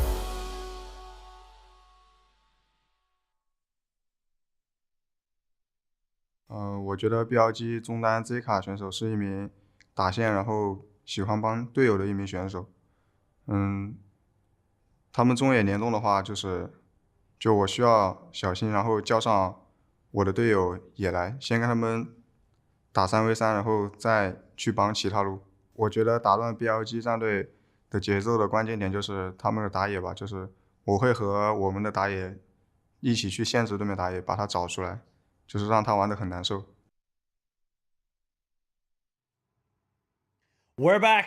You saw a nice little interview there with Wooming talking about if you want to take down BLG, you got to focus their jungler. And I feel like Aki did a pretty good job in that last game of doing that. He definitely did. He also outdamaged the enemy Trundle by a factor of 5. So if we look at the stats and what he's been able to do on the map, I think Aki is definitely going to be, you know, the key piece for OMG. This is the guy that I really have set my eyes on. He had a great performance on top esports when Karsa was out for a while.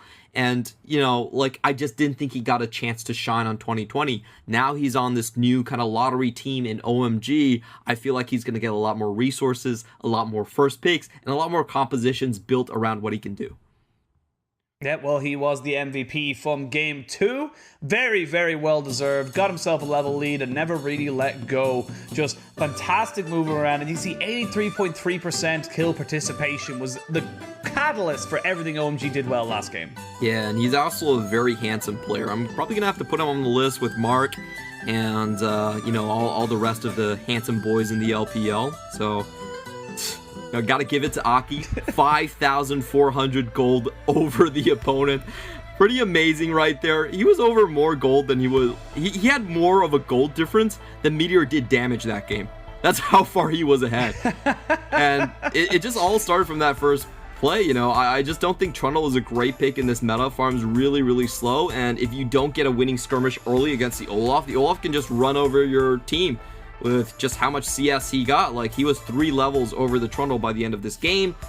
And Aki was always a very strong teamfight presence in these fights, aiming on the Misfortune. Couldn't really get away from someone like the, I wanted to call him the Nordic Berserker, but then I realized he's from Runeterra, so they probably don't have the Nordic places.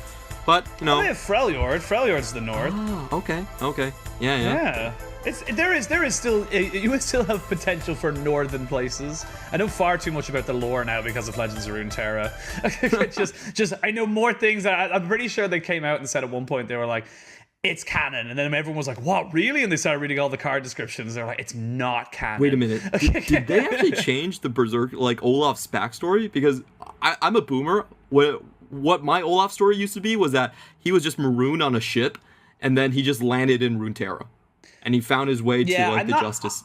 I won't lie, I'm not 100% sure. He's not in Legends of Runeterra just yet. We haven't gotten him yet. We only just got Felios, so he's been kind of fun to kind of check out and all the different Targonians.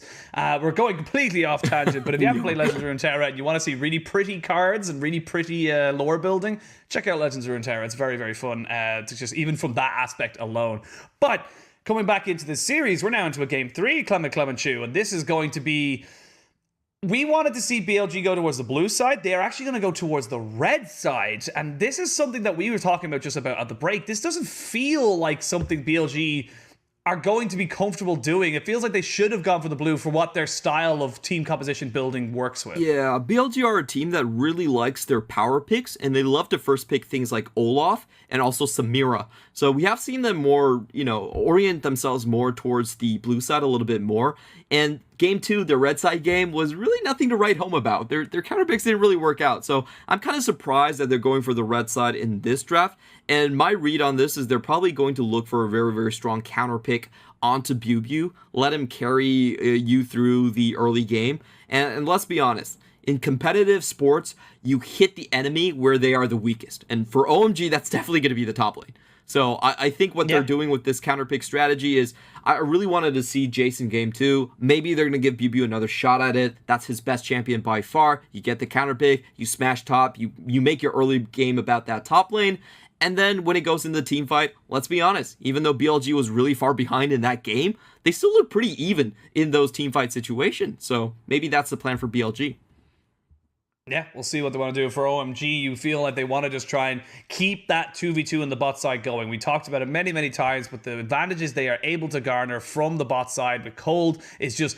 It's honestly so good for them. They have to just double down on it, in my opinion. Aki getting someone who has a little bit more agency definitely feels like the right way to do it as well. And to be perfectly honest, like, they didn't look terrible. It did take them an awful long thing. Something to notice as well. BLG's win, 27 minutes. OMG's win, 36 minutes. So it's a 9-minute difference between the two wins. And this is where we're always a bit afraid of OMG, because when you get to those late game stages, when you get to the point of 5-6 items where, it's about how you execute rather than how you actually drafted or what advantages you garnered in the early game, that's when the game can sort of flip on its head a little bit and you kind of, get the comeback.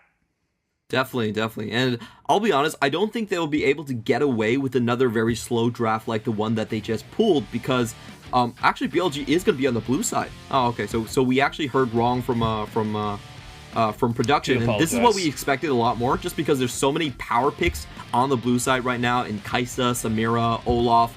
All of those champions are considered, kind of, you lock them in and they sort of build their own compositions out of that point. So they are going to force OMG onto the red side, and let's be honest, teams that have weaker players typically cannot utilize red side as much. The counter picks don't really matter that much when your players, are on a lower level compared to their opposition. So I like this drafting strategy coming out from BLG.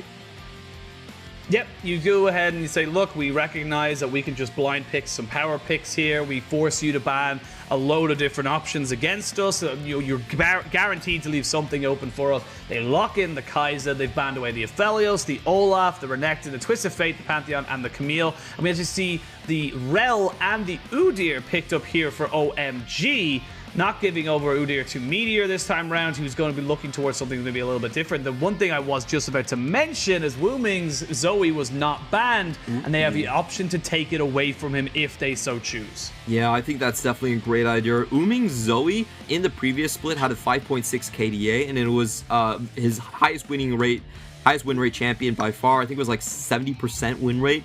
So this split, no one is giving Wuming his best champion. I like this from BLG. They have a pretty strong early game core. A lot of matchups go Zoe's way, at least in the early game, even with Redemption removed. and Zoe Graves is just a really strong priority mid-jungle sort of combination. On the other hand, OMG are going to be picking up the pace. This is pretty interesting. We don't typically see OMG index into the early game, but now they've been put on the red side with counter picks. They are looking to make a killing blow pre-15 minutes. Samira's locked in, Udyr's locked in. These are champions, if they get ahead, they're super obnoxious, but if they fall behind, you don't really feel their presence in team fights.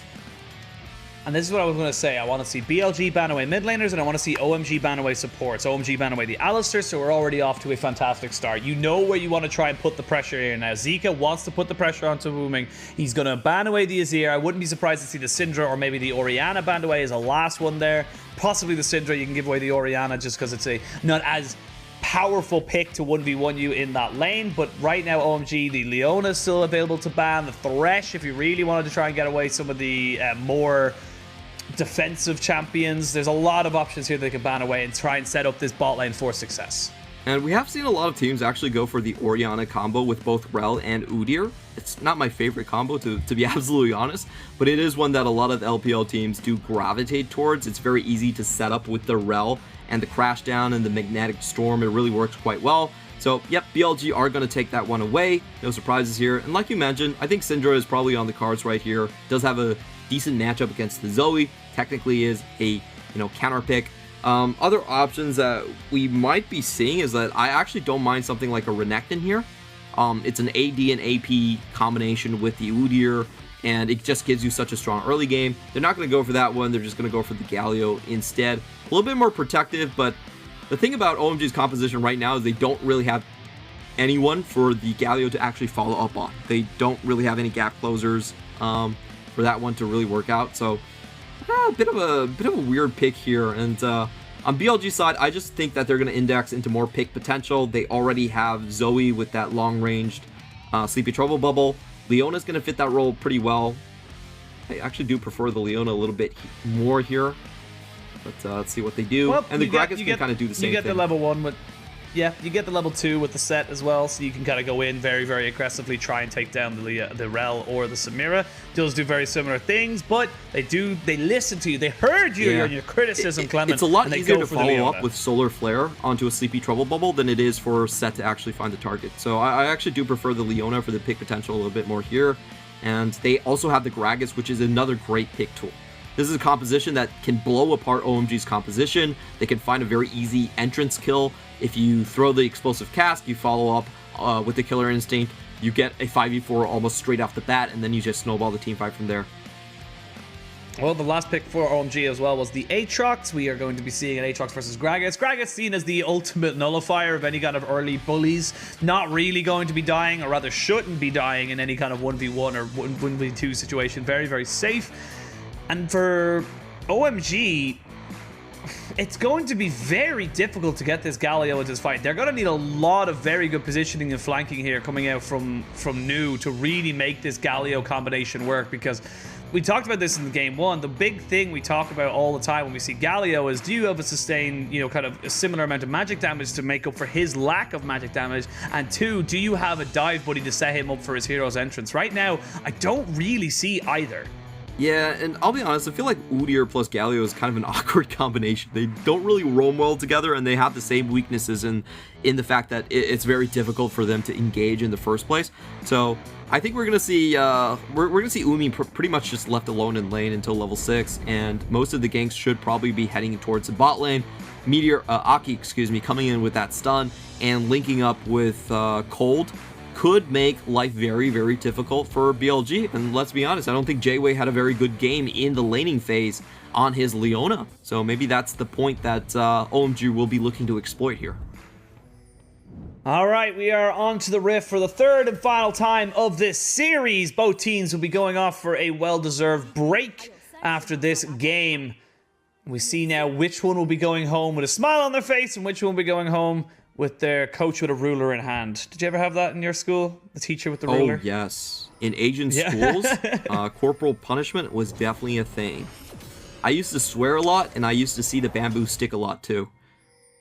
Oh, you had a bamboo stick? Yeah, we had bamboo sticks. They would break them off brooms. Yeah. In Ireland, we had the meter stick, and that was what we had.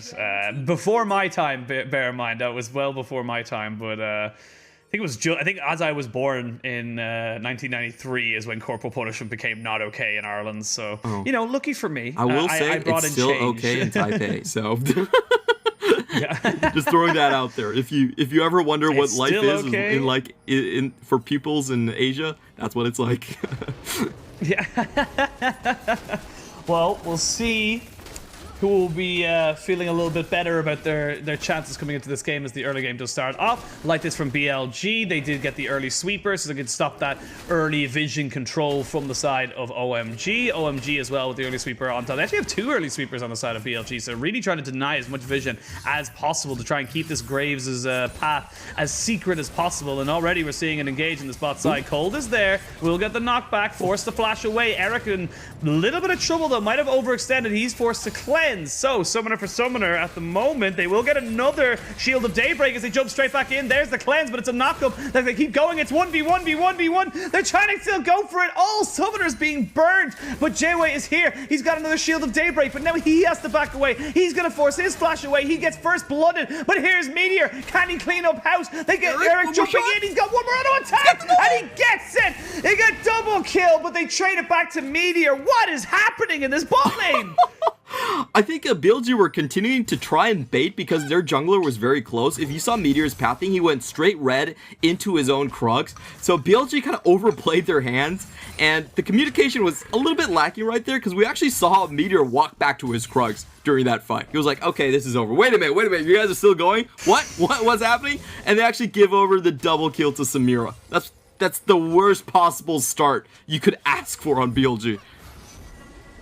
That is a Vamp Scepter straight away. We're at 3 minutes in the game. The sustain you now have with this Samira is insane. Let's see how this one. This was just Jayway and Cole just saying, no, I refuse. I refuse to give up pressure right now. And they all just go in. Yeah, they get the flash very early from Amy. And watch Meteor right here. He actually walks back. He thinks that, okay, this fight is over. But then he turns around and Cold still goes back in. I just can't believe how low that cooldown actually is on the crash down and mount up here. So in a 3v2 situation, OMG come out with 2 kills on the most important carry of the game. A massive win for them. No summoners in this bot side, and while we were in that replay, we actually see both flashes being burned by Bew and Nu.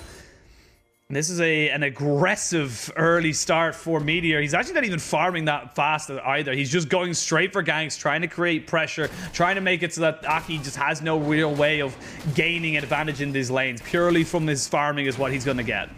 And this is going to be really terrifying for BLG's bottom lane. How do they actually play this out? They have no summoners, as you mentioned, and you can see OMG right now, they are controlling the wave. This is pushing into them. They don't have to do anything. It is going to come down to Meteor to try and help his bottom lane, or else they're not going to even be able to farm. Oh, this is going from bad to worse. And you can see Aki on the minimap just pathing down. His camps are respawning on that blue side because, again, he's just farming an absolute storm. So he's able to make this happen for him and his team. Very, very dangerous times here for the bot lane of BLG. They need to be so, so careful. They definitely have to. And I just want to see how Meteor is actually going to try and help his bottom lane in this one. We do see a little bit of action in the mid lane, but just the top lane gank being replayed right here. A very early preemptive flash. Preserving his HP totals upcoming from Nu. And a good play overall. It's just the key question here is, can BLG actually reset this wave? This is just so painful for them.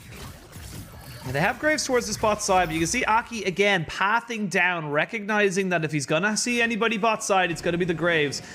He's running in there with the bear stance. No vision on top of him just yet, and they'll jump in straight away, aiming, trying to kite this one away. Jayway just puts down the Shield of Daybreak, but they will gift another kill to Eric. This bot lane is just exploding for OMG, and they are loving every moment. Yeah, that was just way too easy of a setup. Meteor basically says, you know what, I can't continue to invest in the sinking ship. He doesn't actually pay a visit down there. His bot lane can't get the wave unfreezed in time. And this is going to lead to the first objective for OMG. Now, whenever you see a Samira, the game is all about her. And I think we're going to see at this speed, this is going to be a 10-minute Immortal Shield Bolt coming out. That is a terrifying prospect to think about, considering you're Leona. You want to be on top of people, and they're going to go for the TP down in bot side. Aiming will get away from Cold, but they're going to have to give up JWay a straight away.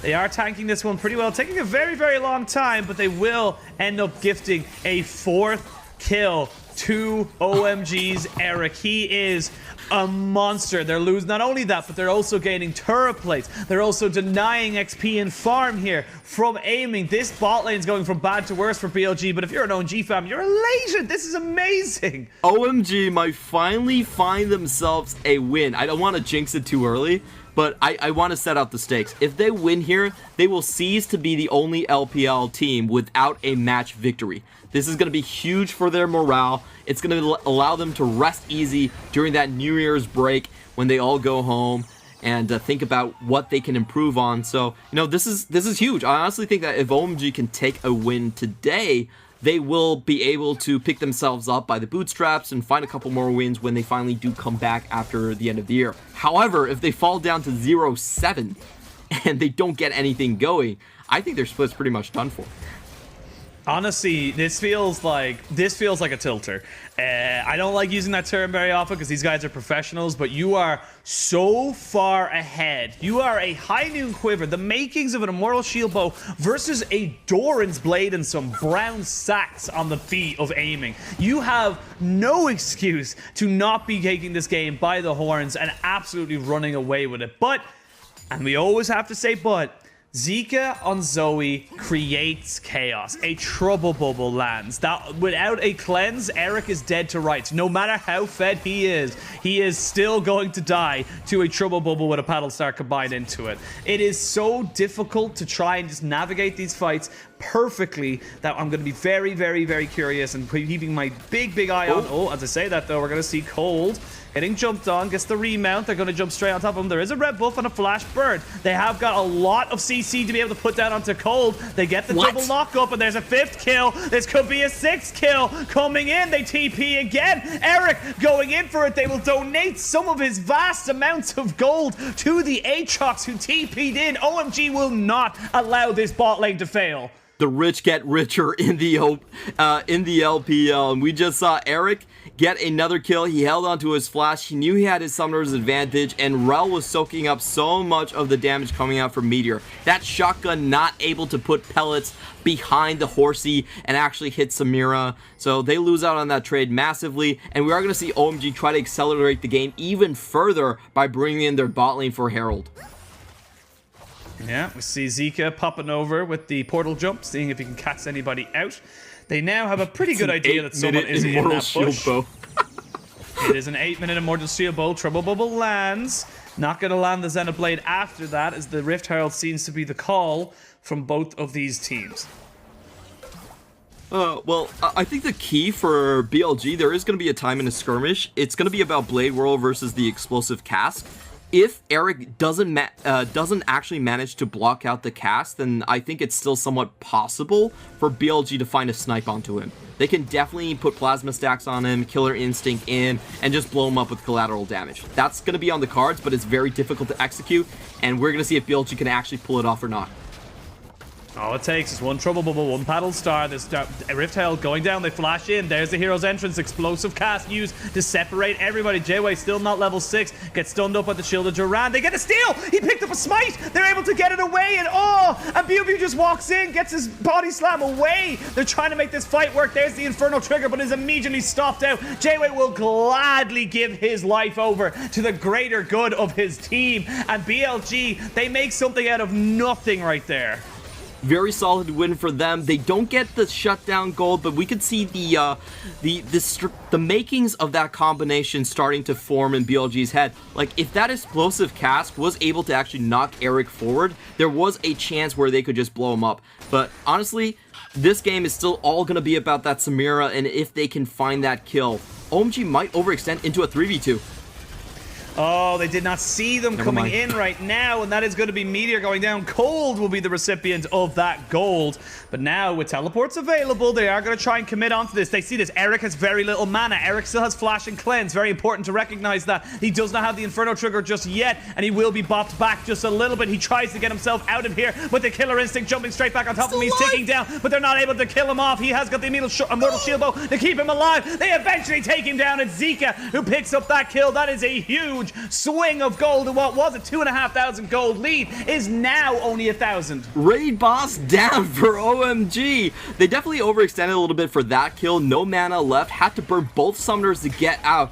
And, you know, Eric was honestly staying around a little bit too long. Puts himself in range of Zika's minor bubbles on his W and gets sniped out right there. So huge win for BLG. And honestly, like, with them still having the, I believe they still have the Herald somewhere. So they could definitely claw themselves. They used it bot side. Oh, they already used it bot side for the tower plating. So they could definitely see themselves just repeating that combination over again, having BuBu flank the Samira, and just making sure that she's the first one out of the team fight. Well, Dragon does go over to the side of OMG. They've now got themselves 2 dragons stacked, an Ocean and a Mountain, with an Infernal Soul coming up. TP was used up on top side there by Zika, but good awareness by Nu to make sure he was not caught out by that. But now BuBu is here. He has no TP of his own. This is a little bit of an interesting play, to say the least. Zenithblade will get blocked. They all back away. Still no level 6 here for JWed. He is 2 levels behind his opposition number. It's just becoming very difficult for him to do anything. They drop down a ward. They recognize he's there. He now backs himself away. Good respect here from OMG, not letting anyone kind of catch them out again. And Zika is going to continue having a good time against Uming. Like we were mentioning, Uming doesn't really get to play the game much at all. And I feel like this Udyr is actually starting to fall off. At this point, we see Meteor already 20 CS above the Udyr. So I think what OMG want to do is they want to continue to funnel into this bot lane. Like, the Samira is still incredibly powerful, and I would actually be willing to give up, like, towers on the map or turret plating on the map just to continue to further that bot lane. Like, if Zika gets 2 plating mid, but I send Uming down for a double kill, that's definitely worth it for OMG. That's 100% worth for OMG. So I want to see if they can pull that play out. You know, maybe have the Udyr just kind of babysit the mid lane and have Uming roaming around, because I don't think this Galio is getting enough action.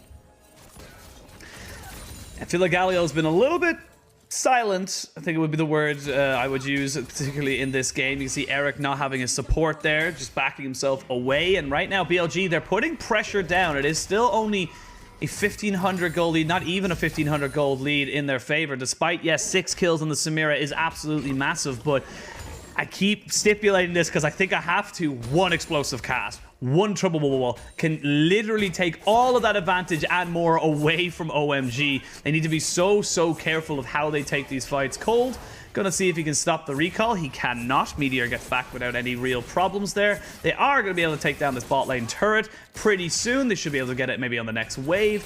And this is where the next kind of 3 or 4 minutes are gonna be a bit slow, pretty much until this next Infernal Drake spawns. We do have Umi rotating in a lot earlier than the rest of the members. I'm not sure if BLG have actually spotted this one out. They're going in. They are going to go straight for it. And there's the Galio play you wanted, the double kill you talked about. And that's exactly what they want. They don't quite get it on top of Eric, but they get 2 kills regardless. 4 members into the bot side. They get 2 kills. The rest of BLG are not in position to capitalize. So OMG taking more and more advantages. I love this play from OMG. It was actually really well timed out. They wait until post 14 minutes, so there's no turret plating for Zika to take. And also, when aiming was coming into that, his mentality definitely was, I want to fight this out, because that was the one time in the game where he was actually on even footing in terms of items with Eric. They both had 1 mythic completed, so they kind of read what aiming was going to do. They knew that the Kaisa was going to stand his ground, and they used that mentality to completely flip it on its head. Like, this is super worth it. Even if you lose tower damage on the mid lane, it's totally great to go for these double kills and just make sure that the lead is completely cemented on Eric. only real positive I could probably say for the side of BLG aiming there is that he did not expend any of his summoners. He recognized that he was dead to rights, so he just left himself to die. He's 0-2, his support is 0-7. 9 of the 11 kills are in this bot lane, so they're not really worth a lot of gold. Being totally honest and fair here, you can see OMG now moving towards this top side. They will pick themselves up their second turret of the game, while the bot side is going to be traded back. They're still ahead in this game by about 3,000 gold. Still very, very favorable for OMG. They just need to keep the Samira safe. It is a protect the Samira composition, and it works with a protect the Samira competition because she can go in with how far ahead she is with the Inferno trigger, and then the Wooming, Cold, Aki, they can follow up afterwards. And the very scary thing for this composition as well is that they actually have a Dragon Soul timer at 21 minutes. That's incredibly early in the game for that to happen. So what it essentially means is that BLG isn't going to be able to reach item parity before they have to fight a decisive team fight coming into this one. Honestly, if Meteor isn't able to steal one of these Drakes away, I feel like OMG could just shut this game clean out by the 25-minute mark, and they're already grouping for this third Drake. Ooh, gotta be careful though. Zika's poke is very real. They don't want to go for the fight though just yet. They want to try and see if they can get a pick off straight away. The solar flare goes down. That's a big shutdown there onto Cold. Now Eric's all alone in the back line. Just try and get on top of Meteor. The killer instinct goes down, but you haven't really got the damage right now. You can't take that fight. It's all on Zika. Zika needs to be able to keep this fight going for his team. 2 kills to Eric. He's just too far ahead. OMG, they are still here. Trouble Bubble does land. Jayway is there with the Zenith Blade. Does land the Shielded Braid Break as well. The Shield Duran putting down. It's a lot of damage here onto the big tanky boys. They do land another Paddle Star. There's still a lot of mana onto Zika. They have got the Trouble Bubble. It's Eric versus Zika. That is what this game is. This is what these fights are. And they see if they can go for this dragon. It will be onto Meteor. He's 2 levels ahead of Aki. That is incredibly important to recognize right now because he's going to be the guy who's going to try and steal this one. Don't think he's going to go for it just yet. They're going to give over Soul Point. They haven't got the numbers or the vision, and they will get themselves ahead in this game. OMG, little bit dicey. They get what they wanted though, and they get themselves on the Soul Point. They lose the first member in the team fight, and honestly, Eric's initial play got me really, really worried because he was going to the backline 1v3. However, he's just so far ahead that he's actually able to survive through all of that. OMG do still pick up the Drake in the very end, and Meteor without his flash isn't able to contest that one. So the timer still stands. We're going to see a very explosive team fight coming into the 20-minute mark with an extremely fed Samira still on the board. So, you know, things continue to look better for OMG. I don't know, see how this fight goes as well. It starts off with Cold looking for a pick, and he just kind of overcommits just a little bit, so they end up just getting a little bit too far ahead of and this is where I think things got really, really dicey, where you saw Eric actually pop his ultimate going into the backline, but the collateral damage doesn't actually land. Eric is able to dodge out of that one, and Bubu's ultimate is a little bit too late too. It doesn't really find Samira, Bubu's stun and his ultimate don't really connect onto Samira either, so it was pretty dicey for Eric, but unfortunately BLG are not able to punish him. I want to get your opinion as well. Looking down the items, we can see a couple of things being picked up here, but one thing that we've seen happen a little bit more often is we are seeing the Galio move towards a Night Harvester rather than the Proto Belt. As we see the Rift Trail being popped down to the mid lane, shouldn't be too hard for the side of OMG to take this turret, but I wanted to get your opinion as to why we're seeing this adaptation in the build from someone who's generally seen as a teamfight enabler rather than a damage dealer.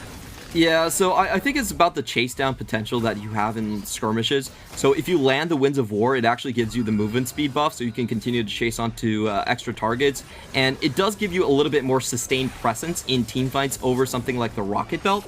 I still feel like the Rocket Belt might be... It has a little bit more surprise factor, let's put it that way. But if you think about the trade patterns for Galio in teamfight, he lands the Winds of War, and then he pops the taunt and is able to walk forward with the taunt. I think that's the kind of chain that you're looking for instead of just popping your Rocket Belt and then using the taunt for catches. So I think overall the Night Harvester probably a little bit better in large teamfight scenarios where I think you will still see most people go for Rocket Belt if they're playing more towards catch. Ooh, off spawn, they go for the Baron. They have got a decent amount of damage and they can tank it up fairly well. There is the Scryer's Bloom there. just able to catch them out. I like the idea from OMG. You expend very little, and there's very little risk once you're caught out. You can back away. So honestly, not a bad call. Yep, they don't get punished at all for it. And right now, I think OMG are just going to play pretty slow. They're actually not in that huge of a gold lead. All of the gold is concentrated on one single person on this Samira, that 3k gold lead. So I don't actually see them trying to make a lot of plays onto the side lanes either. It's probably just going to be farm for the next 2 minutes and then just head for Drake. Big item here for Zika. I really like this, the Horizon focus. If he lands a paddle star onto somebody, that is just going to melt a health bar, because there's not really any magic resistance whatsoever, apart from a couple of Merc Treads here or there.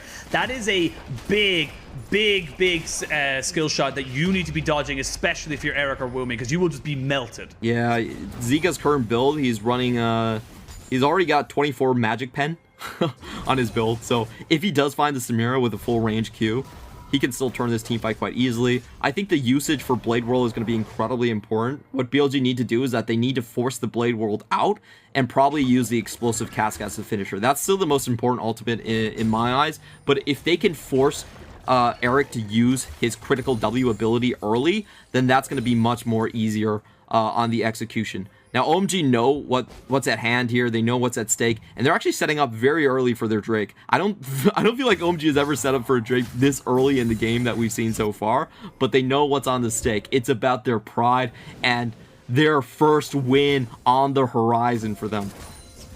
Very important time. It's 2,500 gold lead.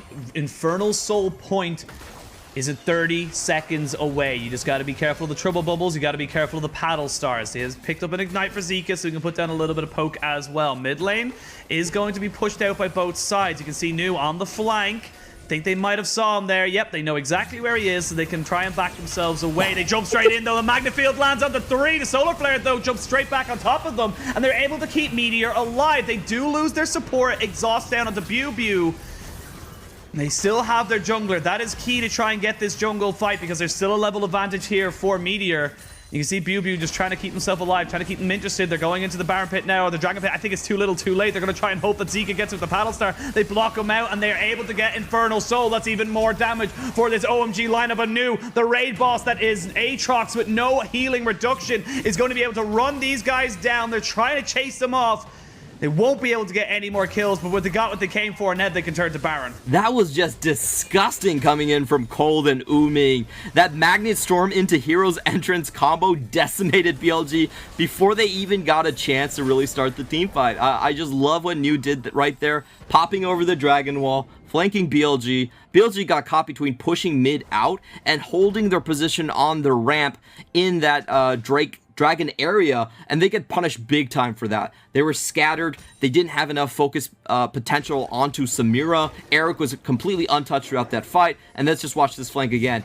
We can see Cold, he flashes, comes over, crash down, Magnetic Storm, Hero's Entrance, just blows BLG's team composition right before they have any chance to do anything. And Bew, even though he does get the explosive cast like we were talking about onto Eric, there's no one close to him anymore. There's no follow-up to salvage the situation, and OMG just find the first punch to close out the deal.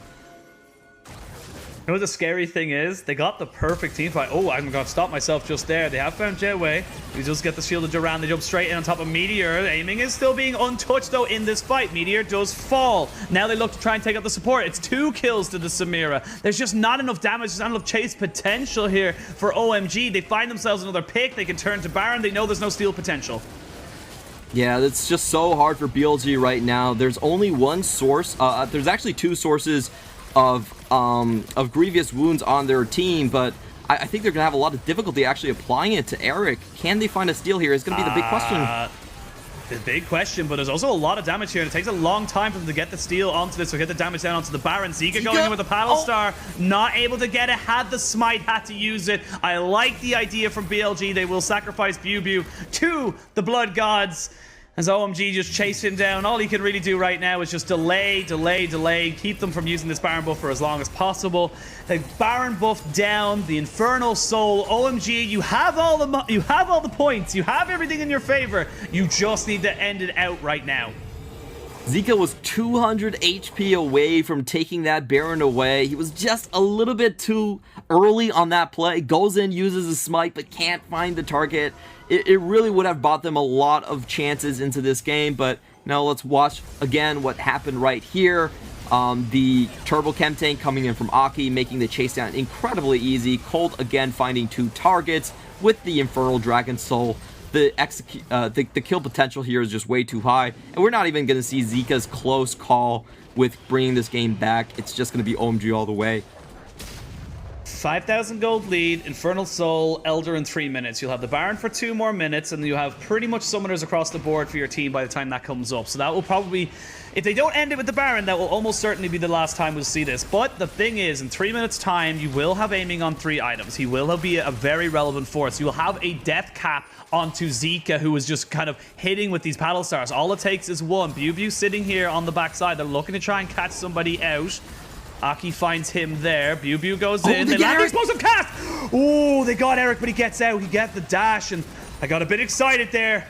That was a little scary, and they get themselves out. But OMG, they take down bot lane. Really good attempt here from BLG. Unfortunately, Eric was on point with that one. He barely got CC'd for much at all, and now they're going in. Yeah, they take down the tier 2 down in bot side. They take the tier 2 in the mid lane. You can see these paddle stars, they're starting to hurt. The trouble bubble's starting to be a bit more dangerous. Have to be so careful. And people are probably thinking, Penguin, they're 6,000 gold up. They've got Infernal Soul. They have Baron. Why are you so worried? Because I've seen the LPL and I've seen people throw before, okay? It's never over until it's over. So right now, I just want OMG to cross their T's, dot their I's, and get this win as clean as possible. You know, I really like the point that you've constantly been hitting on for Zika. The thing is that OMG just don't have a way to deal with him. They don't have the range advantage, and they're not really great at chasing down the Twilight aspect right here. Like, he really has free reign. So when we come into that Elder Dragon team fight, there are a lot of things that could actually go wrong. If they find the poke onto them first, OMG has to back out of the pit, and maybe BLG can find the surprise win. You know, I was talking to Jordan Lyric a couple days ago about the biggest throw that we've seen in the LPL so far. EDG, V5 come to mind, and also Thunder Talk and E-Stars come to mind. And both of them had a lot to do with snatching victory, snatching defeat out of the jaws of victory. Anything is possible right here. Yeah, there is. And yet, look, this is what I was talking about. You're very, very close to Rabadon's. There's 48 seconds until this Elder Drake spawns. You haven't been able to crack the base. You still have inhibitor turrets. They are putting down so much goddamn vision here. It's going to be a massive ordeal for the side of BLG to just sweep out every single bit of information the side of OMG have gotten. But they've gotten all this information, and if they lose it now, it's still a bit early. New pushing in this bot side. I like that from him. Let's have a quick look at the items. He's on 3 items. He's finished up his Ranju and Zoman. You've got the I'm going to stop myself. We might have a little bit of a fight. No, they all back away. You've got the Dead Man's Plate here for the Udyr with the Chem Tag, so he's going to be very, very fast. All the summoners are available. Cole goes in. He lands onto one. There's the hero's entrance. They're going to try and go for this one. They have got the explosive cast. It only lands down onto Aki. He is not the person you want to be hitting. Meteor being chased away from this fight is a double kill here for Wooming. They don't need the Elder Drake. They can go for the win right here, right now. They just need to be careful of the damage from Zika, but I don't think he can get in on this.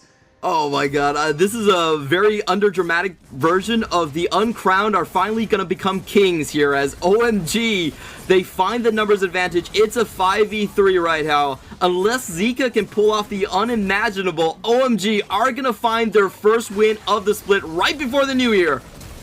Here we go. They jump in. Aki trying to find aiming. He knows he's the consistent DPS, but they flash in. J-Wo just find the hook. They have the damage. There goes Aki. They fall him down. There's two people dead. They're trying to find him. It's Samira now. It's 3v2. This is a very different... Ooh, had the cleanse. I saw the trouble bubble animation going down. These are the paddle stars. They can't end the game. And now they've no jungler. They have no way of contesting this Elder Drake. They need to try and run for it straight away. My mistake right there. It was actually Cold going down. It is going to be the Sleepy Trouble bubble. Can they find the target? They Eric! President is down! The president is dead! And now New trying to kill off off, aiming, he will get the kill. Zika is here. This is all on new. He needs to be the raid boss. He needs to be able to kill off Meteor. I don't know if they're going to have the damage though, and that is huge for BLG. They can't quite get the dragon though, as here comes Wooming on top of Meteor, who's just trying to keep himself alive. Does use the collateral damage, and this game is not over just yet. Clement, Meteor is dead, and now OMG. But round 3 is coming in. But round 3, fight! Bew, a new challenger, but he says, no, I do not care anymore. He backs himself away. I'm going to take a breath. You take it from here. Oh, that was so goddamn close. OMG tried to go for the finishing blow right there, but they got stuck in a skirmish right outside of the tower, so weren't actually able to close in on the 5v3. They lose members pretty early on, and then with Eric going down, it all kind of went topsy-turvy here, but they still have the smite advantage here. Meteor's not on the map.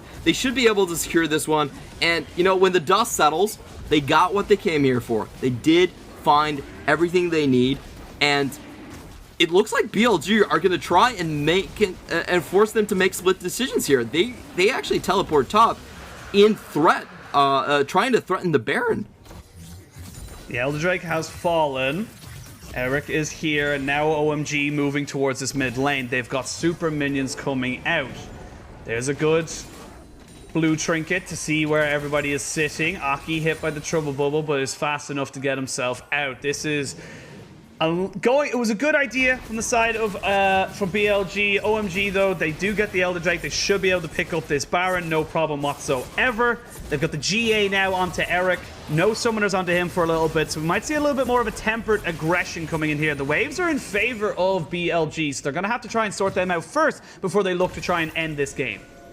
Yep, OMG is running a very low range composition, and this is why BLG is able to get so much poke onto them when they know where they are. So, you know, if I'm OMG, I'm going to feel very, very hesitant about full-on engaging onto this team fight. What I'm looking for is, you know, Aki goes and takes a bunch of damage. I would actually prefer to look for a little bit more of a side lane controlled split push coming into the bottom side, but they want to close it just right now. They want the fight. Here we go. They're going to jump in straight away. They're going to get a 2-man knock-up. There goes Bew. There goes J-Way. They do lose Rel in the process, but no one able to get on top of Eric. Eric taking both turrets aggro, though, so brings him down. They're going to go in with the killer instinct. He's going to try and go for something here. Eric will not fall, though, and this should be the game for OMG. They have finally done it. The monkeys off their back. They will take their first series win in the spring split of 2021. And OMG go all the way down, pedal to the metal, and they just finished that series off clean. They didn't want to wait anymore. They didn't want to do any split pushing. They just one-punched BLG, and BLG fell down. All of this series really is highlighting that, hey, you know, OMG, we were talking about Aki, we were talking about Cold, but they do have a star in Eric as well. Eric has been absolutely pivotal in this series win over BLG. His Aphelios game was great. His Samira game early on, just snacking all of those kills, definitely cemented OMG's win here right before Lunar New Year's. For BLG, top of show, we mentioned consistently inconsistent. They take down RNG, who are undefeated, probably one of the top teams in the league, and then they lose to the bottom team in the league. So it's hard to know where to rate this team because they seem to look fantastic 1 minute and then absolutely lost the next. This was definitely an off day for J-Way and aiming. I don't think we've ever seen aiming lose the lane this hard before in any of the BLG matchups. So I think there's, you know, we can probably forgive them on the fact that this is a really new duo. This is only J-Way's second time that he's starting on this roster.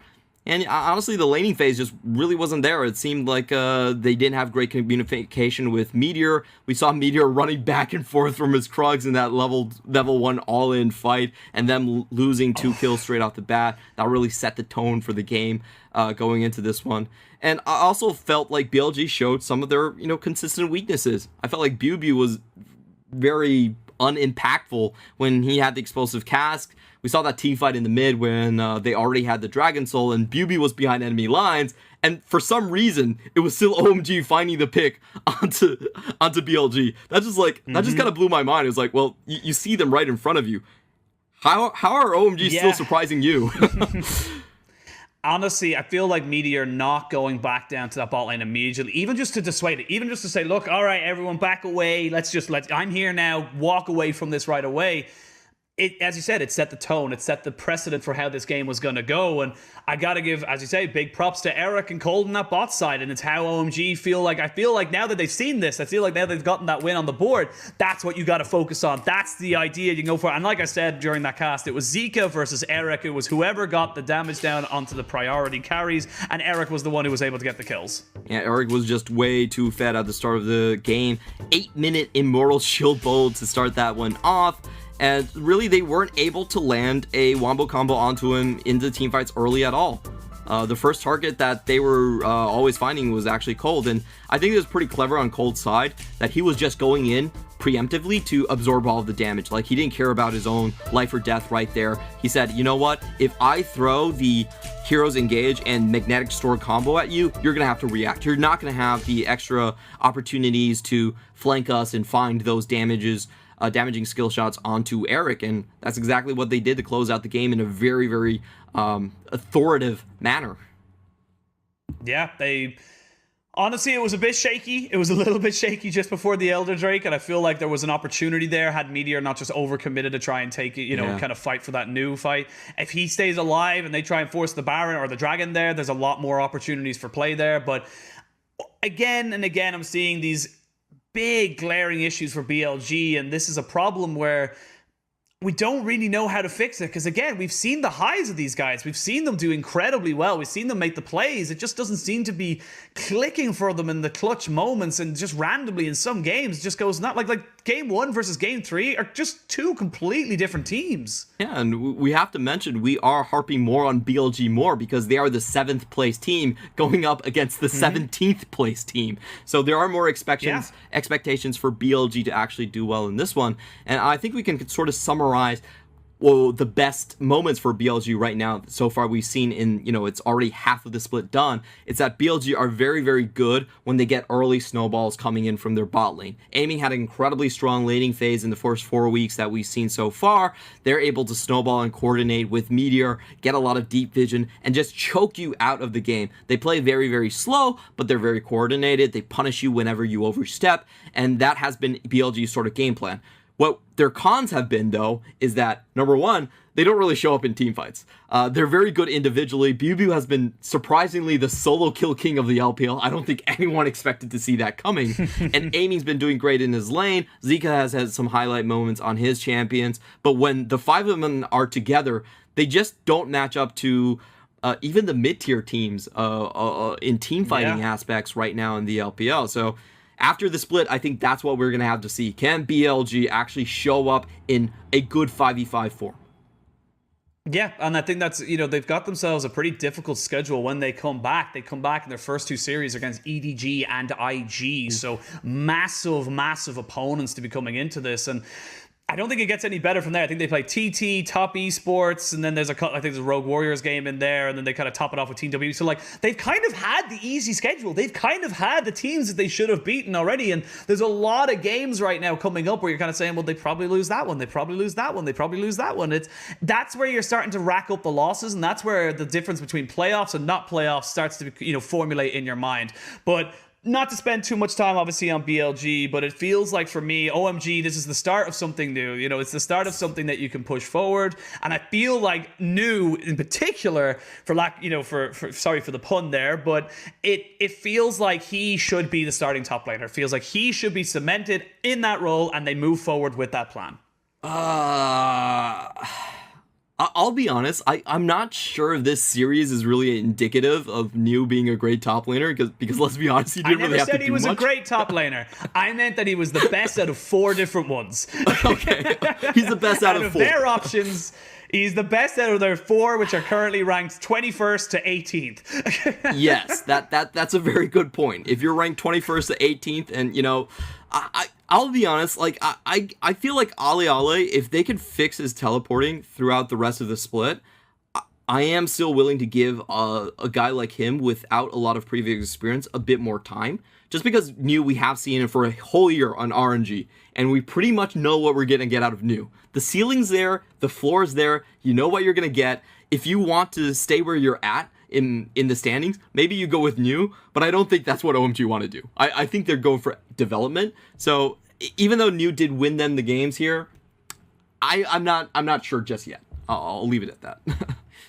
I disagree with you, but let's go towards our MVP. We're gonna see who it was. It was Cold for the side of OMG, and honestly, we talked about it a little bit. His engages with this rel, his picks with the Magnetic Storm they were perfect. Chef's kiss. The best defense is an offense in the LPL. If you can force your enemy to burn abilities on you, that means they don't have abilities for your backline carries, and that's exactly what Cold has been doing this entire time. It's just really refreshing to see, Rel kind of rise up in the priority and become this champion that she was touted as. Great engage, great roaming potential, another great arsenal or another great tool in Cold's arsenal for him to use to beat up on other teams.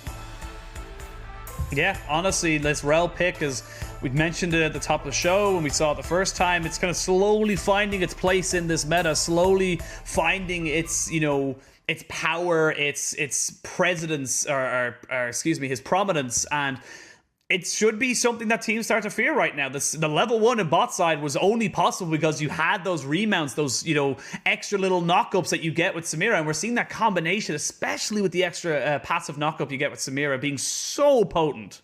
Yeah, people really are. We're gonna see. Oh, go ahead. I'm gonna stop you there, Clement. We don't have time. We gotta go straight away to Wendy, who's talking to Wooming after that victory for OMG.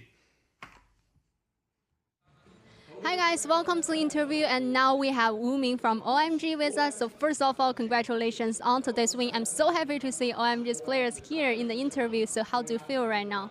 那首先恭喜你们获得了今天比赛的胜利，也非常开心能够在采访期见到我们 OMG 的选手们。那现在心情感觉如何呢？现在心情特别激动，特别开心。I'm super excited and very happy about this victory at this time. And also in the pre-match interviews, Umi has mentioned he will treat the opponent's jungler and focusing more in the mid jungle synergy. So I'm very curious about would you like to comment on today's performance in terms of the mid jungle synergy to restrain the opponent's performance? 那其实，在赛前的短片里面，无名选手也提到了说，你们想要着重的去针对对面的一个打野，然后呢，去更加强调一些中野的节奏。那在今天比赛结束以后，你觉得你们中野的配合程度怎么样呢？就是在限制对面的一个发挥方面。就给自己打分，就打7、8分吧。就是我的对线还有一些方面处理的不够好。就是虽然我们中野就是靠配合赢下了嘛，但是我的对线还是有点问题的。If I would like to rank myself's performance, I would give myself 7 or 8 out of 10 because I think I made some mistakes in the laning phase. Although we have a better mid-jungle synergy generally in the whole game, but in terms of the laning phase, I still need to make some improvements on. And also in Game 3, you have chosen Galio again after the losing Game 1. So could we know the reason for that ban pick choice? Because mid Galio is not that popular in the current meta. 那么其实你在第一局失利以后，第3局依旧选出了一个中单的加里奥。中单加里奥在这个版本其实没有那么的火热，所以想问一下，为什么会做出这样的一个选择呢？第一就是因为自己比较拿手吧，然后第二就是我跟教练组还有队员都觉得这个英雄没有问题，然后觉得挺好的，然后就拿下了。First of all, I'm very confident in my Galio, and also after the communication with all my teammates as well as the coach teams, we feel like Galio is a very good pick for our draft, so that's why we still make this choice in Game 3. And also Game 3, you guys played so aggressively, so many skirmishes happened, especially around the bot lanes, and around 23 minutes, you got the Dragon Soul. So could you know the game strategy for Game 3? 那感觉第3局你们打得特别有进攻性嘛，然后下路一开始有很多爆发呀、人头，23分钟你们就已经有龙魂在手了，所以想问一下，第3局的一个整体的战术打法是什么呢？一开始的话就是没想那么多，然后就是突然下路就传来了优势，然后就打着打着我们就都要围绕下路打了，就是我们中野本身就是要本来就是要控资源的嘛，然后下路正好优势，然后就。龙啊，然后人头啊，塔就正好围绕他们打了，差不多就是这样子。I feel like in Game 3, we didn't have a specific like game strategy, but after a few skirmishes around the bot lanes, our bot lanes got a huge advantage, and also our mid jungles were able to like control all the resources. So we try to play around our bot lanes to get all the kills, towers, and natural resources. So that's our strategy for game 3. And also my last question is, after today's victory, you're going to have around 2 weeks break. So do you think which part that the whole team still need to make some improvements on? 那其实，在今天的比赛结束以后，你们也会有2周左右的一个休息时间嘛？那你觉得现在队伍主要在哪些方面需要进一步的进行一些调整呢？主要应该还是我们的配合吧，还有团队的沟通要更加统一一点，就是不能再混乱，就是。I think we still need to make some improvements on our teamwork, synergy, as well as our in-teams communication. We try not to like play the game so messy, and definitely congratulations again. 那再一次的恭喜我们无名，然后也新年快乐 ，and back to you guys. Bye bye.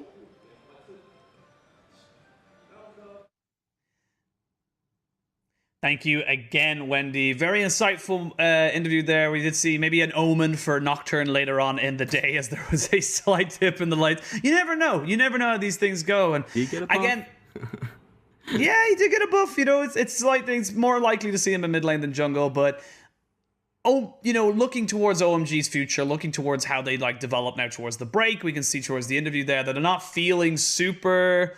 You're still not going to be happy 1 and 6, but you're still going to be much better off than 0-7. Yeah, I think that's the most important point. At least they have identified how they want to play, and I think they had great pointers right there. You know, go in with a more structured approach. Probably play around your bot lane a little bit more, at least until you know who your starting top laner is going to be for the rest of the split.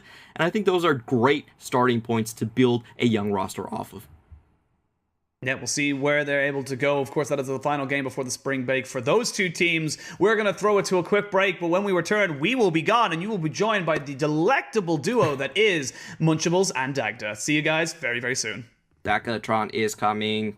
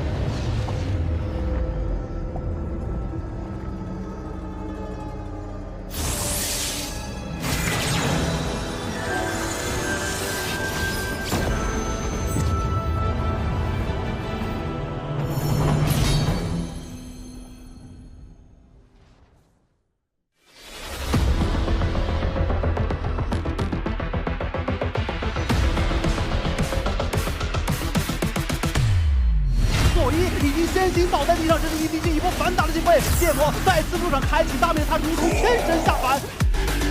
交掉了 Q 这边在观望，第一波进场加料只炸到了一个狗熊，加料回身一能被打断。哇，这波这个解卡到位了吗？下一个是谁？阿卡丽又进来杀人了，先把熊给宰掉。TPGOT 交出自己的闪现往后拉，但是巴德一个非常精准的定住了2个人，F 到了，哇 ，Holder 直接瞬间融化。英雄联盟任系完成了一个恐怖游戏 ，Holder 这一波真的下得不轻。亚高带上陈述以后，输出现在武器感觉在这。哇，太惨了！这场比赛已经变成了一场屠杀，血腥程度就是高。对，甭管打谁就一直打，真的就是一直打，连血腥程度都要比的吗？这个1、2赛局是吧？打了多长时间啊？一塔还没推掉就打到2塔推完。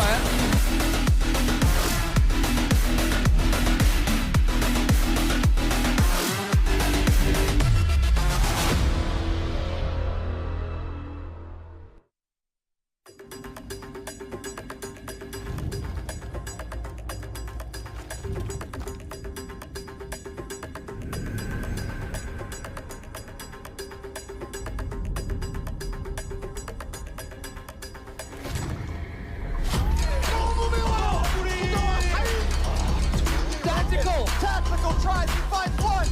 What's Carsey? What's Carsey? Carsey needs to do something magical. 下雨了，有没有武杀？有没有武杀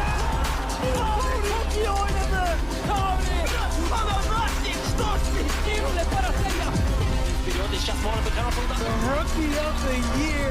Carsey needs to do something magical again. Oh, there it is again. The World Championship final.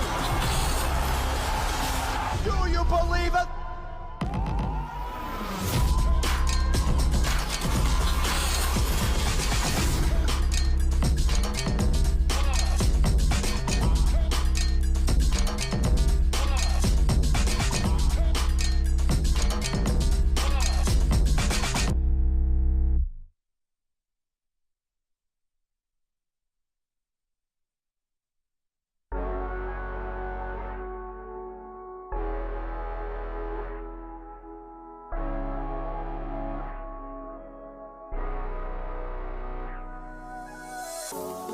Girl, you look so good.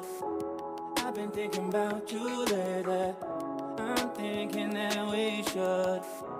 I won't say nothing, baby. Nah, where you been, girl? I swear you looking hotter. You know I could always do you better. Switching positions whenever fed up. Let me show you. You look so good, let me see you work it. Proposition on the side, you deserve it.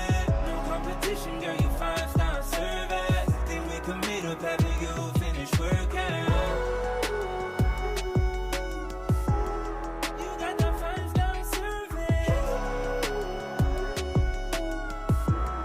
You got the 5-star service. You can be the samurai, you can be my master.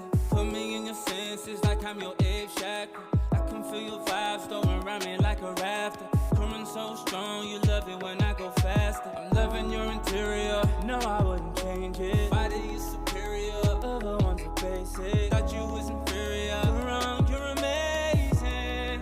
Hey, nah, where you been, girl? I swear you looking hotter. You know I could always do you better. Switching positions whenever fed up.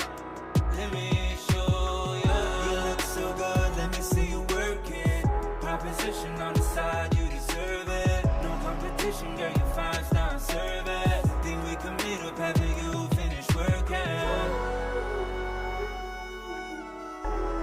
You got that 5-star service. You got that 5-star service.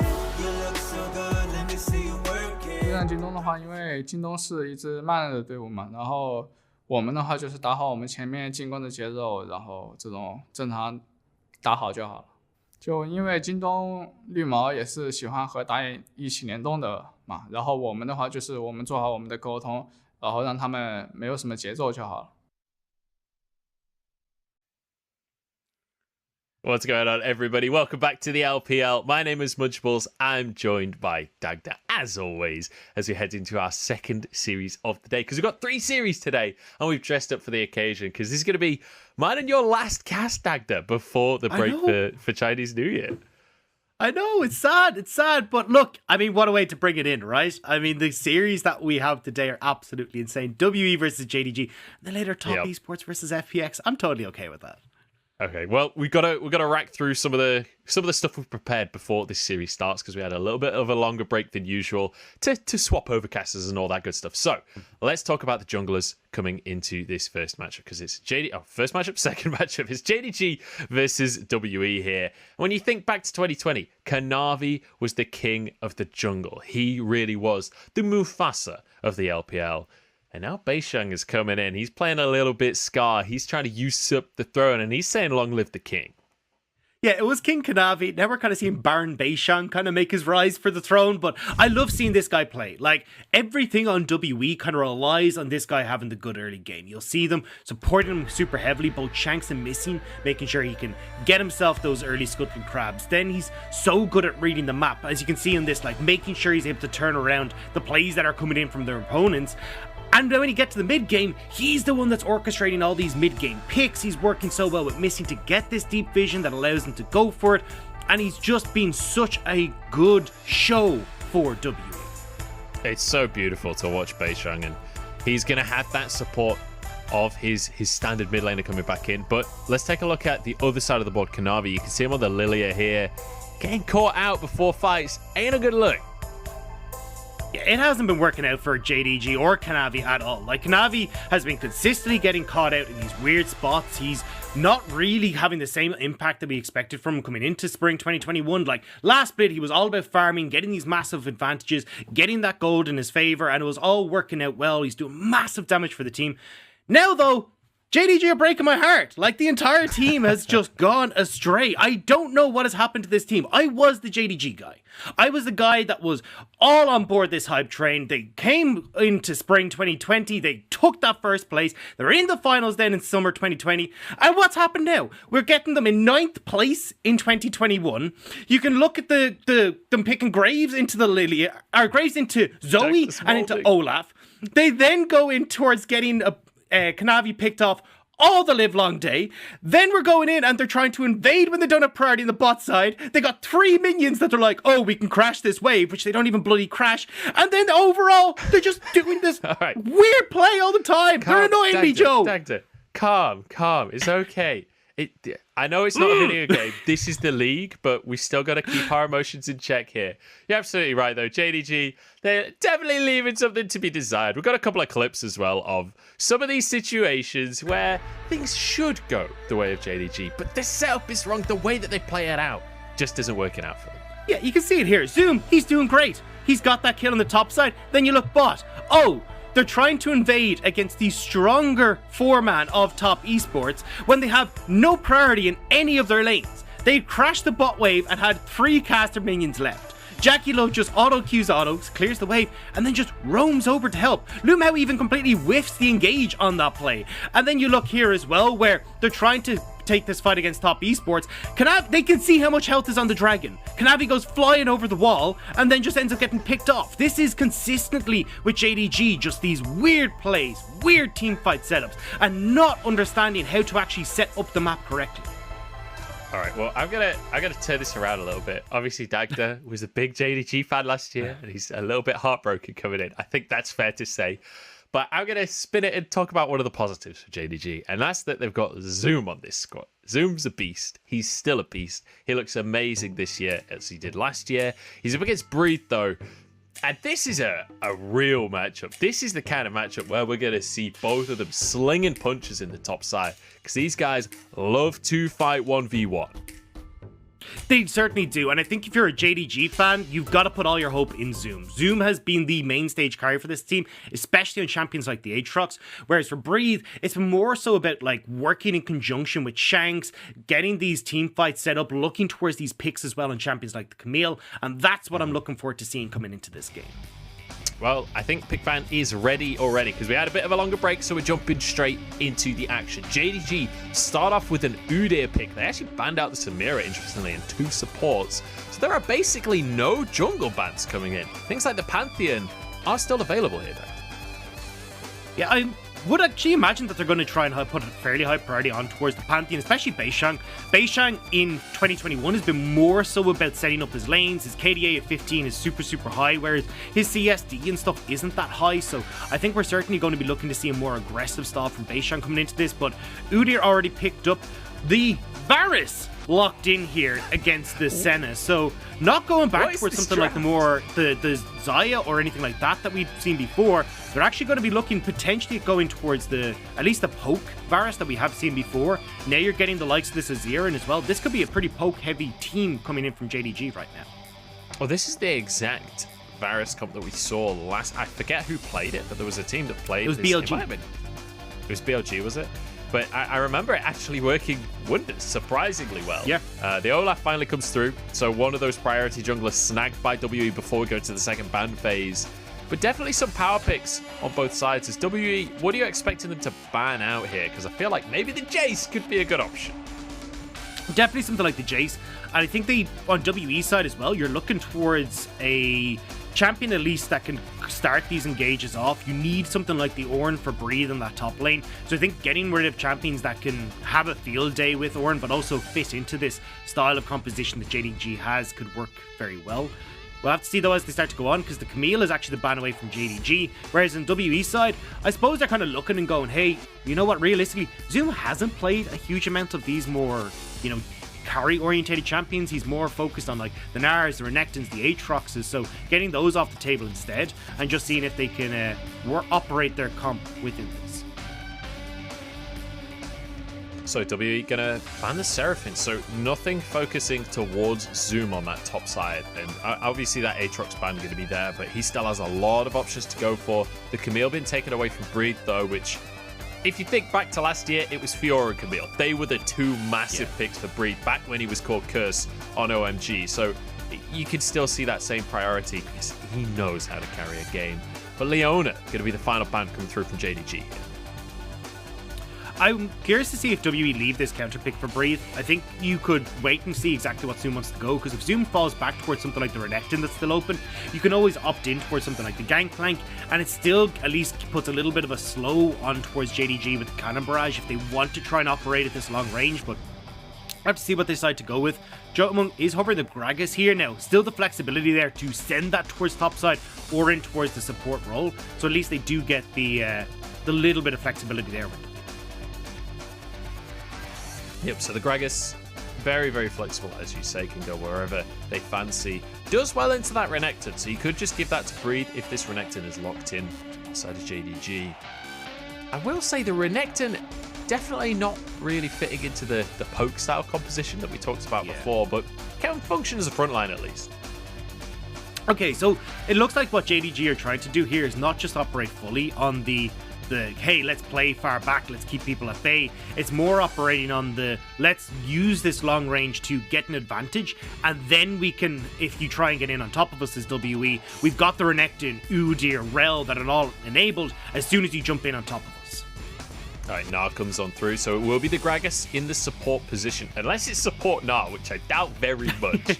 I want to point out, because I don't think you guys have it on the English stream, but the Chinese fan vote right now is 70% in favor of WE. If you told me that was going to be the fan votes back last year, I would never have believed you. That WE would be a 70% fan favorite over JDG. But regardless, let's talk holistically, Dagda. What are we expecting to see from WE to start this game out? How are they going to pace this one? Yeah, certainly for WE, I think it's trying to set up Breed for an advantage in that top lane. You'll have Beishang more than likely path up there, making sure that this Gnar can try and chip away both the Croc and the turret that's up ahead of him. And then as they start to transition in towards the mid-game point, they'll be trying to start up a couple of these dragons, seeing if they can use the fact that Senna has such a strong item spike off of the Kraken Slayer that they can try and power through. On the opposite side though, you're looking at a comp that kind of wants a little bit of time, I'd say, on JDG's side.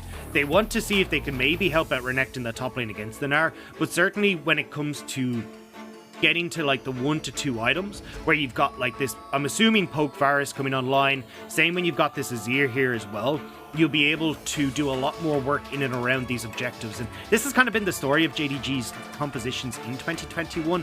A lot of the times it's more kind of like, hey, let's survive till 2 items and then we can actually go on the aggressive here. But certainly when you look at like the Renekton and the Rel, you've 2 side lanes here for Kanavi, he can play around.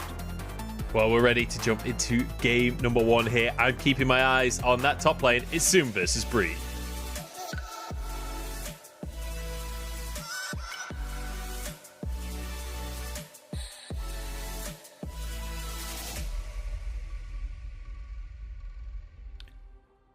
We're onto the Rift for WE versus JDG, and I feel it in my bones, Dagda, regardless of compositions, regardless of anything. Wait, Alistair! That Alistair is so cool. That looks so cool. Composure. We're professionals, Dagda. I'm a professional, yeah, come on.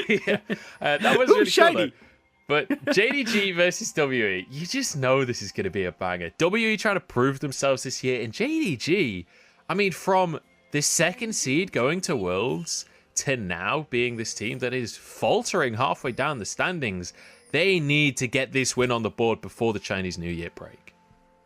Definitely.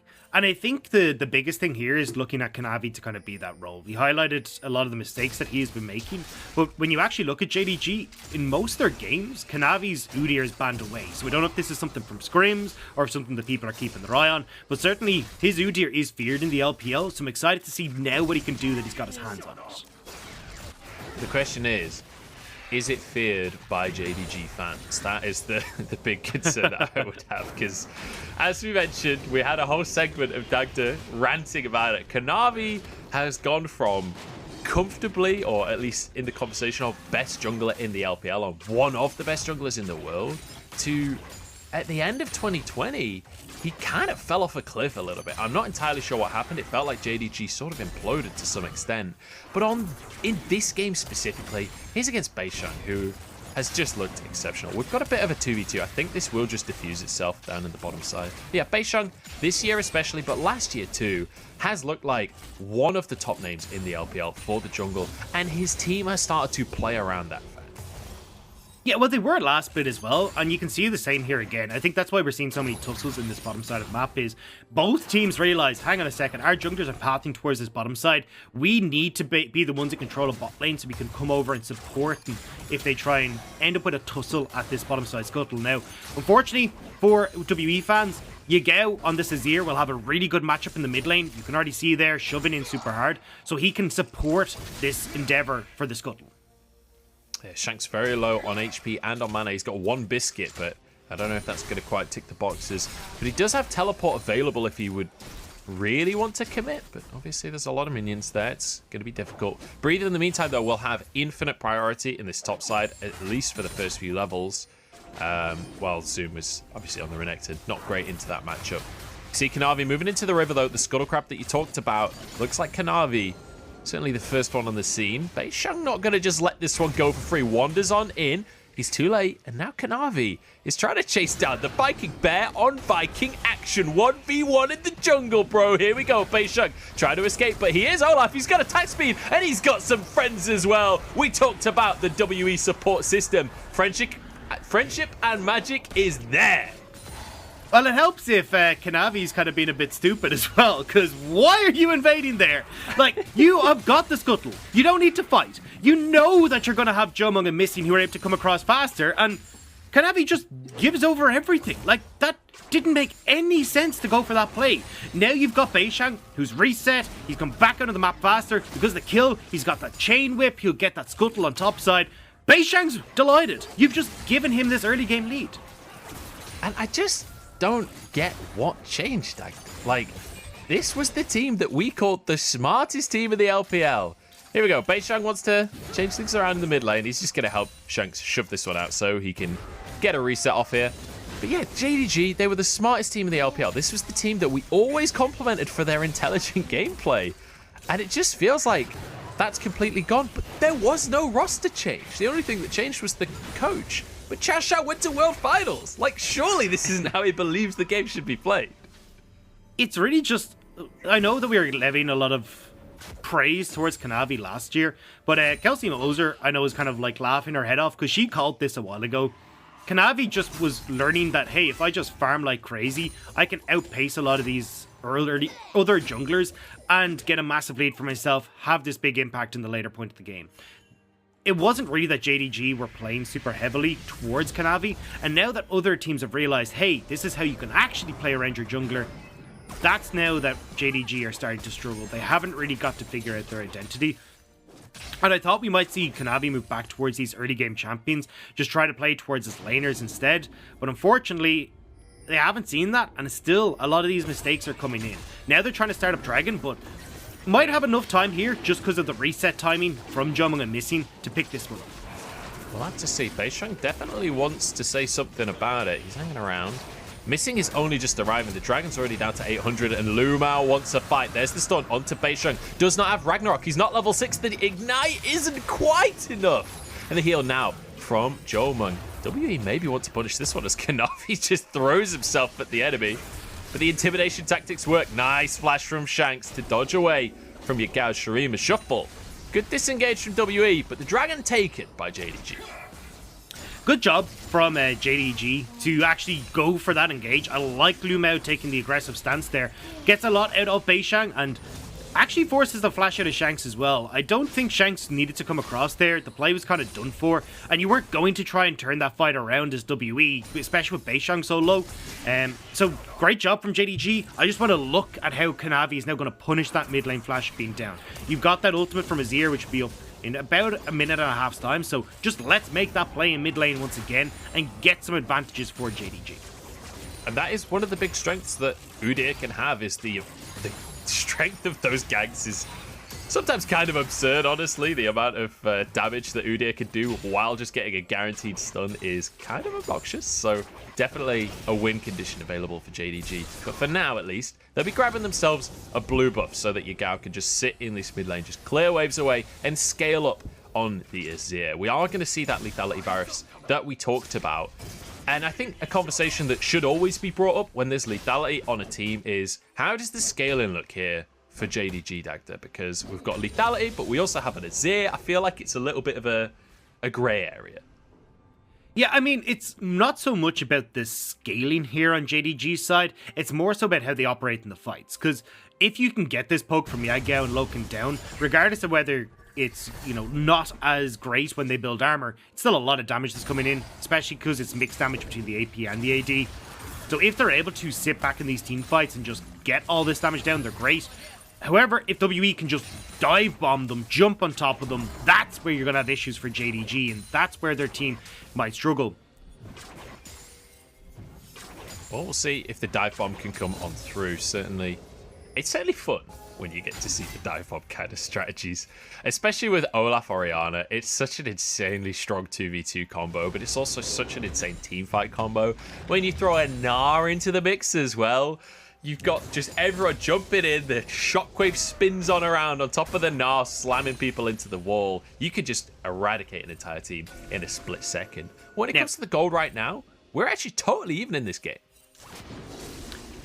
It is very, very even. We're not going to see too much action, I don't think, out of the lanes. I mean, you've got a lot of scaling is still on WE side that wants to come through as well, between the likes of that Senna and that Orianna, as you're talking about as well. So at the moment, it's kind of Kanavi taking advantage of the strong lanes that he has, but here's that gank we talked about. That's the ult you talked about. Shanks doesn't have flash, but he's got a shield.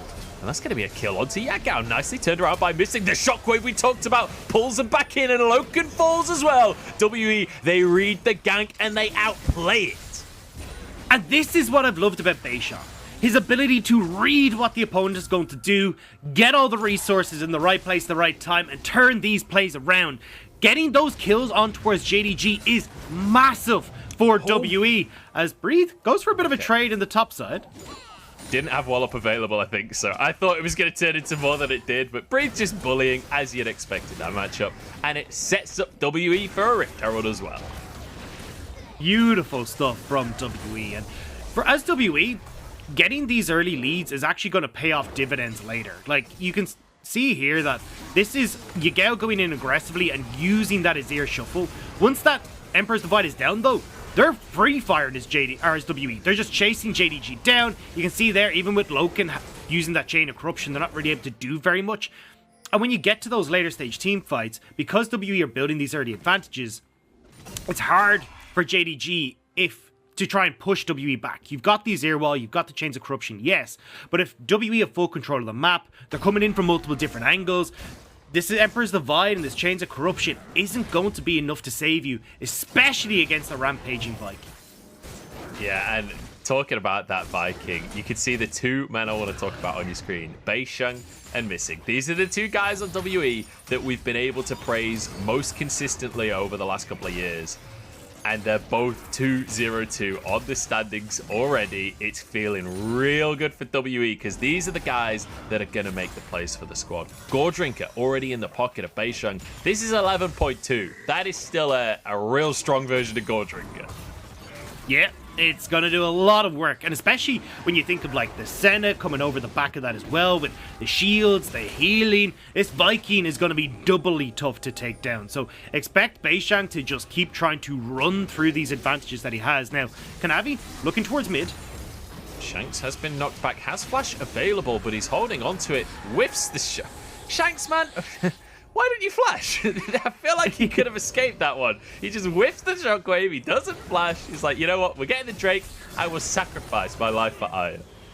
So I think he realized that Kanavi had flash, and he was trying to catch right on the edge of the Orianna ball. So the further away you are from the Orianna ball, the further it whips you the opposite direction. So he could have created a massive gap there, but unfortunately, just barely misses the edge of that, and it means that the kill does go across. But again, you can see Kanavi doubling down on the advantages that they have, trying to see if they can push through Yageo's pressure in the mid lane and open up this map for JDG.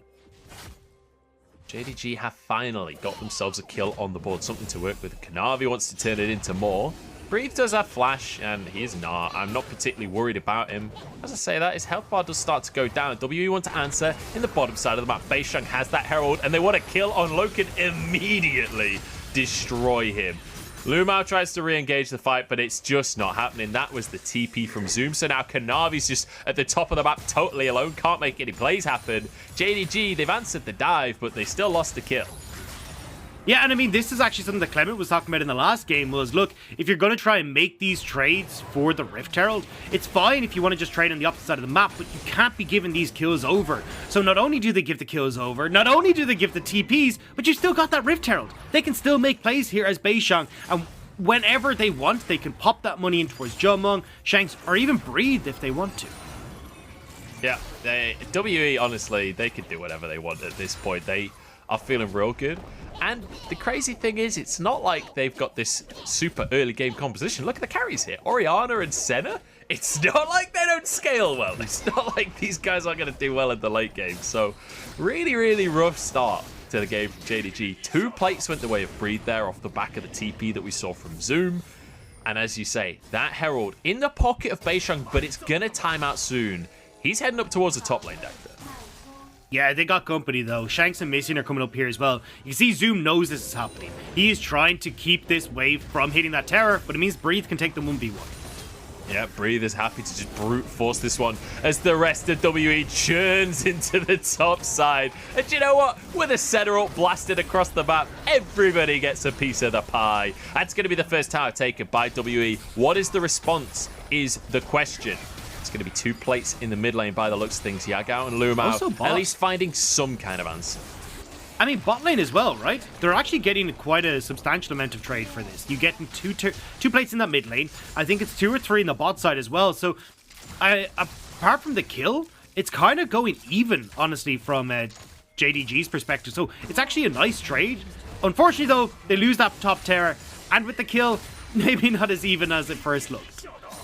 Yeah, kind of even in the amount of plates taken, but with 2 towers going down and still none falling in favor of JDG, that's a little bit of bad news coming the way of any JDG fans. The Demon Dogs struggling a little bit in the early game, but we're getting towards the 15-minute mark. We're getting towards the second Drake here, Dacta. It does feel to me, as a monkey brain play-by-play, that WE are kind of running away with things here. Give me some silver linings for JDG. Well, if I'm on JDG, this is kind of where you could be strongest, right? If you're trying to fight around these objectives and WE are already in the pit, it's so much easier for you to get these Mega Man Chain of Corruptions off. You're getting the Azir walls are going to do a lot of work. So JDG still have options if they want to fight, and especially with Duskblade, Liandry's Anguish just completed for Yagao.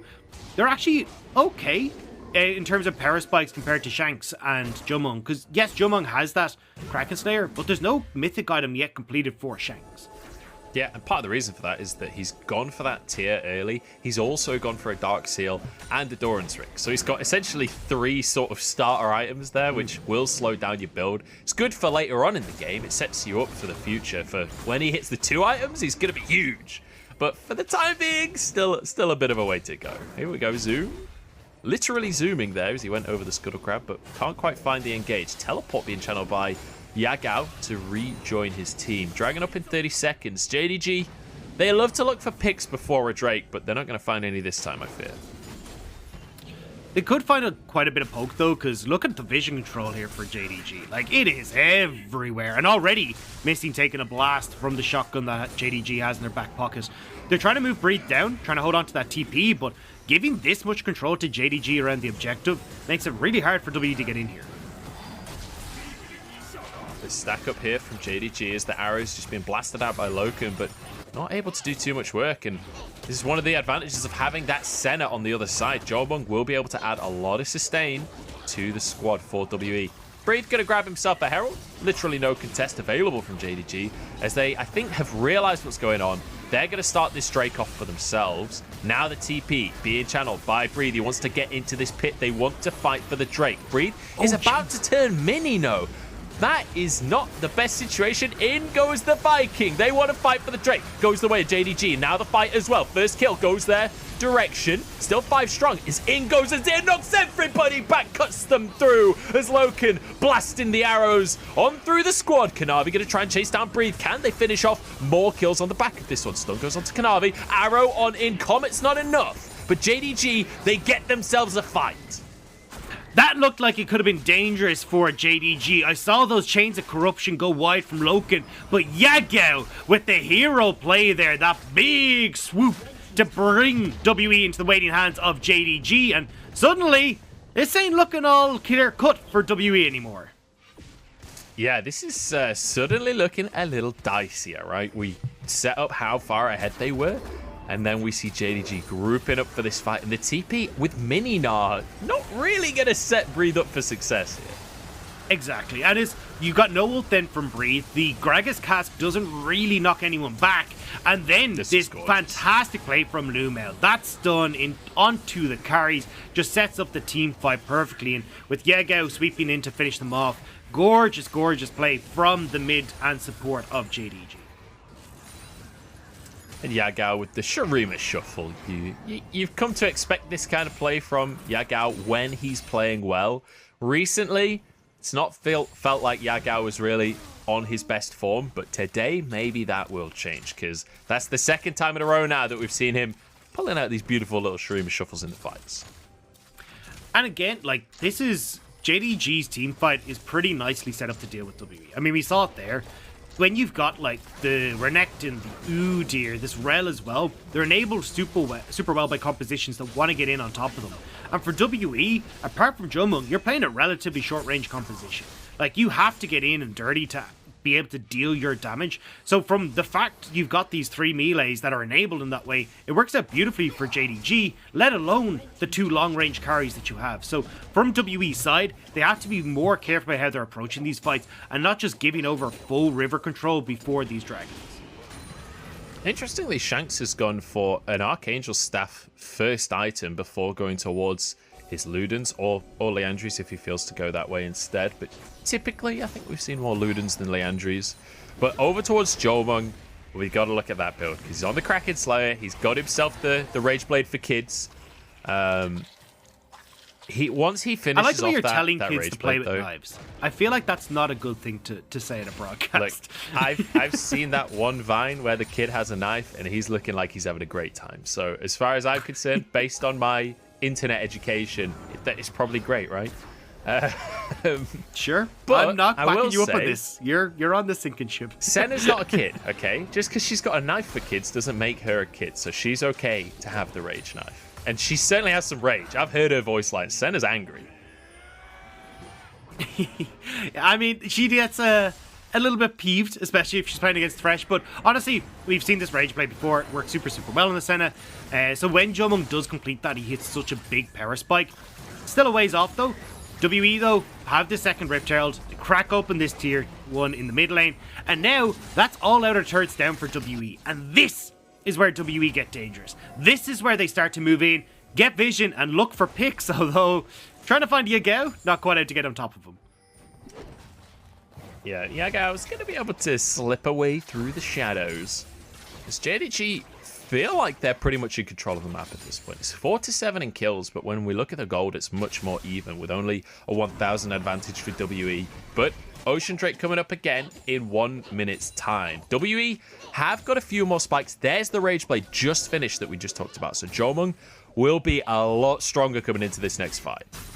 But just look at the reset timings from WE as well. They're going to beat JDG to that dragon. And this is what I love about WE is they'll actually back a little bit sooner than most teams in the LPL will, so they can try and get this vision and try and set up correctly for these objectives. Look for those picks that we're talking about. Now, with Zoom on this bot side, having Kanavi there, they will get this bottom tower, but it does mean you're kind of split as JDG here. That's a cheeky ward from Missing. It's out of range of the control ward that was in the river brush there. I've never seen that one before, but that's I'm gonna keep that one logged away in the old brain. The very old brain, as it doesn't seem to work anymore. But let's move over to the dragon here, as WE's the team that has priority right now. But these arrows from Loken are doing a lot of work to weaken up the squad. Shanks up towards the top side, being bullied out, has to go all the way around to join up with his squad.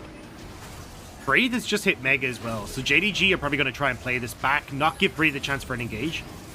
Well, the Drake is going to just get burst down if JDG don't fight for it. There's a Chains of Corruption. Is massive. Missing has to flash away. Udyr gets the Drake once again. That's 3 now. And JDG want a fight on top of it. WE, it felt like they had the advantages, but JDG say no.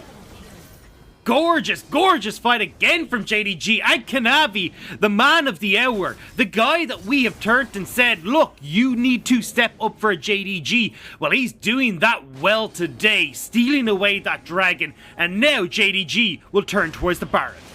This feels a bit more like the Kanavi that we wanted to see in the LPL, right? We set up Beisheng versus Kanavi, how Kanavi was the fallen king. Last year he was the king of the jungle. This time around, it didn't feel it. Today, he is back on top. This Udyr looks great. His smites are on point. And look at that CS difference. He's 50 CS ahead.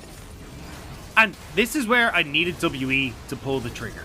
They had the flash on Missing. At that stage, you just belly bop in, you flash onto someone, blast them back, and enable your team comp so well. But just playing this very, very slowly allows JDG to get so much poke down. They're able to get it, as you can even see there, from miles back with that Varus finishing off the kill.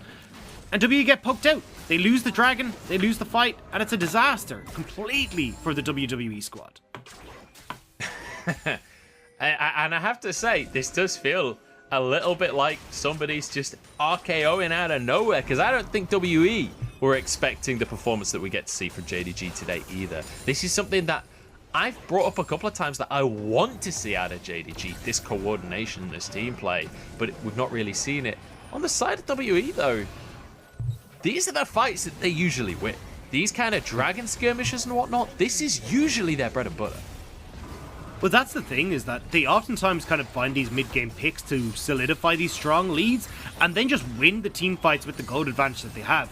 Against JDG here, against OMG in the past as well, they've struggled to find those picks, and when they fall behind, not having the vision control means it's really hard for them to get their game plan up and running, and you're seeing it here. JDG, they get that small lead, and they ain't letting it go. And while we were in the replay, in case you didn't notice, JDG did grab a Baron for themselves, so they can now just fire away all day long. Loken is playing Lethality Varus. Having Baron while you're playing Lethality Varus is the best feeling in the world. You can just fire off shots. Nobody can contest you. They just have to hide under their tower and pray that you miss. And you got a Nazir with you. You've got a Nazir that's got this big old tower behind you saying, hey, we've got this defensive bunker set up. What are you going to do about it? Absolutely nothing is the answer, Dagda, because Missing is chunked out. He just has to run away, breathe. He's like, I'm Mega Gnar, and they're like, yeah, we don't care. Just go back to the zoo. Oh, you're so cute when you're angry. I know. Now to the bottom side, they got the back. I mean, JDG have everything. WE, I'm starting to lose faith that they can come back in this game. I mean, from a JDG perspective, though, this is great to see. This is what we wanted to see. Them finding those team fights, Kanavi actually having this big impact on the Udyr. Again, Zoom on these fighters looking impeccable. Like, this is a really strong draft from JDG, and they're playing it really, really well. And, I mean, we talked about items before. Like, we talked about how, oh, hang on, here's a pick. Kanavi knocked back. That's not a pick. What am I talking about? It's an Udyr. He just runs at the speed of light in the other direction, straps on his Nikes and sprints away. But I want to quickly revisit the items we talked about before. We were saying how we needed the 2 items for Jomung. All right, we've checked that one off. We've got the Gore Drinker and the Sterix on Beishang. Okay, check that one off. But look at the mid lane. Shanks still hasn't finished a mythic item. No wonder that they don't have any damage in these fights. And of course, he completes it right as you say that. So he does get the Luden's Tempest. But as you said, yeah, it feels a little too late now. And Orianna is a champion that spikes really hard off of, like, well, to a certain extent off the last chapter, but definitely when she completes these 2 items. Like, this is where she comes online. So the fact that this has been delayed for so long, whereas you look at, like, the 3 items both for Loken, of course, cheaper items, but mid lane as well. Yeah, it's been rough so far here, as Missing takes a bit of a hit from Yagao. He's pretty tanky with the Aftershock, but the Aftershock's timed out, and he's in a bit of trouble. Kanavi charging in, but he's rooted. Maybe this is a chance. They don't quite have the damage to finish him off. Jomung bullied out. This is what we're talking about, the range from JDG. Feels like no one actually has to commit to the fight for JDG to win a fight. And your front line is so beefy. Like, you've got Kanavi there, as you said, just takes a heap of damage. He's going to peace out. He'll clear a few jungle camps, come back. But they've completely zoned WE away from this dragon, and that's Ocean Soul. Like, you have not got control of your waves right now. You haven't got control of any part of your jungle, and it's just a free Ocean Soul for JDG. This is beautiful to see, because this feels a bit more like JDG from last year. This feels a bit more like the squad that won 2020 spring, that took Top Esports to 5 games and then finished them off. We're getting a bit of reminiscence of the map play that we got to see out of JDG back then, because they have had control of this map for the vast majority of the game. Now pushing in the bottom side. Lumao happy to take a couple of hits to brute force an in-hit, but Jomung's arrived. WE want to defend their buildings here. They don't want to go down without a fight. Zoom steps on forward to get a couple of hits in. Shots onto Missing as well. But JDG being pushed away. The railgun goes a little bit shy, but in they go. Missing, trying to get the knockback. It's onto Zoom, though. He's thrown a Renekton at the carry. That's not the way you play League of Legends, my friend. Zoom, it's his birthday, and he's been gifted 5 players on WE. Can you believe this is the way the game ends? Down they go, 1 by 1. Double kill for Zoom, who's just happily tanking double Nexus towers this entire time. Jomung forced under the grave as well, and this will be the towers going down. And you know what? Yagao didn't feel like he had enough spotlight in that fight, so he goes for a Shurima Shuffle to finish the game in style. JDG are back on form. What a way to take game number 1. Finally, JDG show up. It has been a long time coming, but that was a confident victory from the JD lineup, and stemming from Kanavi, from Yagao, from these plays from Lumao and the team fights, they looked good. They looked real good. WE kind of struggling with the pressure that JDG were able to put on them. It feels good to have this JDG back, though. It feels good to see them with this composition, that they can play around objectives, just making the entire game revolve around objectives. Because WE were winning the early game trades, remember. WE were the first one to take a tower. They were getting a bunch of plates across the board. They got, I think, the first 2 or 3 towers. But once it came to these dragon fights, JDG flipped everything on its head. Yeah, and that was the big thing here, was we saw WE start to get these early leads, like that they're able to turn around that play from Kanavi in the mid lane, and they were like, okay, they're starting to get up and rolling, this is kind of needed because of the way that the JDG composition operates, but unfortunately for them, it just wasn't big enough. And when we got to these dragon fights then, like, one or two mechanical mistakes from WE, like missing, not quite hitting the casks, or not getting that flash body slam, means that you're not actually able to set up these team fights as well as you'd expect, or at least hope for from WE. And JDG just enact their game plan. Poke from afar, get the damage down, and then eventually we whittled away the back line, go all in with the Rel, with Zoom on this Renekton, with Kanavi, and even Yagao having these impeccable Azir plays. Look at the damage from Loken. And that's what I was talking about, right? When you're lethality Varus, your team's ahead, you get to play around Drakes, you get to play with the Baron on your side. Like, it just feels wonderful. And Loken was hitting every single shot this game. Yeah, I mean, honestly, I'm much happier with this iteration of JDG. Like, the biggest gripe I've had with a lot of their drafts is that they don't feel like they have a definitive game plan. It kind of feels like a jack of all trades. They're not really giving themselves an early game plan that they can play around. This time around, we saw that they most certainly did. It was, hey, look, we can play towards Zoom if we want to, but instead Kanavi was just like, we're going to play around this bottom side, we're going to try and get these dragons up and running, and we know that if we can put pressure onto WE with these dragons, fantastic, we can just look to play our style. They're the ones that have got to come into us, and as a poke composition, if you're getting full vision control over the dragon area, if you're not giving the opportunity for WE to actually get a look in, you're just free firing all the live long day. And I mean, if you shoot 15 shots, I'm sure 3 or 4 of them are going to hit, and they're the ones that are going to stick and get you those objectives. Well, if you're Loken, you're going to fire 15 shots, so you're going to hit 15 of them. This guy's basically the William Tell of the Varus pool.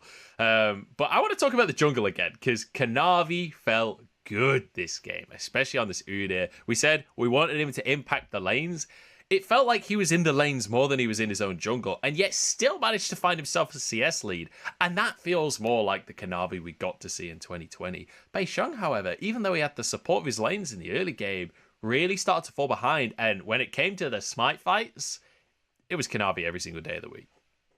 Well, I mean, Beisheng kind of fell behind from the get-go, right? We saw the scuttle on the bottom side was taken by Kanavi. Now, he did overextend for it, but it's nice to see at least that in the early stages, Loken and Lumao are actively trying to set up for these scuttles, because we haven't seen that in games prior from them, and maybe we're starting to see an iteration of JDG that is looking to play a little bit more around Kanavi. Now, this is all hearsay, because there's literally one game. Like, I want to see now if I'm coming into game 2 as WE, ban away the Udyr, what happens? Do we still get this same level of control from Kanavi, or does he go back to like the Lilias and the Graves and kind of just falling over into the shadow of his opponents?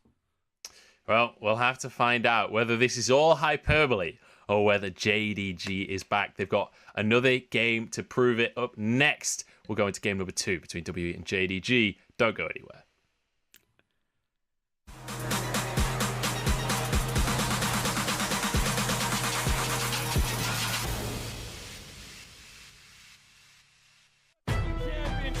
And that'll be the 2019 Summer LPL title to Fun plus Phoenix. Fun plus Phoenix, reborn from the ashes to challenge the throne. Years of denial, this second place was no longer good enough, and Top Esports are your LPL 2020 Top champions. Esports, exacting vengeance on those that would try and usurp them.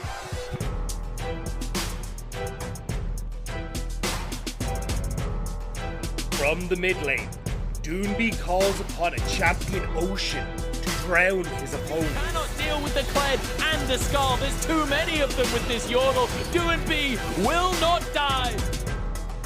Knight Zoe allows him to wield the power of gods to crush all who oppose him. They're trying to see if they can get anything going for them there, but the jungler is dead, and now the fight can really begin. In bottom lane, world champion AD carries will begin the battle of the century. LWX will not be denied. A Grim Reaper with his Gale Force. Goes in with the Gale Force, finds the kill, flashes out, Bo is going in as well. Jackie Love stands his ground as Baron, defying the odds in a 1v4. Down as well, and Road Warriors now have to survive from Jackie Love, who gets 2 under the third. A powerful ally joins, destroying all who dare challenge him.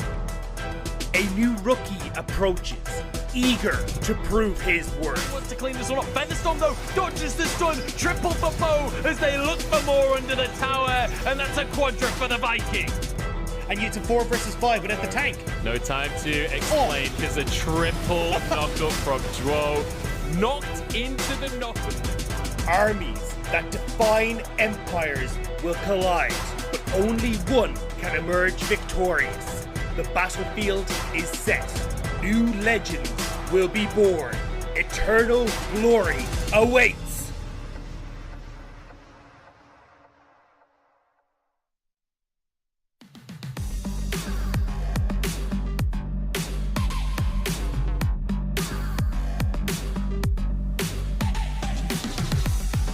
내 눈에 비친 창문 눈을 감아 바람이 부는 곳에 날 데려가 Wanna be myself Wanna leave this hell 꺼내줘 제발 Stuck in a place between the space of heart and mind 시간을 조차 꿈을 찾아 흘러가 So drop, sit on the floor, thinking I'll stop, can't take no more. 준비될 때 그게 나 roar. Now it's a battle, but this is a war. I'll show you what I'm made of. Rise to the occasion. Got fears, but I'm facing. Oh, and I'll show you what I'm made of. A heart full of fire, looking at a fighter. I got a way, it depends on the day that I forget. On the best that's done it. Hard on myself, put my heart on the shelf, cause I forget that myself needs loving. 어둠이 가려진 기억 모두 이젠 잊어. Cause I know that I can make it out those days I drop. Sit on the floor, thinking I'll stop, can't take no more. 준비될 때 그게 나 roar. Now it's a battle, but this is a war.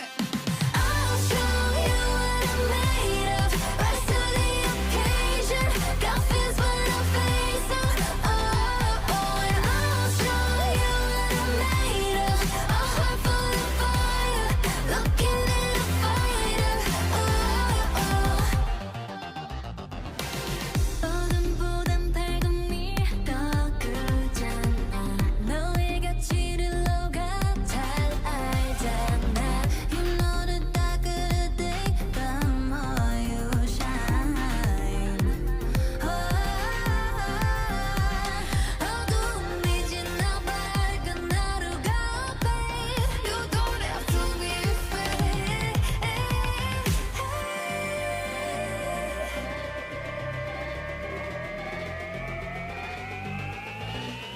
And I'm not, cause today I'll show you what I'm made of. Rise to the occasion.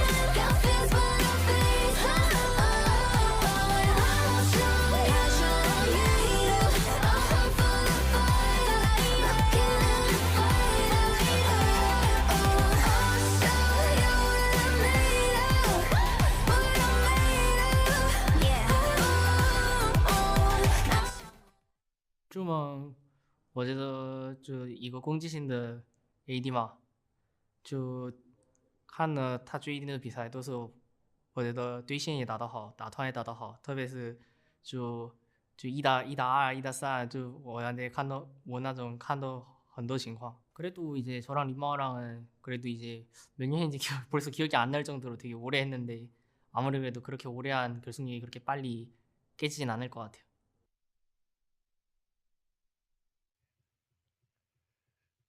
Welcome back, everybody, to the LPL. We're headed into game number 2 now between JDG and WE. And game number 1 was a bit of a banger. I'm Much More, I'm joined by Dagda, as always. And I'm going to jump straight to the MVP because I think that's the perfect place to start in this series. Zoom is going to get it in the first ever iteration of Surprise Party Renekton. Good guy missing, giving him the gap close, just throws him into the entire team, pops the Dominus and just starts flailing around like a happy old croc in the water. Yeah, I didn't realize there was wine and steak in that cask, but Zoom was eating them all up as soon as he got in on top of them. Either way, though, Zoom looked great. This Renekton, especially in that top lane matchup, there's a lot of discussion at the moment between whether or not is a counter to Renekton or not a counter to Renekton. Well, I mean, Zoom's kind of putting one in the W column for this Renekton. He looked absolutely fantastic, and now you get to see him in all his glory in these team fights, because being able to get in on top of these guys, we talked about how WE were going to enable him to a certain extent, but nowhere near to the extent that he was able to pop off. Consistently, as you can see there, getting a heap of damage off across the team, massive Qs, massive stuns. He was a beast in this game.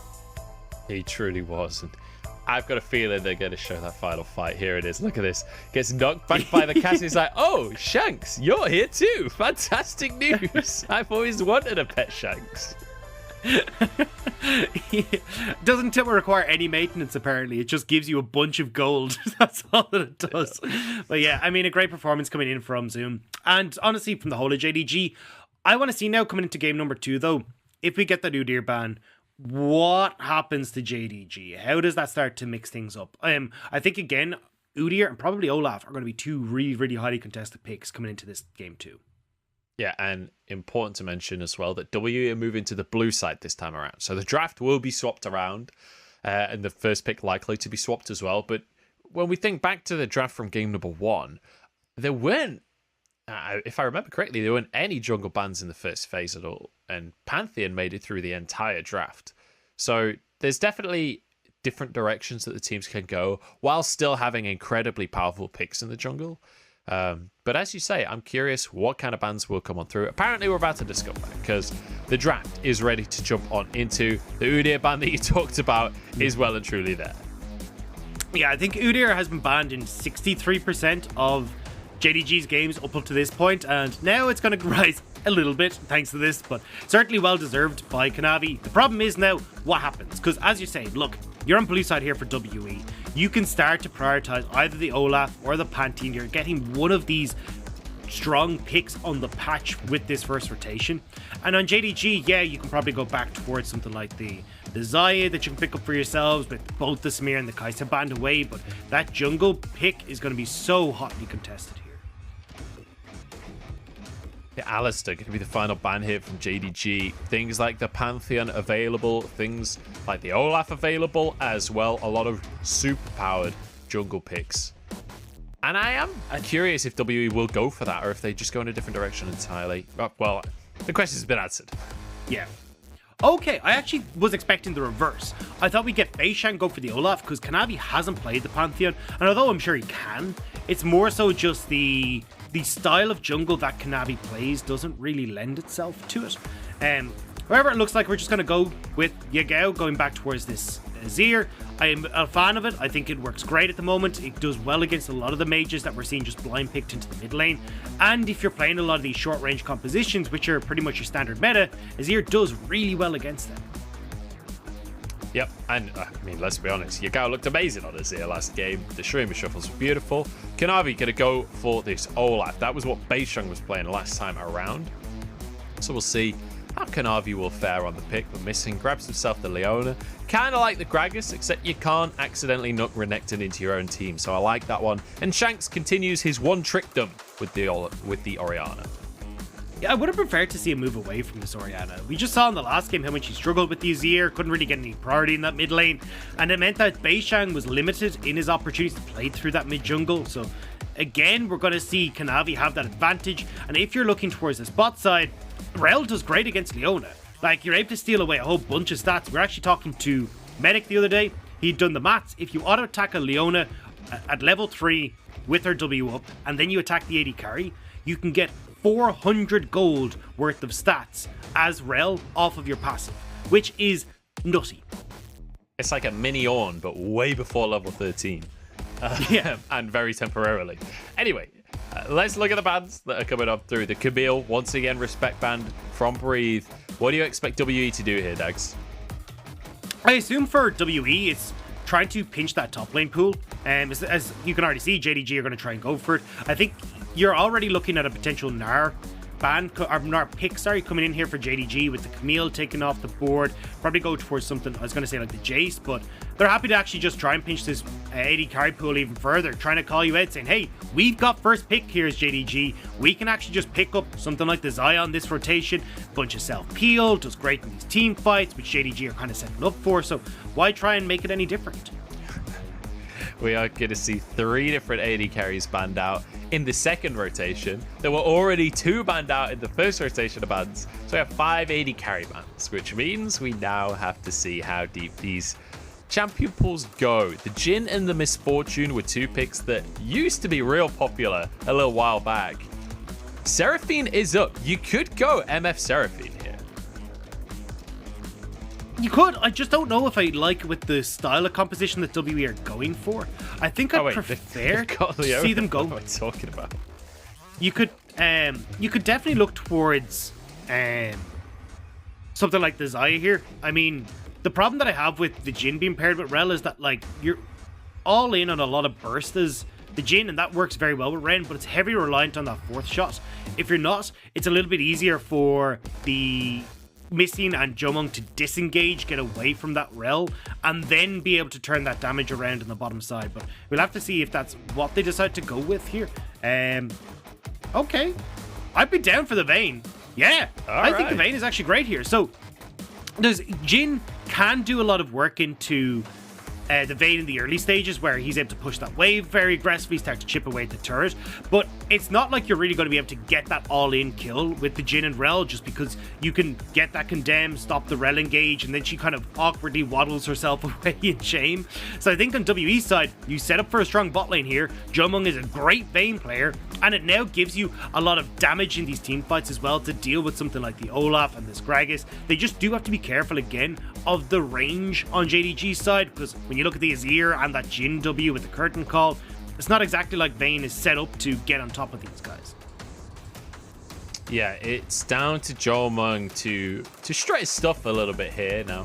Jomung is certainly a player that we've seen play Vayne in the past, but not this split. This is the first game of Vayne they'll be playing this split, but he's the kind of guy that he likes to show off a little bit. We know Jomung for sometimes going a bit too deep and making some plays that could be referred to as Vayne spotting. So just keep your eyes on that across the course of this one. Holistically though, Dagda, how are we feeling about these compositions? Because the Azir is still there for JDG, but without the Varus, it doesn't feel as similar to game 1. Yeah, I mean, it's still kind of similar. You still have that long-range poke that's coming through with the Azir, and also still with the Jhin. You've got the tanks that are kind of beefing up your front line. Olaf and Udi are similar both. The Gragas, again, kind of playing that front line tank/damage dealer. So JDG are kind of going back to what they did in game 1, and I like it up against what we're seeing coming out from WE. A lot of WE's lineup relies on Beishang and Missing getting these big engages, specifically Beishang trying to find these ultimates into the backline to disrupt that long range poke. But if you're in the pit as Beishang and you're trying to steal away a dragon, you don't have the opportunity to go for these engages. And stealing away dragons was the story of game number 1 as well. Beishang versus Kanavi, the usurper versus the Spring King of last year. We'll see if Beishang has what it takes, because he didn't quite work out in game number 1.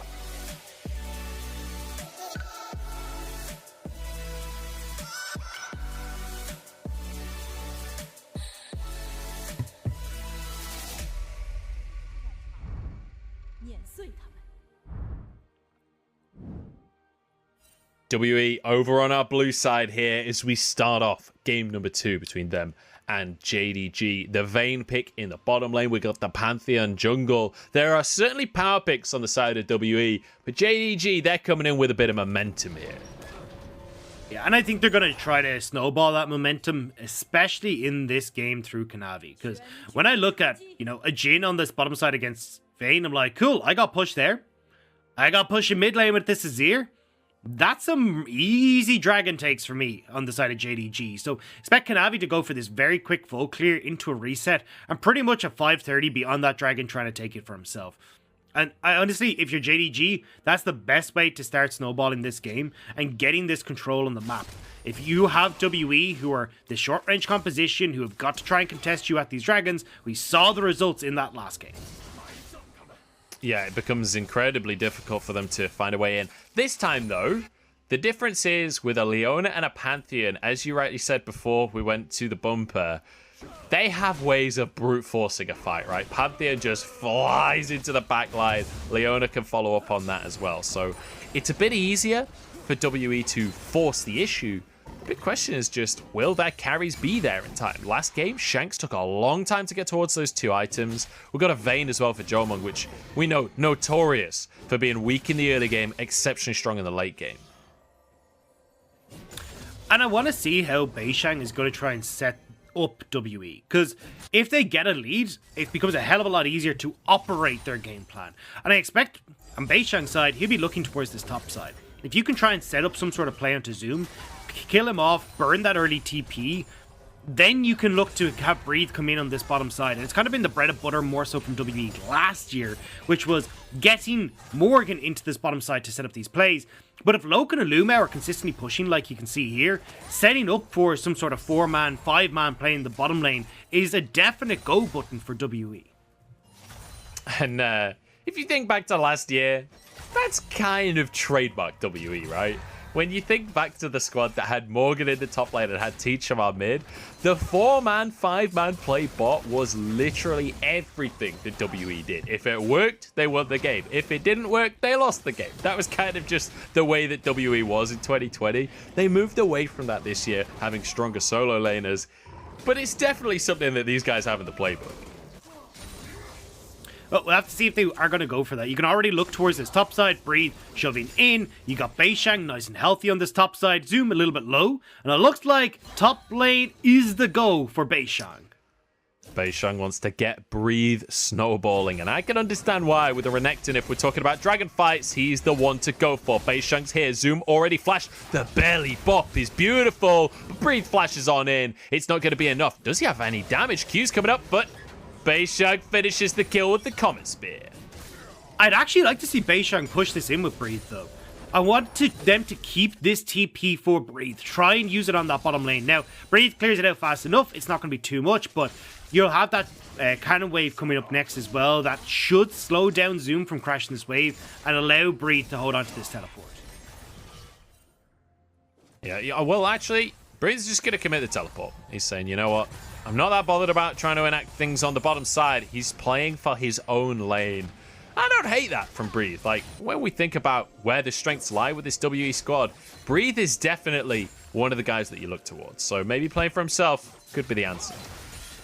I agree. I just don't think the Breathe is going to be that big in this game, especially when you look at the champions that are on the JDG side. Very far range with Yagao and Loken means that you're not really having the best of time as a Renekton. Plus, you've got a bunch of peel that comes in with Lumao and from Zoom, so it's pretty tough for Breed to have a super strong game. And although it's nice that you're getting them a lead in the top side, they need to actually bring that lead elsewhere on the map. Zoom is doing his best to try and freeze this wave, knocking the minions back, holding it close to his tower. Breathe might be able to just clear this wave, though, when his minions do arrive, but the positioning is certainly awkward for Breathe to have to deal with, and this is one of the things that we always expect out of Zoom, right? He is one of the best individual laners in the entire LPL, not even just in top lane, just across the board. He's just such an exceptional player.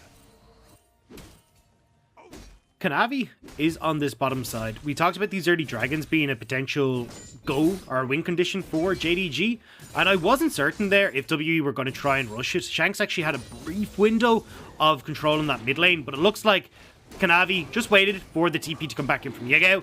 So early dragon picked up, and again, this is just going to continue until WE can try and go for some big play. Speaking of big plays, Damn. It's onto the top side. Zoom, see you later, buddy. And now they get some turret plates to work with as well. The Demolisher comes on through. Breathe barely survived again, but survive he did.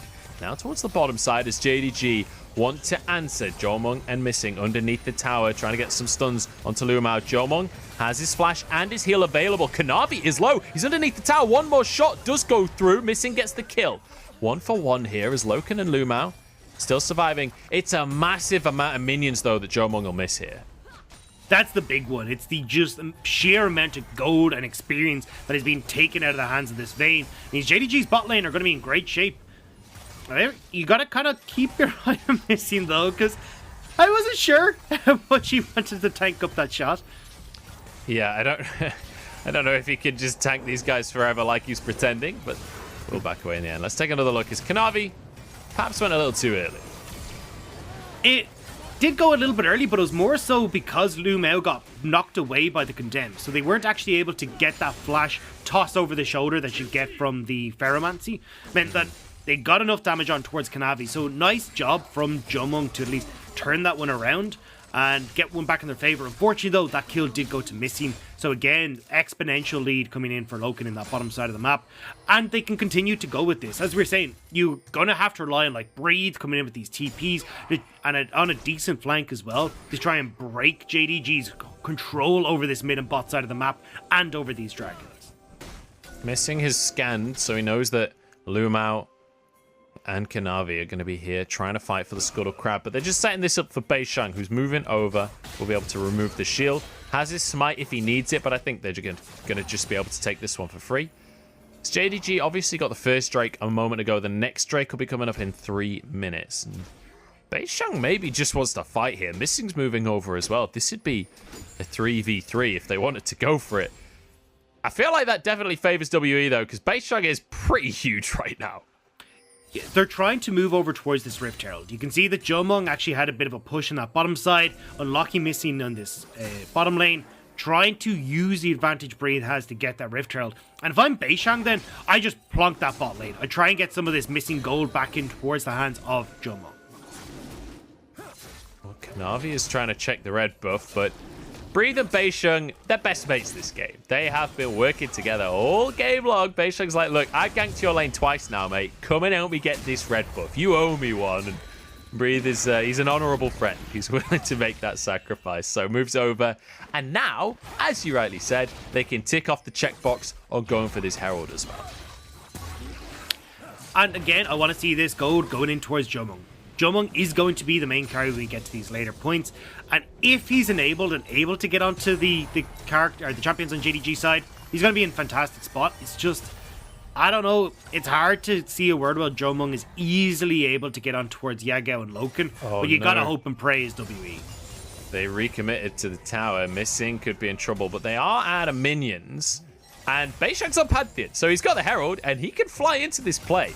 If JDG try and force this, they could overstep, but I think they've realized the situation. They know how big Beishang is right now, so they decide, okay, a couple of tower plates and a few minions denied is all we're going to be able to get from this one. Nice read from JDG. You know there's 3 turret plates on that top side, so if WE were going to try and double down on Breed's lead, you would have seen Beishang just run in top and grab that tower. The fact he hadn't shown means he had to be going towards a recall, would be present on the bottom side, so nice job for them to walk away from that. Now though, we need to see if Beishang can actually use this ultimate to get advantages, because right now, although we're looking at a lead for WE with about a 2,000 gold, it is on this Renekton in the top side, it's on this Pantheon, and when we hit to the mid game, they're not going to be doing quite as well as you'd hope in these fights against JDG. That said, Gordrinker has been finished for Beishang, so he's definitely big. That is for sure. Beishang in the next couple of minutes will be able to kind of 1v9, but whether or not the rest of the team can back him up in those kind of situations is going to really matter. And if Beishang does get a big recall enough, here. If Beishang does get big enough, you kind of unlocked another win condition, I'll say, for WE, where you can just stick Beishang off in the side lane, have him use that ultimate to try and be a man drop, and go for this 1-3-1 style.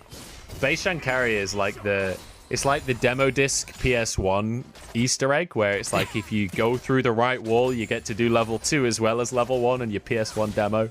It's beautiful. Beishang definitely capable of being that carry as well. Drake's come up though, Dagda. I feel like it's JDG. You just got to give this one over. Honestly, I'm kind of surprised that we don't have JDG fighting a little bit more for this.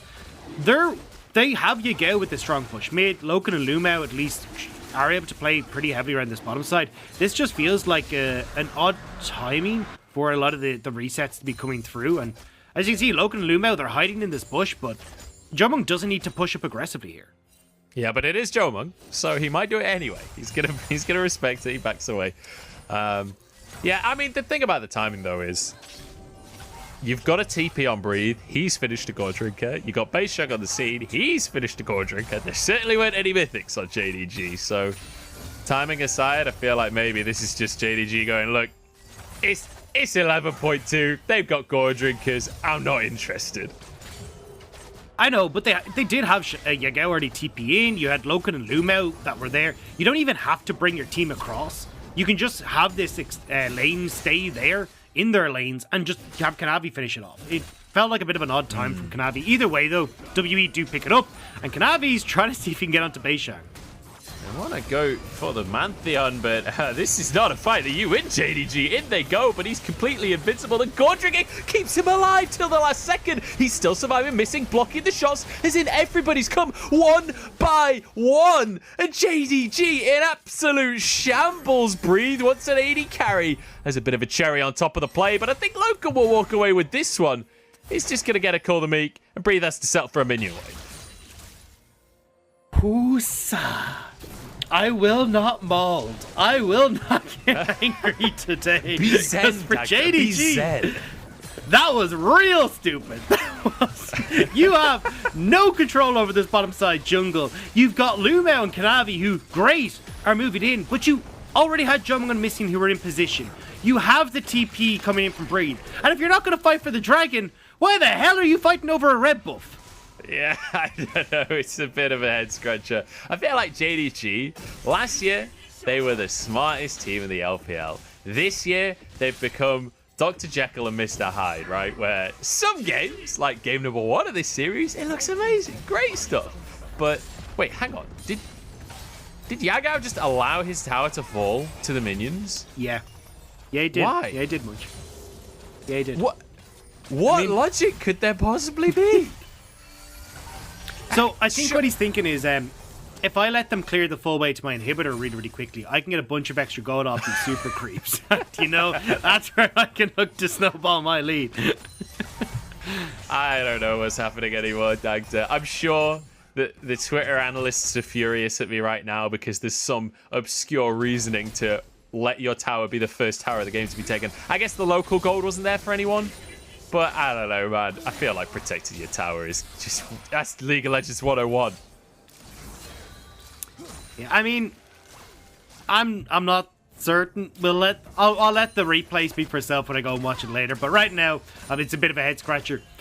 It does give WE though this opportunity because now, okay, mid tower's gone. Shove in super far. You've got Rift Herald about to spawn in about 30 seconds. You can go up towards the top side and try and pick that up for yourselves. But it actually looks like what they're trying to do is get a play, or at least allow Jomung and Missing to shove in this bottom side so they can also rotate up towards this objective. And I want to give a little bit of context on how I feel like we've kind of been ragging on JDG a bit in this series.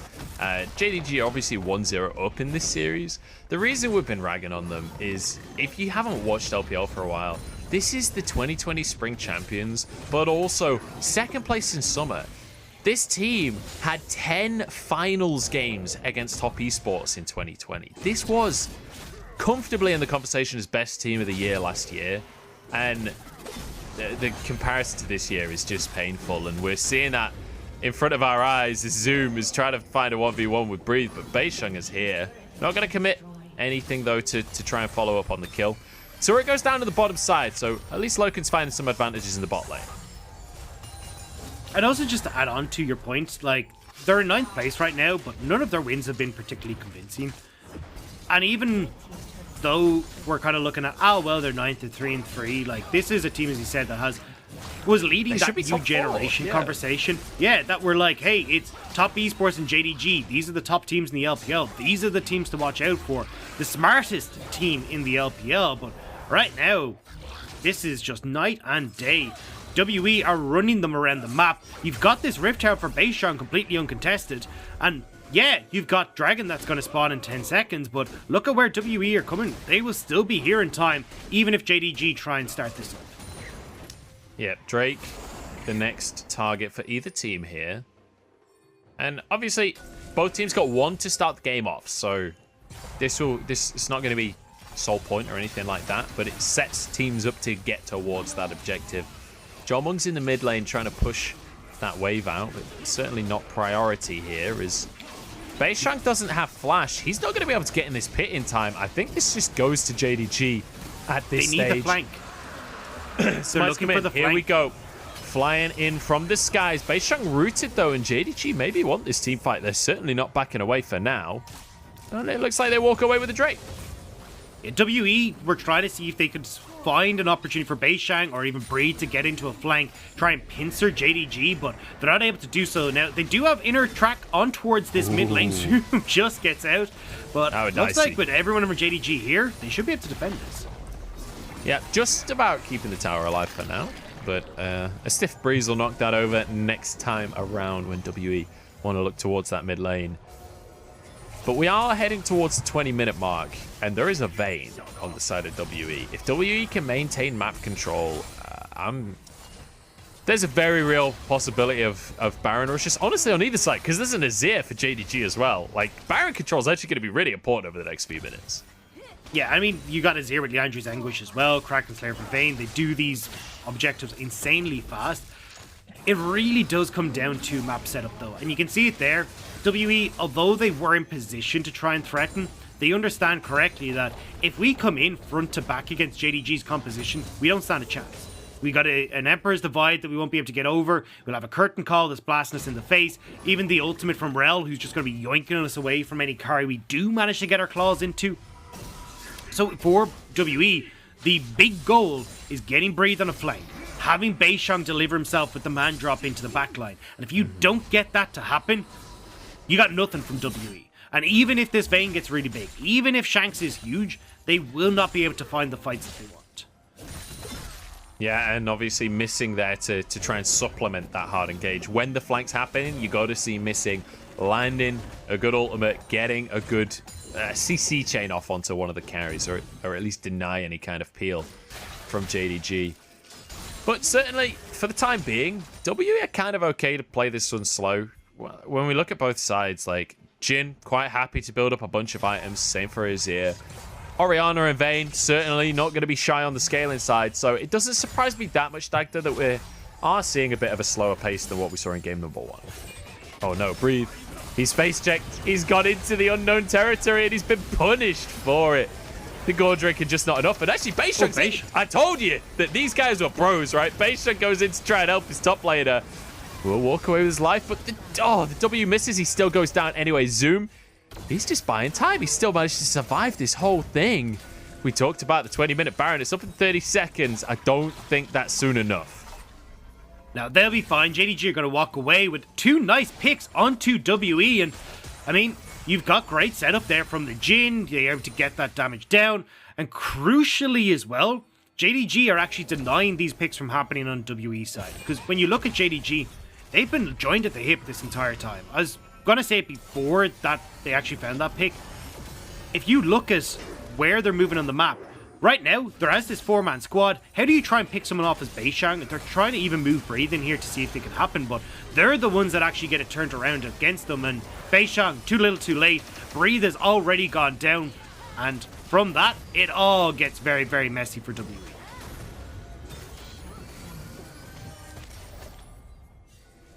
I think Munch has muted himself because I can see him talking, but I'm not 100%. I have it. For some reason, I'm coughing like absolute crazy today, and I forgot to unmute that one time. I apologize, everyone. I was just saying, what a great ult coming out from Zoom to keep himself alive, make it a super one-sided play in favor of JDG. And now, we have 2 big old objectives coming up, Dagda. Baron already on the map, as we already established. Both teams have incredibly fast Baron takes, but the Mountain Drake, more importantly, coming up in just under a minute. JDG, it'd be sole point for them if they can grab it. This is going to be, again, a bit difficult for WE to aggress onto. You can see they don't really have deep vision in towards JDG's side. They've actually invested a lot of it more towards the Baron rather than this Dragon. And if I'm JDG, you already talked about how quick their Baron take is. why not just trade that Dragon bot side for full control over this, for this Baron area? Although, as I say that, maybe looking for a pick here. Let's see, Jomung actually rolls forwards towards Loken. He's a madman. Main spot in galore, but he's managed to survive and he's looking to get some damage out as well. In goes the Viking, though, to try and shut down the Night Hunter. Beishang knocked into the rest of the team, but he's okay with that. In goes missing. In comes the engage. Loken low. The Solar Flare tags him down, but they can't quite finish skill. Breathe can't get in range either. The Shockwave onto the backline, but everybody's surviving on JDG. Now the curtain call to pick off some stragglers. It's going to be 1-for-1, mid for mid. WE, I think, have to back away and lick their wounds. The WE greed just got too much of them there. They had the pick onto Yagao. They saw their moment of opportunity. There's no Emperor's Divide. There's no one who can try and keep us at bay, but they forgot. You've got Zoom with these casts. You got Lumao with so much peel as well. And even Loken free firing, as you can see, able to get away from the jaws of WE. And now, what could have been a definitive Dragon for WE, shutting down JDG for the next 5 minutes, or even 10 minutes, has now netted JDG the Dragon, and they're on soul point. I feel like we just saw a Pantheon ult coming through as the replay came up. We've got to fight. I'm more interested in what's happening right now. Here we go. Shanks picked off already. JDG starting to fight off well. Beishang's in trouble. Has the Sterix, has a lot of his sustain, but he goes down anyway. Now missing falls. Breathe is alone. Jomung chased out by Lumao. Breathe's in the Baron pit. He's in the back of the Baron pit being bullied by the purple worm. Jomung knows he can't go anywhere. Breathe. It's on the wrong side of the play right here. Dominus is about to come up. Maybe he can at least stop the Baron play. That's his only objective at this point, but with Flash not available, he's realized this ain't happening. He backs away, although stepping on in. I'm not sure what his plan is. I don't think he's got a plan right now. He's freeballing it, and he has to back away. And this is so much better from JDG. Like, they are understanding, hey, look, if we just group as this 5-man death ball, there's no way WE are going to be able to set up these plays. And you can see here, okay, there's Lumao and Loken, yes, they're there, but look at where Yagao is. He's never far from them. And then you start to get these TPs coming in, and even though Beishang is trying to get on towards Loken, great stun from Lumao, there's the Emperor's Divide to separate them, and there's just nothing you can do here as WE. Yeah, I mean, this is just overextension after overextension from WE. We saw them diving, diving almost a tier 2 in the mid lane. Now we see Beishang brute forcing a fight that realistically there's no follow-up for, and him and his teammates get caught out. Now JDG, they've got a Baron to work with. They're on Mountain Soul Point. JDG could be looking towards a 2-0 right now, Doctor. And pretty convincing one as well, and we kind of threw up the questions. What happens if we get rid of the Udyr, if we're not going to get the similar style of jungle? But Breathe?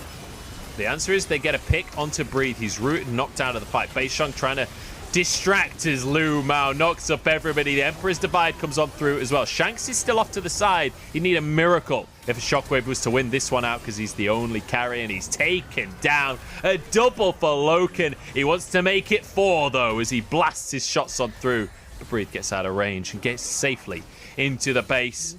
And JDG, once you give them an inch, they will take a 1.5 miles right here. They've got the gold lead. They've got the way into this mid lane. They don't have minions to work with right now, but they might just be able to finish the tower anyway. They don't care. Now onto the inhib they go.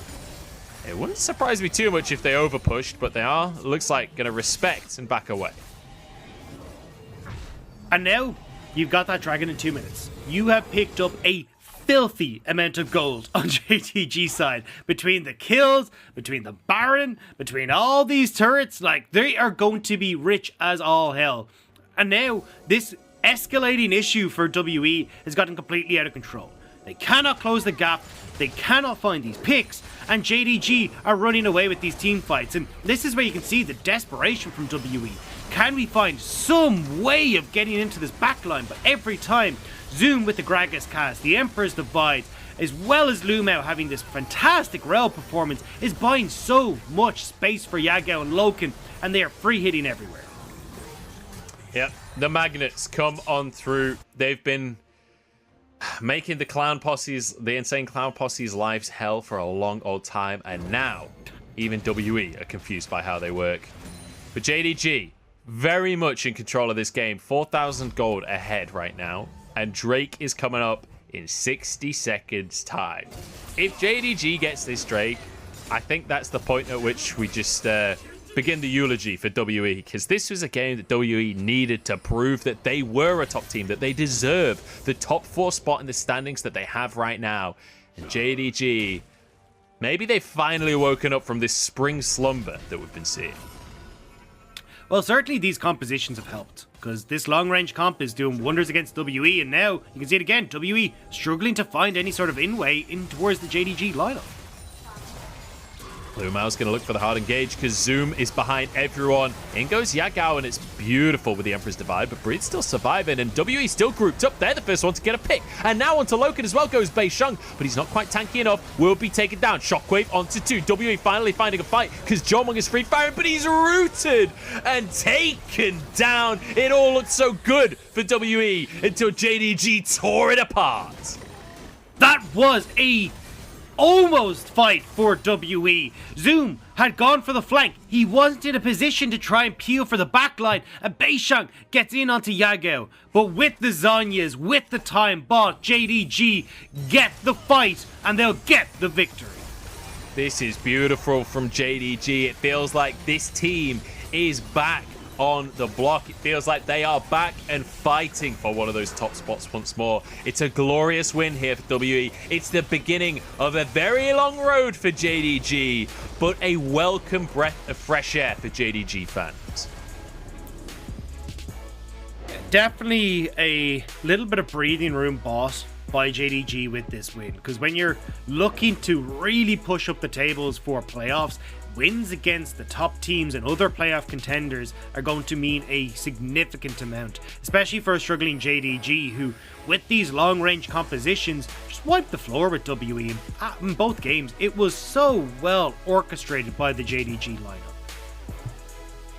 Beautiful stuff from JDG, and felt like WE played into their hands a little bit, and that last fight very much felt like a last-ditch effort, right? Which is not uncommon to see in the LPL, where it's like, all right, this game's kind of out of our control. Let's brute force a fight. Let's see what we can do. But it was very well played by JDG to survive that one. Loken especially narrowly getting out of that fight with his life, and then just spins it around with a curtain call and just blasts them all. And this is where, at least from the perspective of like having JDG enact their game plan, I think this was perfect. Where we saw them go towards the long-range compositions, when you start to see like these Olafs coming into play, you're seeing the Pantheons, the Renekton's, like, you know that this is a squad, and even the Orianna, like, you know that this is a squad that needs to get in on top of you to deal the damage. They're not going to be able to poke you from afar, and both times JDG were like, cool, we'll opt towards the Jhin, we'll go towards this Azir, we'll just play the long range, and it means that there's a lot of pressure on WE to close that gap, and when they can't, you see the results. So I think in that respect, kudos to JDG. The problem that I do see, though, is, again, just these weird decision-making. Like, why are you invading as a two-man when you know the 3 members of WE and a TP are going to be able to come in first after you've just lost Dragon? Like, these are the plays that I'm just like, what are you doing? And against teams like Top Esports that are pushing the top of tables, EDG, like, you make these mistakes and you're done for. Like, they're not going to just go into a draft as kind of willy-nilly as WE and just give all this range across. You're going to be on much more even footing. You can't just have this massive compositional advantage. And if you don't have that to fall back on, what happens for JDG? Yeah, that's the dicey situation, because we saw it in both games as well. In game number 1, it was off the back of the first scuttle, like way overextending for a kill. And then game 2, we saw it over the red buff, right? So definitely a couple of head-scratching moments for JDG. But I don't want to be too critical of JDG right now, because, like, they got themselves a win. They got themselves a 2-0 as well, which I think it's fair to say they needed this. They lost to Top Esports 2-0 in week number 3. They beat Rogue Warriors, but it was like, okay, cool, that's Rogue Warriors. You know, everyone's beating Rogue Warriors.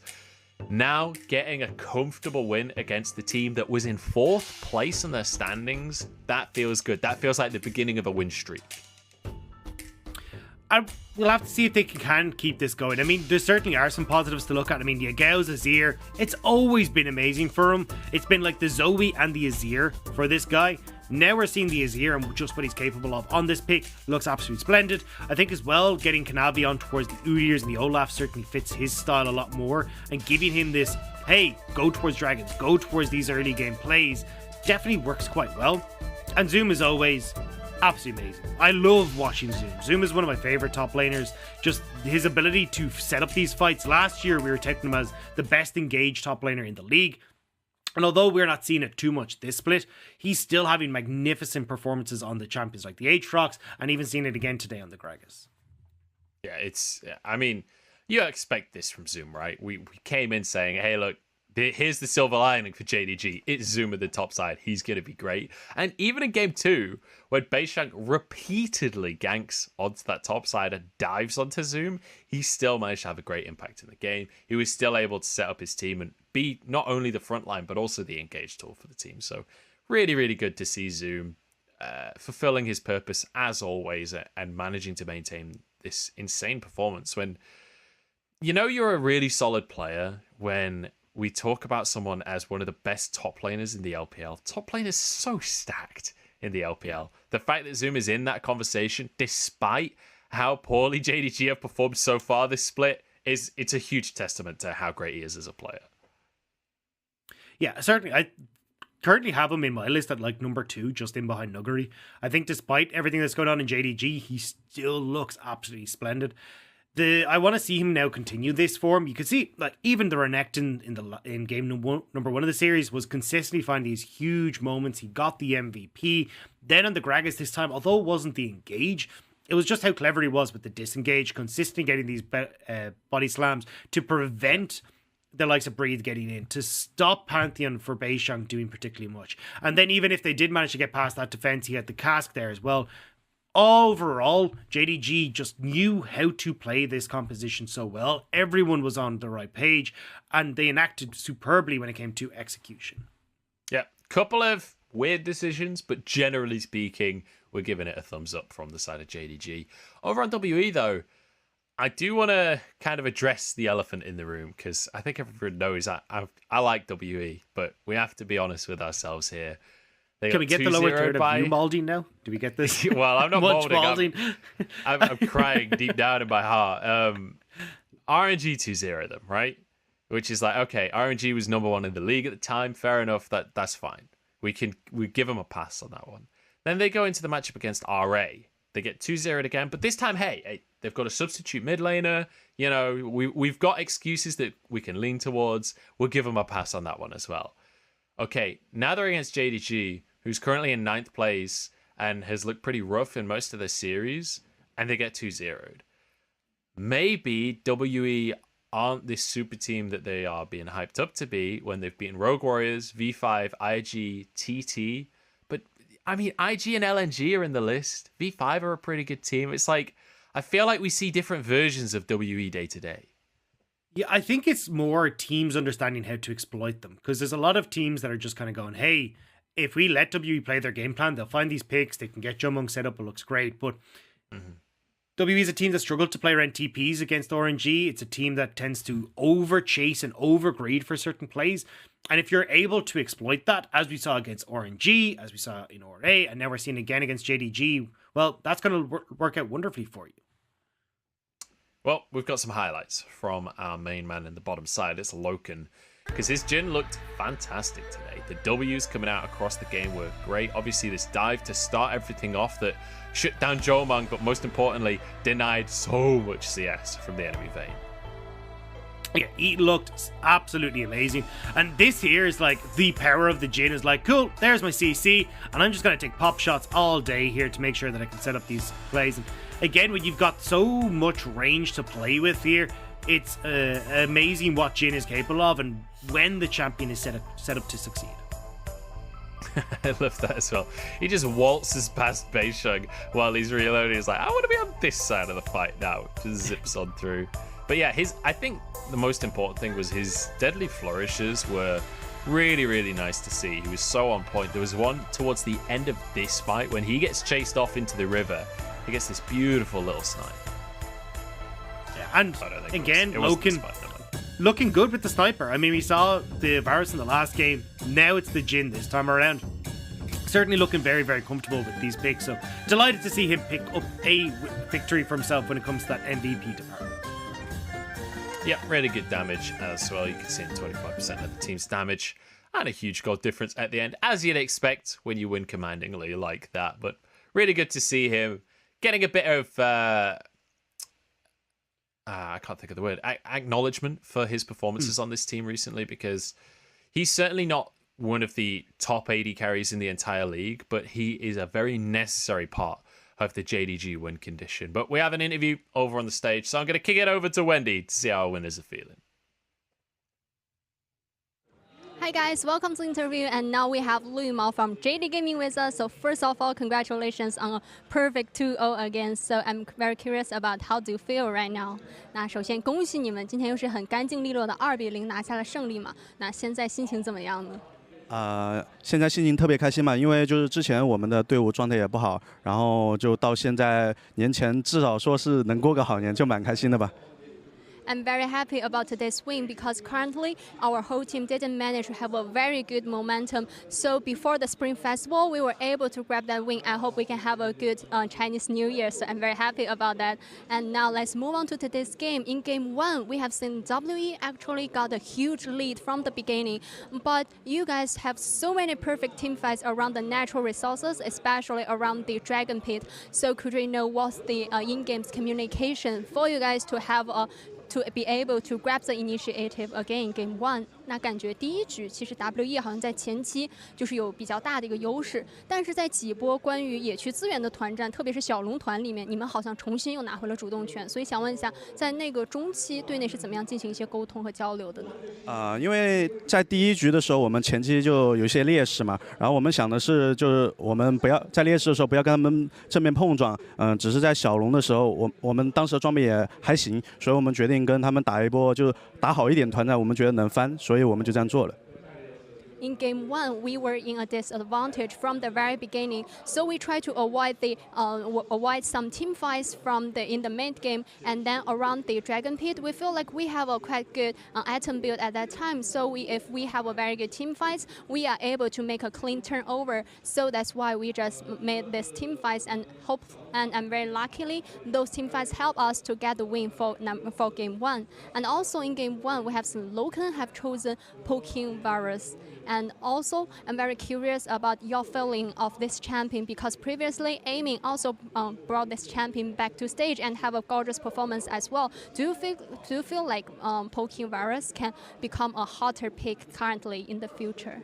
那其实。 在第一局比赛 ，Loken 选手也是选出了 Poke 流的维鲁斯嘛。那你对这个英雄有怎么样的一个评价？觉得他会不会在未来就变得更加火热？因为其实，在前几天 Aiming 选手也有拿出这个英雄，也打出了一个很好的效果。我觉得 Poke 维鲁斯的话，主要还是就是打对应的角色吧，就是对面是什么很怕 Poke 的阵容，或者说 AD 的话，就可以拿出来选。而且之前的版本 Poke 维鲁斯的 Q 技能是加强了，所以尤其是 Loken 是玩得很好，所以我们就选择玩。对。 I feel like Poking Virus can be chosen based on the opponent's composition or drops or the opponent's AD champions because if opponents they're really weak in holding against the poking composition, I feel like Virus can be a very good choice. And also previously in the current meta, the Q skill of Virus got buffed, so I feel like this is a very good pick for us. And also Loken is very confident on this champion, so that's why we just grabbed it on stage for today's game. And also in Game 2, we feel like WE they try to make so many hard engagements in the mid game because based on their composition. So I'm very curious about how did you guys manage to handle with all those team fights and win those team fights perfectly. 那感觉第二局比赛 WE 好像从中期开始一直想找机会来强开嘛，但你们每一波都化解得很好，然后所以想问一下你们是怎么样去处理这些对面中期的强开的节奏的？因为我们在开团之前我们就商量好，然后该怎么打团，所以我们就按照我们商量的，就是9桶看着鳄鱼跟潘森，然后我看着他们后排，然后保着我们的沙皇跟就是 ADC 打，所以我们就这样做了，而且做得很好，所以就赢下来了。before all the team fights, we have already decided our strategy, and also like our Zoom player with Gragas, he will try to like target on the opponent's Renekton as well as Pantheon. And for me, I will try to put my eyes on the backlines of the opponent's team, and also we try to dealing a bunch of damage to opponents like the AD carries and also the other. That's why we were able to win those team fights cleanly. And also my last question is, the Chinese New Year is coming. Do you have any words to all the fans who always supporting you from all around the world, because you are going to have a break time for around 2 weeks? 那接下来你们也会有2周左右的一个休息时间嘛，然后现在新年也要到了，有没有什么想要对全世界的粉丝说的话呢？就首先祝大家因为只有中国过年嘛，然后我也首先祝中国的玩家们就新年快乐，然后再祝世界的玩家们就今年运气能更好，然后就开开心心。Because I think it's Chinese New Year, so I hope all the Chinese League of Legends players, you can have a happy New Year. And the words I want to say to all the fans from all around the world is, I hope this year everyone can be luckier, and I hope you guys can be happy every day. And thank you for the sharing. 那再次的恭喜，新年快乐！新年快乐！ And see you guys. Bye bye.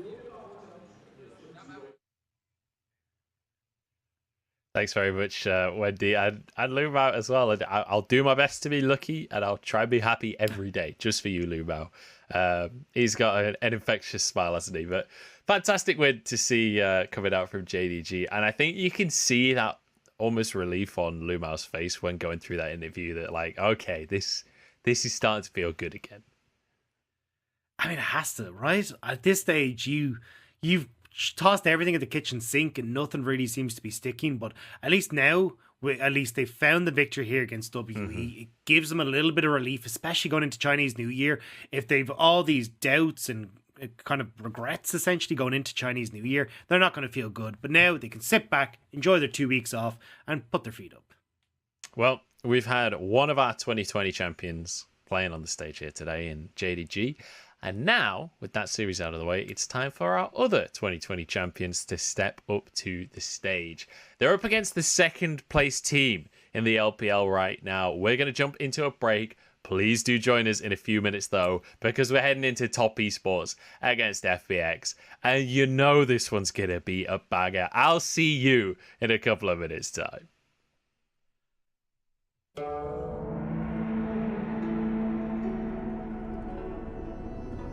Cool.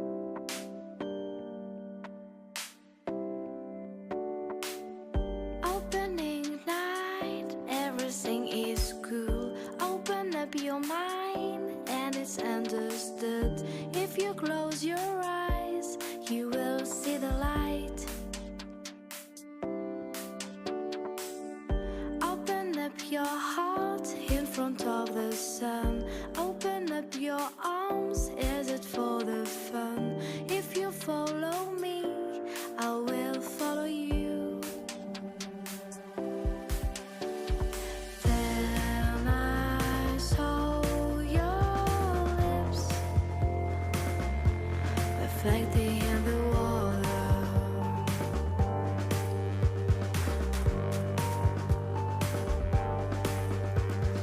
I thought we were young and nothing really matters.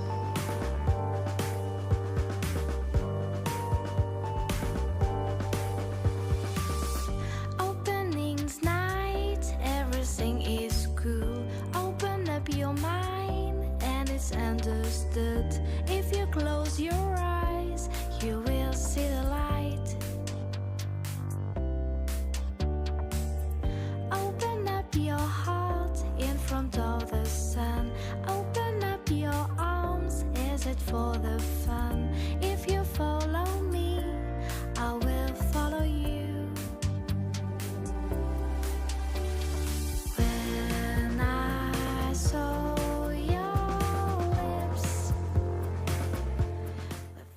虽然我自己玩左翼不怎么样，但是我知道怎么应对左翼，怎么打这个左翼这个英雄，所以我们应该会处理掉这个左翼，也不是说会办吧。我觉得就算他拿了，也不一定能赢，因为我们后面也练了很多新的东西嘛。因为我们上次打李宁的时候，我采访的时候也说过，我一组野怪都不想给卡展吃嘛。其实我打李宁的时候也算是做到了，我这次打 TES 也是一样，我一组野怪都不想给卡萨吃，我这个到时候看看我能不能做到。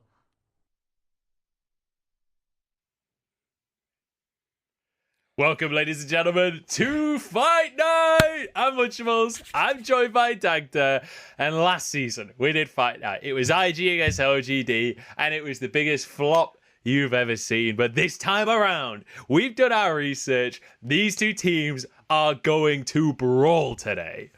Yeah, we weren't going to be disappointed a second time. We needed to bring this game in raw. So what we've done is bring up those stats and take a look at how bloody these two teams are. They are essentially first and second across the board when it comes to kills per game, first blood percent, damage per minute, lead at 15, goal difference at 15. These teams like to brawl from the get-go, and that is exactly what you'd expect here today. You're damn right, Dagda. These guys want to fight, and it's all before the 15-minute mark as well. These guys are not waiting around to scale. They want a bloodbath, and I want a bloodbath. We're expecting 3 games here. We're expecting absolute just chaos in the early games from both FPX and from Top Esports, and it's all about those skirmishes as well. But before we jump into talking about the compositions and how these two teams want to play, I want to talk about the mid lane. We just saw an interview with DoinB. He's known as the super carry, but today he's up against the golden left hand himself. It's Knight versus DoinB in the mid lane. If there is a matchup to watch out for, this is it. And this is where you need to keep your eyes, because expect a lot of action in towards this mid lane in the early stages of the game. You get to see their stats on the screen right now, and although DoinB doesn't quite have the same amount of KDA or damage per, it doesn't matter. It's the presence that DoinB has in the ring when he is able to get help from Bo, move down towards this bottom lane, move up towards Nuguri in the top side, and enact his wrath on the Rift. Across the board, though, for Knight, he's all about that lane dominance. He's all about those kills, and he is going to be looking to push DoinB to his limits in our match 1 of our main card event. Yeah, I think DoinB is going to need a tag team partner to come in, because when you look at those stats on paper, it's leaning a little bit the way of Knight. But we saw in the interview that DoinB's got some tricks up his sleeve in preference to Knight. Let's take a look at the way that these two teams play, though, because Top Esports took out JDG the other day, and it looked good. And it's off the back of a lot of these plays come through from Knight. You can see him there. He's all about getting the outplays. He's about punishing you in lane and having these big impacts on these long-range champions like the Syndra, like the Zoe, where he can catch you unawares and turn that game around. For DoinB, though, he's a little bit of a different champion pool. He's looking towards the Renekton's. He's going off into these oddball picks that we know and love DoinB for, but he's been having a massive impact on them. Moving in conjunction with Bo, getting in towards these bottom lanes, actually playing as more or less a frontliner, but using these bruisers, getting a heap of damage off, and he looks amazing as a result. That's the exciting thing about this matchup, right? Is we've got two totally different mid laners. One of them in Knight that wants to dominate, that wants to be the damage source and wants to be the carry. And you got Doomby who, he can do that. Or he could play Kled and Renekton. Or he could play Galio and be the support. We don't know what direction he'll go in. I don't think he knows what direction he'll go in. But we'll find out today as we go through this one. But we also have to talk around the bottom side of the map because we have two world champions that are stepping into the ring here today. LWX and Jackie Love, the untouchable versus the Waterboy. And I want to address Jackie Love's name first because it's his impressive. nickname from the Chinese side. When he was 16, before he hit the main roster as he turned 17 and he was on the bench, he was called the Water Boy as he fetched the water for everyone else on that IG line. He came into IG, hit that World Championship stage and said, give me that trophy, I'm Waterman now. But Jackie Love here today will have his work cut out from against the untouchable that is LWX. Because with Crisp on form, LWX has shown massively, where he's having a huge amount of early game pressure and looking amazing in champions like the Kai'Sa. And when we get into these team fights, his mechanics are shining through. So for Jackie Love and Zhou, they need to try and shut them down in the laning phase. Because Zhou and Jackie Love have had the most dominant laning phase out of any bot lane in the LPL. And we need to see that continue here today against the FPX bot. Yeah, but for LWX, it's less about the laning phase and it's more about these team fights. His Samira especially has been looking clean this season. We know he's great in the Kai'Sa and the Xayah. We've seen that 100 times. He won a world championship on those picks. And you just see the team setting him up for success on that Samira pick. On the other side, we know Jackie Love is going to make plays. We've already seen him do insane stuff this split, but the Kai'Sa, definitely his premier pick.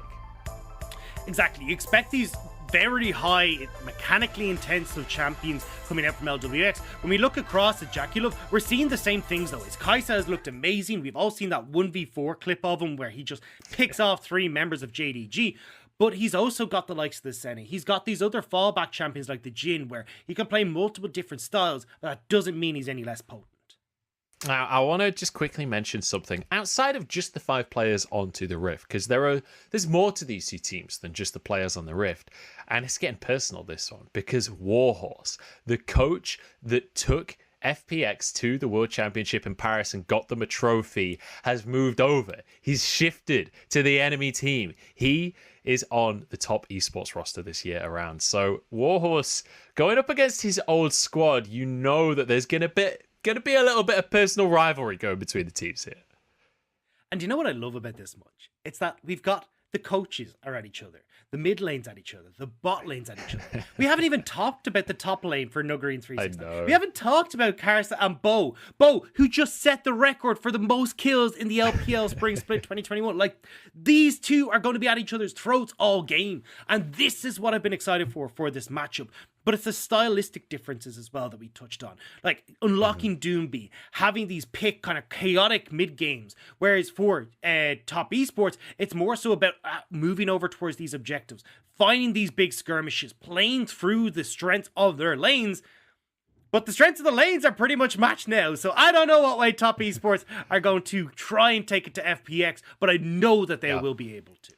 And when we talk about depth of experience on the 2 teams as well, both teams have a rookie coming in, right? We've got Zhou in the support position that has to go up against Crisp, who looks amazing right now. He's a world champion. He's a veteran. Like, this guy is terrifying, especially if you let him get the rel these days. But then in the jungle role as well, that's swapped around. The rookie is on the side of FPX in Bo, who's looked good so far, but still very much a rookie. And he has to go against, probably one of the most experienced players in the whole of professional play in Karsa, who's been on so many top teams. He's been to the World Championship about 14 times, and there's only been 10 of them.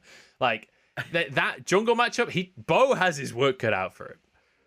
But this is the thing, like, both these rookies have defined what these teams want to do. When you look towards Bo, it's him as the mad dog on the leash, with Crisp the one directing him where he needs to go. Just get this mechanical young jungler out onto the map. Then when you look across over at the side of Zhou, he's defined how the team works. It's all about going for these dive compositions now because they've got this crazy aggressive support who wants to go aggressive all the damn time. Yeah, well, Champ Select has started Dagda. I did see it flash up for a second there. I'm hoping you guys at home can see champ selects right now. Yeah, and hopefully I will be able to shortly. I'm looking at the potential strengths of compositions or something at the minute. Got a bit of a chart going on, and I'm hoping that. So, well, I we've think got a Nuguri is Pantheon locked first in. pick. A Pantheon. We've got a Pantheon first pick. I can see based on the stats on my screen. I'm hoping production can hear me and that I'll be able to see the draft in just a moment. But we'll see. We're mixing it up. That is for sure. Yeah, I'm not entirely certain as to what's going on here. It would be nice if we could see this champ select. But look, maybe this is the surprise, all right? This is like the big reveal that is going to come through, where it's fight night, the music's going to come in, it's going to be the entrance music for these two teams, and it's just going to come onto our screens and we're like, damn, I wasn't expecting this. I hope so. I hope that these guys just draft for pure brawling. Okay, I've got draft on my screen. We're back. We got the Kai'Sa. We got the Udyr for Kai'Sa to go up against Bo's Pantheon. We know Bo wants to be aggressive. The Olaf that he's been tearing people apart on was banned away. Now, towards the bottom lane, LWX gonna go for this Xayah. I mean, it's Kai'Sa Xayah. What else could anyone have expected out of these two AD carries, right? These are the AD carries for Kai'Sa Xayah. But the Rel is in the hands of Chris once again. We know what he can do with this one. He is so damn good on this Rel, and it's not about staying in this bottom lane, it's about getting out, working in conjunction with Bo, and especially when Bo's on this Pantheon, they can tag team up and get a huge amount of pressure towards Doomby in that mid lane. So expect both the jungle and support for FPX to do a lot of work together. And on top esports side, it looks like Knight has said, hang on a second, I don't want to deal with any sort of this pesky business. I'm going to take a nice safe pick for myself. I'm going to go towards the Orianna. And now they can look to ban away things that are a little bit more of a nuisance for the Orianna, or even ban away some of these flex picks on FPX's side, like the Renekton's, like the Kleds as well, that have just been flexed all over the place. Yeah. I will say, I just want to point out that Doomby in the interview that we saw prior to this draft was like, I'm not even going to ban the Zoe. I've just got counter picks galore. I'm going to outplay Knight Zoe. What is the first ban of this draft we see from FPX? It's Knight Zoe. It's like, come on, bro. You can't say that in an interview and then ban it anyway. Regardless, though, bans coming through. It's going to be Doomby's classic rise taken away from him, and the Alistair removed from draw, which has been his best pick. And also does very well against this Rel, right? It's been kind of the go-to when you don't want to go towards the Thresh. Alistair has come out as the prevalent pick. I wouldn't be surprised to see maybe, actually the Seraphine, yeah, coming out, banning that away. I like this. Again, just difficult to deal with as this Rel, and it means that you can't get like a Misfortune Seraphine in the bottom lane and just cause an absolute nuisance. But with that Kai'Sa locked in, you can still go towards the Leona here and have a pretty strong bot lane. So now towards top esports, you mentioned the Leona. It's being hovered, and I mean, Joe has played a ton of Leona already. Not at all surprising to see that one come through. But over to FPX now, they've already got their bot lane. They need a mid and they need a top. I imagine they're going to go back towards the Gragas or something here for Nuguri. I mean, it's kind of been his bread and butter for a lot of situations. Just a safe top line top side. You're not really going to be in too much issues. And then for Doomby, it's all over the place. He can go towards Set. We've seen Victors. We've seen Kleds. We've seen the Rumbles as well. Like, there's anything and extra for Doomby in this. Yeah, they're not going to come on through. This is not that surprising. Nuguri's played a couple of games of it, but Nuguri's played a couple of games of basically every top lane champion that is in the game right now. And we get the old classic for Doomby with the Rumble. You can push out the mid lane. You can get out into the side lanes. This is perfect to see. And 369. There's a lot of classic picks in this series, Dagticus. 369 with this Gangplank as well. It's going to do well into the Gnar. So you'd feel like overall, top esports actually have some pretty good lane matchups. They do have really strong lane matchups, like you've got winning one in top. Doomby does get the shove in mid, but bot side you can do relatively well okay. The major issue that I'm seeing is when I look at FPX though, how all these pieces fit together. You've got very strong dive potential with the Pantheon and also Rumble facilitating towards the top side. Pretty squishy Gangplank there, nice and easy to set up. You look towards the bottom side of the map, big setup coming in from the Rel, follow up with the Pantheon, you got a short range Kai'Sa, it's really difficult for her to survive. So from the perspective of FPX, who love to go for these side lane plays, you've got a really strong setup in this early game. The top esports and Kai'Sa specifically would need to track and make sure that you're not falling prey to them. All right, well, we've got two teams that have very similar styles of playing in that they want to skirmish in the early game. Top esports usually getting advantages in their lanes and turning that into picks, into skirmishes. FPX on the other side, though, very much a pick-based comp, very much a team that wants to dive these side lanes, as Dagda was just talking about. But importantly, on the point of FPX, when they get themselves a bit of a lead, they play so high tempo. They do not slow down. Top esports, definitely one of the squads that will try and bring it to them, meet them blow for blow, and stop that snowball rolling. I am, if you can't tell, so excited to get into this matchup between FPX and Top Esports.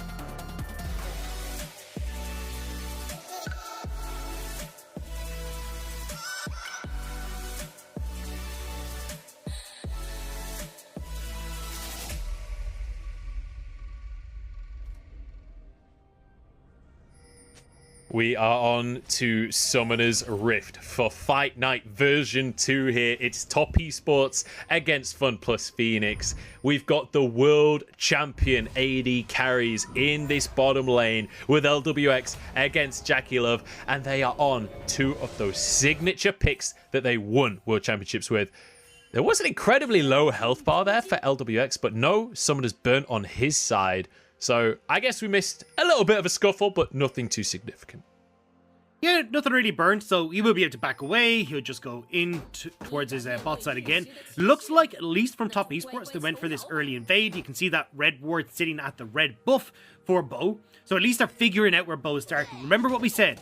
They need to track Bo. Karsa, with this faster Udia clear, needs to be matching him toe-to-toe and not letting this Pantheon get any sort of action in towards the lanes. And from Karsa's perspective, that's kind of been his style. This is where he shines, is just stopping the opponents from making any sort of plays in towards the lanes and allowing the strong solo lanes and the strong bot lane of Jackie Love and Joe to enact their game plan and their will.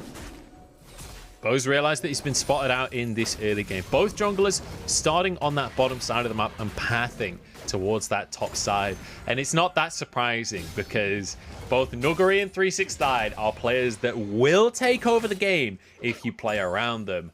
And I think from the side of Karsa, he needs to be sure to protect 369. You mentioned it in the draft, Dagda.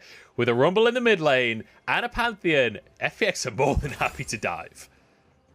And especially when, like, if Top Esports can just hold on, right? You're looking at the 1 to 2 item spikes on this team with Collector coming in for Jackie Love and also having the Gale Force, Night hitting Luden's Tempest and the Archangels, like, and even in top, I mean, the Immortal Shield Bow Essence Reaver for 369. These are insanely strong spikes for you to try and play around. So, as Karsa, if you can just keep Bo in check, maybe pick up 1 or 2 of these dragons early if you get the opportunity, it could go great. But honestly, even foregoing those dragons just to keep these lanes safe is perfectly fine from Karsa.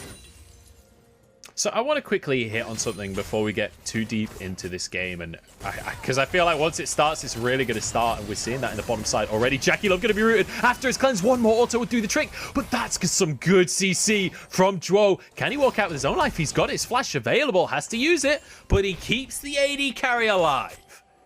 And this is the first time we've actually seen Jackie Love pressured in lane. Jackie Love has 0 deaths before the 15-minute marks. This guy is unbelievable. He's invincible pre-15 minutes, and the stats that come with that are insane for this guy. But finally, LWX and Crisp have stepped up to challenge that dominance that Jackie Love and Joe have had, and now getting a nice lead for themselves in the early game. And importantly, to bounce off of that point as Bo moves towards this mid side. Karsa is there already, though, so I don't think this is going to turn into anything. Maybe just a spear over the wall. But yeah, Jackie Love managing to survive, though, so he maintains that deathless pre-15 record. I want to point out that Top Esports, Jackie Love having these stats is kind of insane when you consider that Top Esports are 3-2 in the standings right now.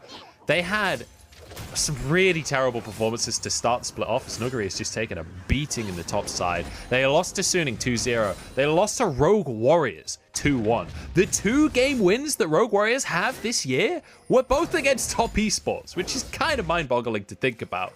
But importantly, since that point, Since the loss against Rogue Warriors, Top Esports have just won 6 games back-to-back. They've got 3 wins under the belt, not necessarily against the biggest opponents in the world, but it's important to mention that the quality of those wins was terrifying to watch.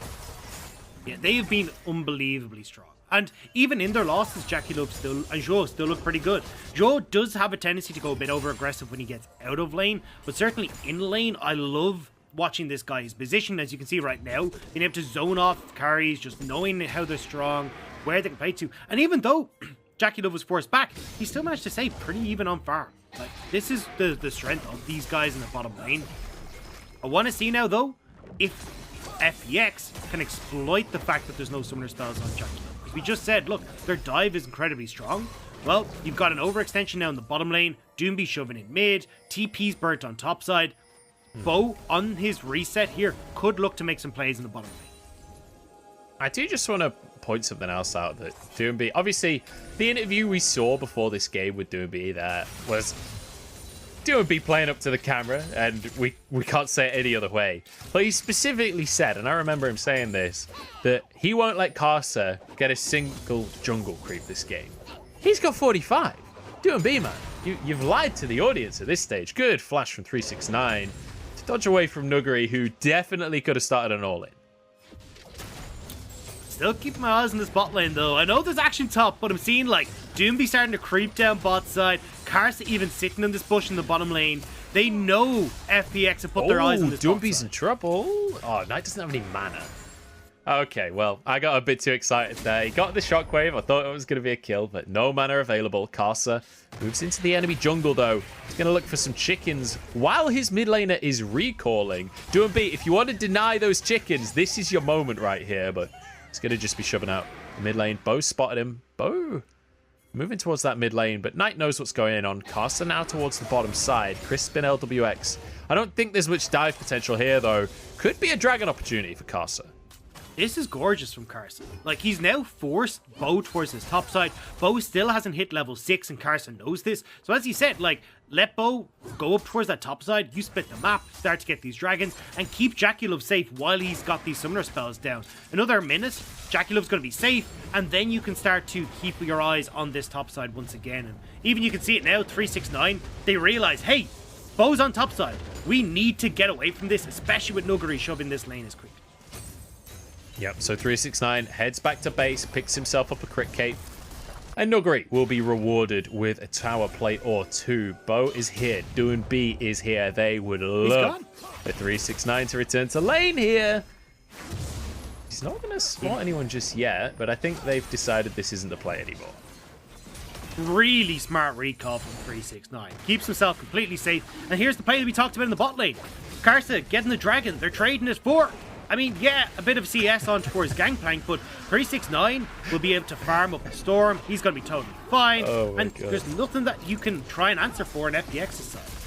I just love that we just saw JackeyLove do the most AD carry thing I've ever seen, where he just stays in lane. His jungler's doing dragon, and the jungler's like spam pinging him, like, come and help me do dragon. He's like, throws 1 W at dragon. He's like, there you go, mate. I helped you. That's 80 mana that I've committed to you doing dragon. So that's all you get, buddy. JackeyLove has got a lane that he's got to worry about, all right? Look at the lane advantages that Top Esports have built. It's already starting to equal in a lot of CS for these guys. They had an advantage there on JackeyLove. He'll be able to collect his wave, Lancer for it again. You look at this mid lane as well. Knight's creating a 15 CS lead for himself. Like, when you look at the lanes, Top Esports are doing well. So if Karsa can just get him by himself, he doesn't need the help. That's all he gets. The W from the Kai'Sa is all that he wants. And just look at that. You mentioned the CS from Knight. He has more than 10 CS per minute so far. We're only 8 minutes into the game. That's kind of bonkers. And I think that people had a misunderstanding of who Knight is as a player when he went into the World Championship, expecting him to just like 1v9 every fight. The way that Knight operates as a mid laner is to dominate the 1v1. He is insanely strong in that mid lane matchup. His duo misses the cannon. How embarrassing. But importantly, like, this is his comfort zone. When he has a good matchup in the mid lane, he can just find huge individual advantages. And it's reflected in his champion pool. Zoe, Syndra, Orianna, these are the champions that we expect from Knight, and it's those that can bully the laning phase. Now, Karsa, Staying in this top side is on a ward, so Nuguri knows he's there, but at least play and protect the top side. I don't think Nuguri's scared. He knows he's there, but he's like, look, you want to go for this one? I'm turning Mega. I'm happy to go for a 2v1 at this point in the game. Nuguri don't afraid of anything. He's got the steel plate, the ninja tabbies. I'm just going to call them ninja tabbies already. So he's pretty tanky. Plated steel caps, that's the one. Karsa started the Herald, but yeah, this is a mistake from Karsa. What he needs to be, like, he knows that Bo is going to be moving back towards this top side at this stage. And trying to start that up when, yes, you've got pressure mid, but you have zero priority in that top side, makes it fairly simple for FPX to move up there. Even if you do have your bottom lane moving up, though, from top esports, makes it a little bit easier. Still need to just be a little bit careful, but when you look at where LWX and Crisp are, I mean, you're fine now as top esports. Right. They should be able to get Here we go. Herald started off. You can see Bo nearby. Maybe it's finally time for Fight Night to begin, because we've called it Fight Night. Last time around, we said Fight Night. It was IG versus LGD, and we got basically no fighting ever the entire series. Now we're like, all right, the statistics even say that these guys are going to just fight endlessly. Maybe we get to see it, because LWX is overextended for a tower plate in the bottom side. Duo going to try and find the engage, but here comes Pantheon as well. It's turned into a 2v2. Duo just ain't tanky enough. The solar flare keeps him alive for now, but LWX, one more auto would do the trick. He's not quite in range. Equalizer comes in from the side. Doing B with the artillery fire for first blood.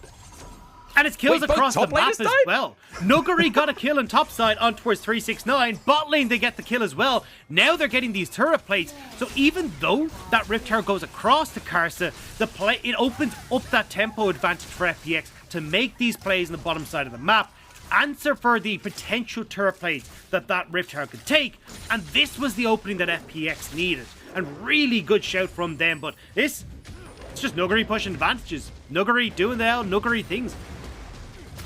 Damn, that's basically a solo kill as well. In fact, it is just a solo kill because it was Karsa that came to answer the play. Beautifully done by Nuguri. Denying a lot of CS there as well, but I'm so glad we get some action finally. Ask and you shall receive, Dagda. I complained about it not being Fight Night, and immediately they're like, all right, dives on both sides of the map. But that's what makes this such a cool matchup. It's being intelligent about where you throw your blows. FPX knew, hey, look, if Karsa's investing this time in towards this top side Herald, he cannot be on the bottom side. We've got this shove, we've got the man advantage, and that's where they can make their play. When you've been looking at this early game, it's been Karsa trying to track Bo this whole time. And you can even see it reflected in Karsa's CS. He's been more interested in trying to get vision, keep his team safe. But now, that's not the case. FPX have cracked open a weak spot in the armor off that bot lane play. Yeah, but gold's still pretty much even at this point as Knight moves into the mid lane. This could actually be a tower taken. I don't think Knight will quite be able to finish that first plate there. So the Herald shouldn't finish the tower off, but it will do a good amount of damage. Finish off 2 more plates. Knight has 4 plates in the mid lane now. Obviously, one of them shared with Karsa, or 2 of them shared with Karsa. But the Drake is up here, Dagda, and it's an Inferno. I don't want to see top esports fight for this. FPX, just with their champions, are so much stronger right now. Yeah, I mean, yeah. But if they're playing towards the big brain, not the big fist in your face style, they're not going to be able to go for it. Well, Nuguri, top side. So they're doing a lot of work. It's kind of nuts though, because this game, as you said, like, we're seeing a lot slower pace. When we looked at the average kills for these guys, they averaged nearly a champion kill a minute. We're 13 minutes into the game and we got 3. They average a champion kill a minute each, meaning that there should be a kill every 30 seconds in this series. Maybe we're going to have banger teamfights later on to make up for the quiet early game, but this is not what we've been seeing from these two teams. I want to quickly visit the top lane matchup. I might not have a chance because Jackalove's taking a bit of damage under the tower. He's going to be fine. I've been told a couple of times now, I don't have time to talk about this. We'll come back to this. Karsa is going to go for a dive in the mid lane. Knight is here as well. Bo's over the wall to try and help doing B. Flashes out to safety. But nice pressure from Karsa to guarantee this mid tower. You could see 369 had moved down to be a part of the action as well. But this will be answered with a tower in the bottom side. All right, Dagda, I'm going to set you up for it. We've got some resets. Talk to me about this top lane matchup. 369 versus Nuguri. I've been told in the past that this is a good matchup for Gangplank. But in terms of the laning phase right now, Nuguri is far and away ahead. Is this a Gangplank Nard thing, or is this a Nuguri?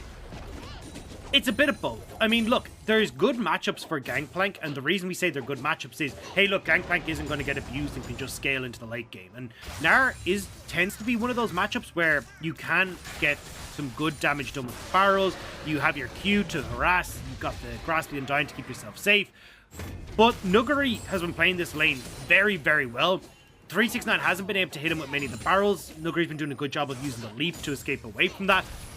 You can see here, he's doing so much work where he's not actually getting in range of these barrels right there that 369 is set up to allow for these favorable trades to come in for 369. And Nuguri, especially with the amount of pressure that's been put bot side this game, has been able to do a lot of work chipping away at these towers. Yeah, but Nuguri did just miss a boomerang there, so I'd say we're even after that little miss by 369. Are we? Maybe I take that back. This isn't even. This is 4v1. How is that fair? LWX had to use ult early. The Gale forced to dodge, but Jackila will not let him go. Has Flash available. He's waiting for his Q cooldown. He's waiting to get in range. Flash is forward. He's not quite in range, though. Oh, he should have waited. He should have gone over the wall with the flash, maybe. I don't know. Regardless, doesn't get the kill. Now towards the mid lane as Nuguri's in trouble. That's going to be a Zenith Blade that does land. Equalizer comes on down from Do and B. They're trying to answer. Jackie Love the target. The cleanse isn't going to be enough. And Chris gets out the other side of the fight. Joao and Cars are being chased down. They don't have any damage. And you know that there's plenty of move speed between Nuguri and Do and B. The chase is on, but Knight has arrived to try and protect his top and his support. Nuguri keeping on going. And Knight is like, do you know what? You're on your own on this one. Do and B grabbing the kill credit as Draw goes down. And this is what we expected. FPX getting off to a gorgeous mid-game here with those pickups. Getting top tower, kill onto 369, but instant double TP from Doomby and Nuguri. These guys do not let up. This is the style of FPX. You see it there. Cool. Playing the top side. Doesn't matter. We reset. TP in towards mid lane. Nuguri starts it off. Doomby is here off the back end as well. And with the flank from Crisp as well. Great stun onto Jackie Love. In towards the Magnet Storm. And FPX are sweeping house onto top east. And Doan B is picking up the kills as well. That is crucial. He's 3-0 already. He can just move up to the top lane, have a super long lane to work with. He's already got a Night Harvester. He's on his way to a Void Staff as well. Doan B's getting real scary, and especially if these fights around dragons start to become a big thing, he's gonna have a field day. Yeah, with the Night Harvester and the Blighting Jewel picked up, he's good, and the Stork Shoes as well. He's going to be doing near true damage to a lot of the players on top esports. So he's going to be doing work in this game, especially as we start to look towards like Rift Heralds swinging the way of FPX, Dragons in 50 seconds that can also swing the way of FPX.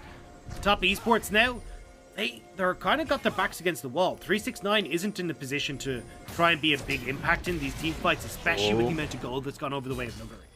Here goes Bo trying to force the issue, but oh well, there's no one there, so unlucky, I guess. He's a rookie, okay? We'll let him off. I like it. It gets the entirety of top esports away from this mid lane, guarantees the charge on towards the mid lane turret, and hey, look, where's the other turrets for top esports anymore? Like, that was the last bastion for top esports, right, and now enough. it's gone. They're going to be pushed right the way in by FPX, and this is what I love about Chris. Look at that vision control time. It's all there for Nuguri to do what he wants to. If he wants to move up there, they can even send Doomby up there if they want. But at least for the moment with this dragon just about to spawn, they'll pick that up and then they're worried about this top lane. So what you're saying is, it's actually 5-head. It's just my play-by-play monkey brain coming in once again. Bo's a genius. I'm an idiot. I take it back, Bo. I take it all back. FPX, though, looking amazing. You can see Bo there on your screen as he's doing this Drake for himself. We've got 1,000 gold lead, but importantly, 2 Drakes. We've got 3 towers down. 3 towers matched, though, by top esports. And now, with that first bastion of defense, these neutral objectives are far more explosive because there isn't as it's not as easy to retreat away from the fights when you don't have those towers to cower behind. And I mean, you've got full vision control again for FPX. Like, all of bot side's lit up. All of top side is lit up. Like, you can't move as Karsa without being figured out by FPX. So right now, they can set up Doomby in these side lanes, allow Nuguri to push the advantages that he's already picked up in the bottom side as well, and then eventually they can quickly collapse onto the poor unfortunate souls that are in mid lane, or even have Bo deliver himself towards these side lanes and look for dives with Doom being Nuggery. Man, look, I know you're excited. I know that there's macro going on and it's very pretty. I feel like a kid on... I feel like the kid that thought it was non-uniform day at school, and I've turned up in my Superman outfit and everyone's in their school uniform, and it's just embarrassing. It's like that one YouTube video, that one guy that I forgot the name of, so it's a terrible anecdote. But importantly, real specific there. Look, I'm sat here with my tie wrapped around my head.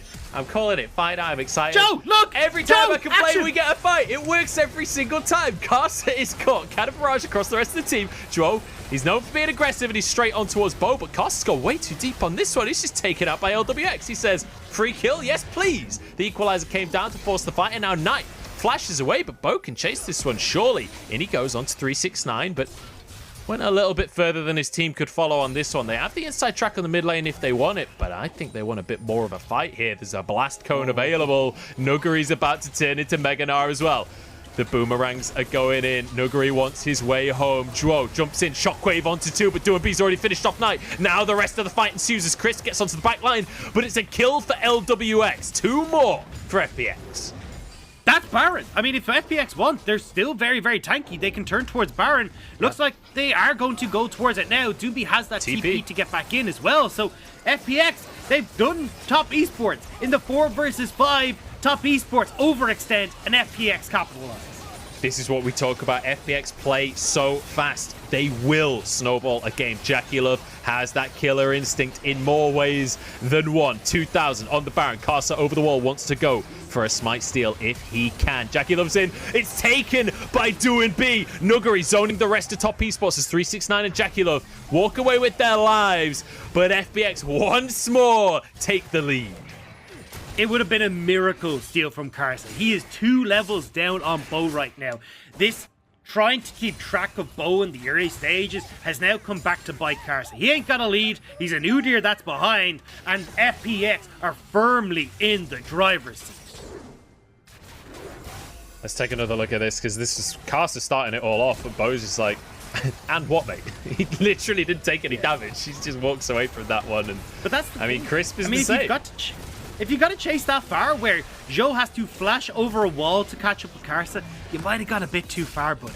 And it means that in that case, well, FPX are able to collapse. They don't even have Nuggery. Nuggery's still walking from this bot side. So the fact they're able to get the kill in the 4 versus 5, then chase down the rest of top esports to turn into Baron, just says how far Carsa had gone overextended there. And I think that's the thing when you play Udyr sometimes. You think you're the fast, but don't realize everyone else isn't fast.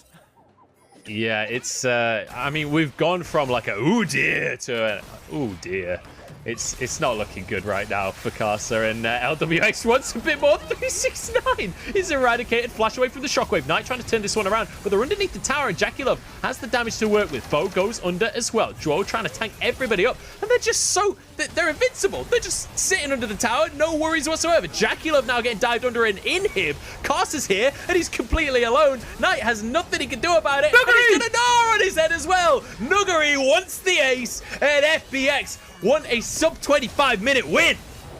Holy moly, this game broke up out of nowhere. FPX diving the inhibitor tower, and you're right, Munch, they're just going to end. This is terrifying. FPX, I tweeted it out the other day, they are looking like one of the strongest teams in the league. I think these are our spring champions that we're witnessing right here. They're going to go for the Nexus. In fact, they want to finish off these players first. 369 is trying to do what he can, but LWX has a lot of damage. The Nexus will be focused. FPX trying to end the game, but they're not focusing enough. The Nexus still surviving. Oh my god, Top Esports stopped them in their tracks. Bo doesn't have the damage, and Jackie Love sweeps up.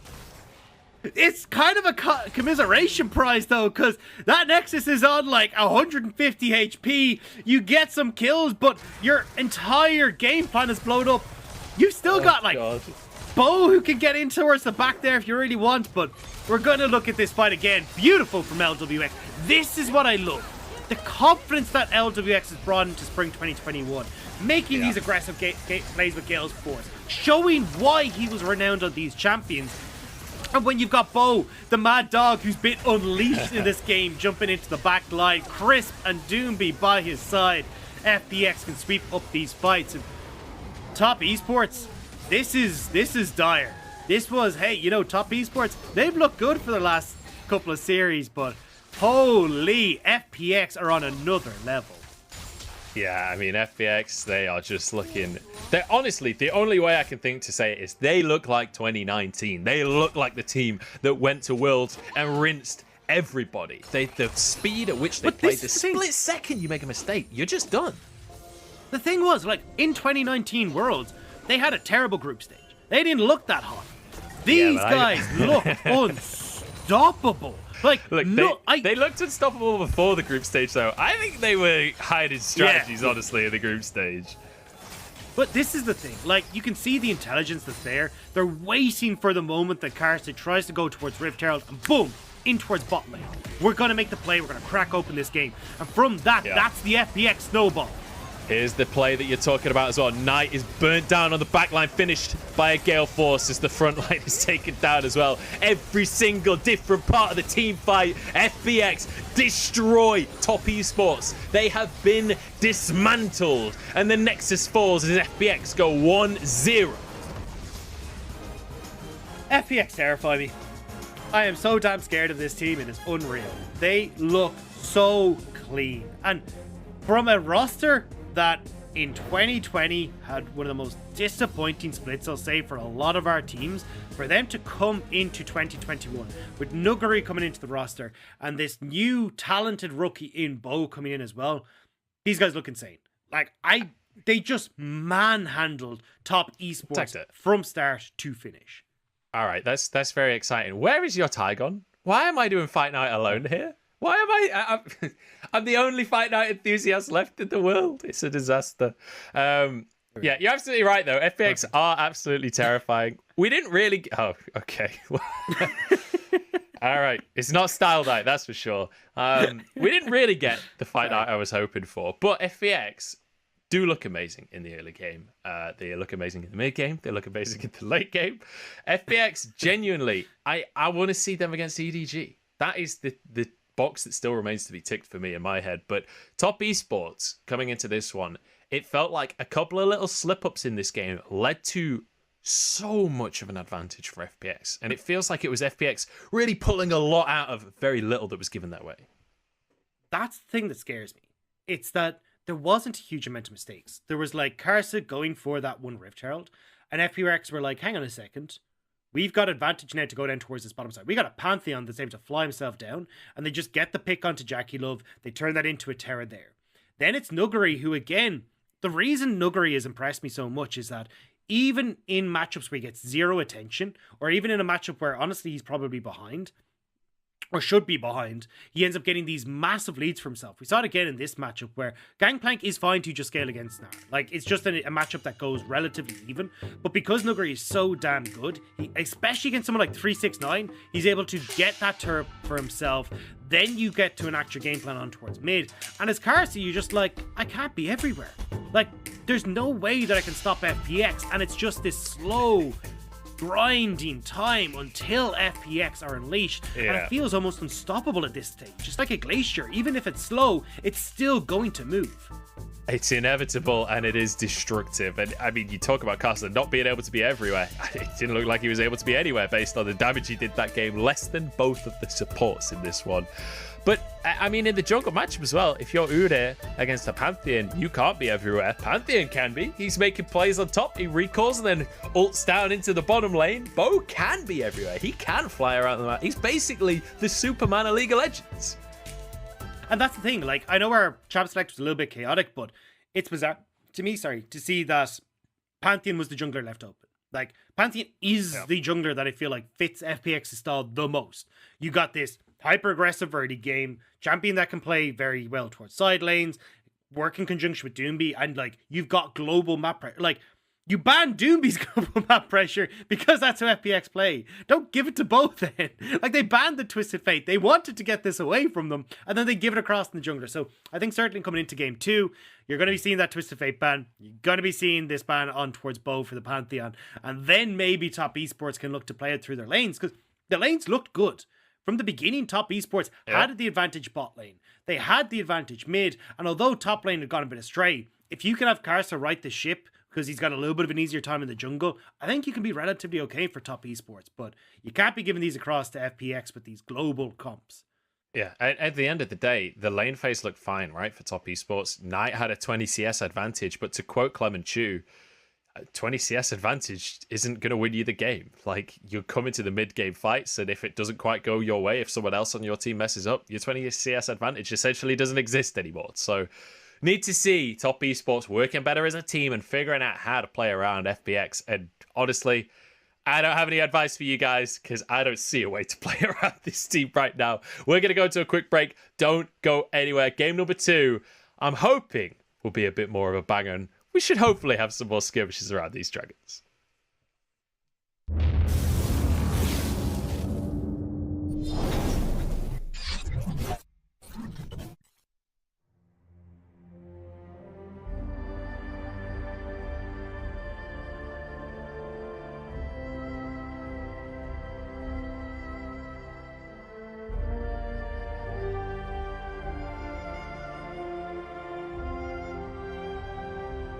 The LPL was defined by the dominance RNG had. They were the team you could always count on being in the final. RNG's chasing success. Royal never give up. Rule the world. Winning MSI 2018. IG are a team that's been around for a very long time, and we're the first team in the LPL to get that elusive world championship. Invictus Gaming are your 2018 world champions. When you role swap, it's not something that's generally done within the game and seen with massive amounts of success. But for Xiaohu, it's been an amazing turnaround for RNG, and seeing how he is developed as probably one of the best laners in general in the game. Mid laner there, Mole gets a route onto make flash over from PP Gun, but the anchor goes wide. It's suddenly stuck in. Xiaohu gets onto Y4 in the back line, but all 5 members are strong here from P5. Xiaohu gets the kill and a lantern to safety. The Thresh Express, and he's got a first-class ticket. Rookie is and always has been the gold standard for mid laners in the LPL. You want to be considered a good mid, you have to go through Rookie. Tried to add another L to that win-loss column against Rookie, as we can see Kanavi now being taken down. Rookie to 2v3, and this is why you can never count out Rookie. He is still one of the best, if not the best mid laners in the world. Both IG and RNG have been through many iterations since the height of both of their successes, and are now back and hungry to win. They are caught in the back of this pit. You can see Bright going in with the flame spitter, trying his very, very best, but Cryan is still alive. Wilmington TP on the backside. They just keep going. They're going to keep trying to get on top of him, but Wilming has not got the damage. It is not going to be enough, but Cryan is going to pentakill OMG after a fantastic steal. Yeah, now you can see IG, they're going to try and go for a little bit more. Zoom jumps in, trying to catch out Baolan, but he flashes away, and now the real fight can start. The bullet time pops out. Rookie taking a lot of damage, but not enough to kill him, and that's going to be Xie picking up Baolan on the backside. Maybe they can go for something here, but they cannot, as Shun shuts him down. The Shy fighting Loken. Loken has to cleanse, but a beautiful follow-up with the double stun, and that's it. The ace comes in. The Spring Gala represents the closing of a chapter and the beginning of a new one. But everyone wants to end the year on a high.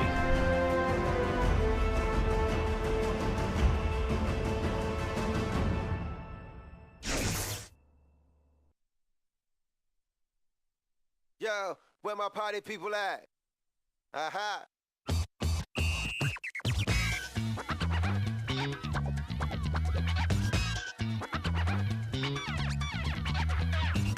We pump the party up. We pump the party up. Pump the party. Kick it.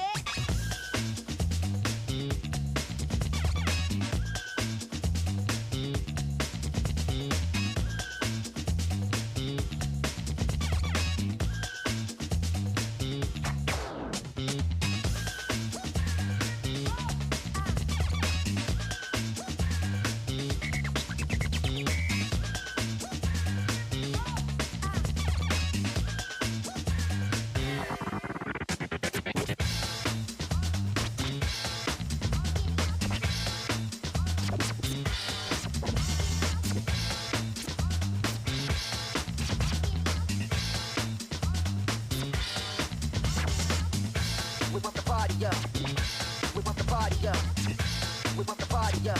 We pump the party up. We pump the party up. We pump the party up. We pump the party up. Pump the party.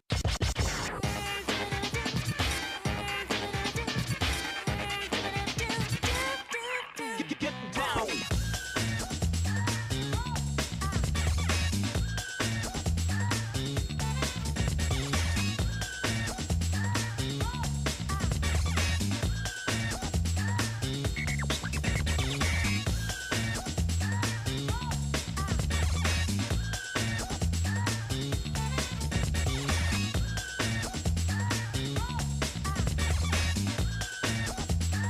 Here we go again.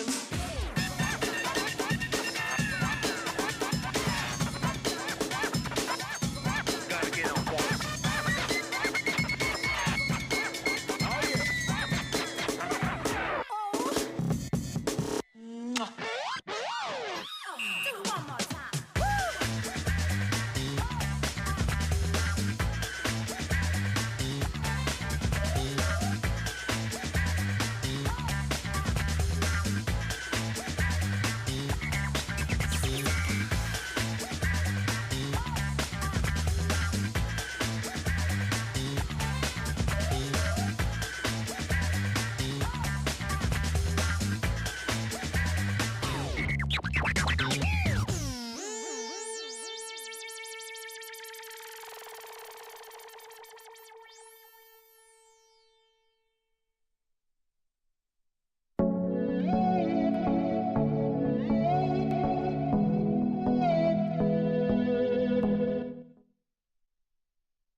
연구를 되게 많이 하는 선수라고 느꼈고, 그리고 이제 좀 매우 공격적인 선수처럼 보이지만 밸런스가 상당히 잘 잡혀 있는 그런 잘하는 선수라고 생각합니다.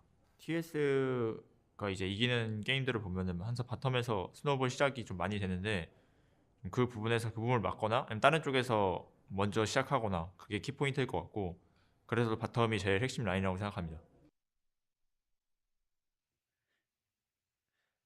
Welcome back, everybody, to Fight Night! I'm Munchables. I'm joined by Dagda. We went to the locker room. I was slapping him in the face. He had his towel over his shoulders. Did a bit of a pep talk. Got him hyped up for Fight Night once again. His tie is back on, and he's ready to roll. We're so ready to open this. I am excited to see what top esports can now bring to the table. Because we know what FPX are in for. They're going to go for these kind of global plays. They want the Pantheons. They want the Twisted Fate. Maybe a little bit of Galio in there. I'm not going to point out anything that they shouldn't go for. But honestly, this is where I think top esports need to make sure that they can turn this game around.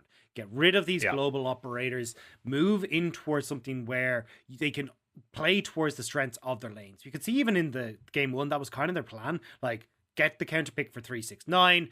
Get the ball rolling. Well, excuse the pun, for Orianna in the mid lane, and then they're going to be in much better shape. But unfortunately for them, the early game just ran away. Well, not even the early game, the mid game ran away from them when they were able to crack open FPX on that bottom side.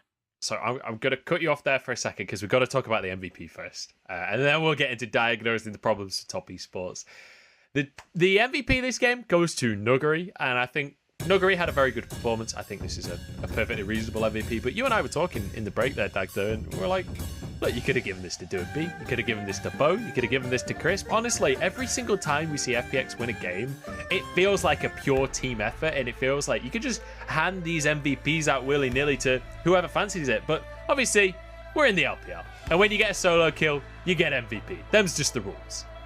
I mean, it's when you destroy your opponent, you get the MVP. Like, he was up in CS, he solo took that top tower essentially. He was destroying people in team fights. Like, Nuguri was a man on a mission this game, and that mission is once again to prove that he is the best top laner in the LPL right now. And honestly, he's got it hands down. Every single time, this guy is an absolute beast. And no matter who the challenger is, no matter how good they may have previously been, Nuguri is dismantling. Yeah, this last kill was the one for me where he just flashes in. He's like, come here, Knight. You're not getting away from any of this. Easy peasy, lemon squeezy. Beautiful stuff. And it's good to see someone being aggressive on this Gnar as well, because I feel like we see too many Gnars that are just like sitting under their tower, throwing some boomerangs here and there, and like, it's just a bit boring. When Nuguri's on Gnar, he puts his foot down, he makes the engage happen, he wins the lane. Like, he's the kind of player that makes Gnar look OP. There is a lot of players out there right now that make Na look like kind of a bait pick. So anyway, enough about Nuguri. Oh, I was maybe just not gonna say, enough that's just about because Nuguri. of how good he is, because he's able to read the map state so well. And I think this is the biggest issue for top esports right now, is that Nuguri's really good at putting a huge amount of pressure down, but then will walk away from it. He'll like understand, hey, look, Karsa's going to become a top side. I can't be put underneath this turret right now. And that's what makes Nuguri so potent. And if you're Karsa and you're trying to help 369, it makes it real hard to get those plays onto him. So expect here where maybe we got to see a little bit more attention towards that top side from top esports, but certainly they're going to have their work cut out for them against Nuguri. I think the big thing for top esports, honestly, is this mid lane. Like, we keep on seeing Orianna picks across the LPL, and if the game is slow enough, it's great, right? It's fantastic. But when you're against DoMB, who just wants to push out mid and get out of there, go influence the map, Orianna can't really follow that. Orianna can't really do anything in those situations. And we find that these Oriannas, by the time they're finishing the second or third item, game's already over. And that's the thing, is that, like, what do you try and fix there to plug a hole into what DoomB tries to do? Because they're banning the Zoe, right?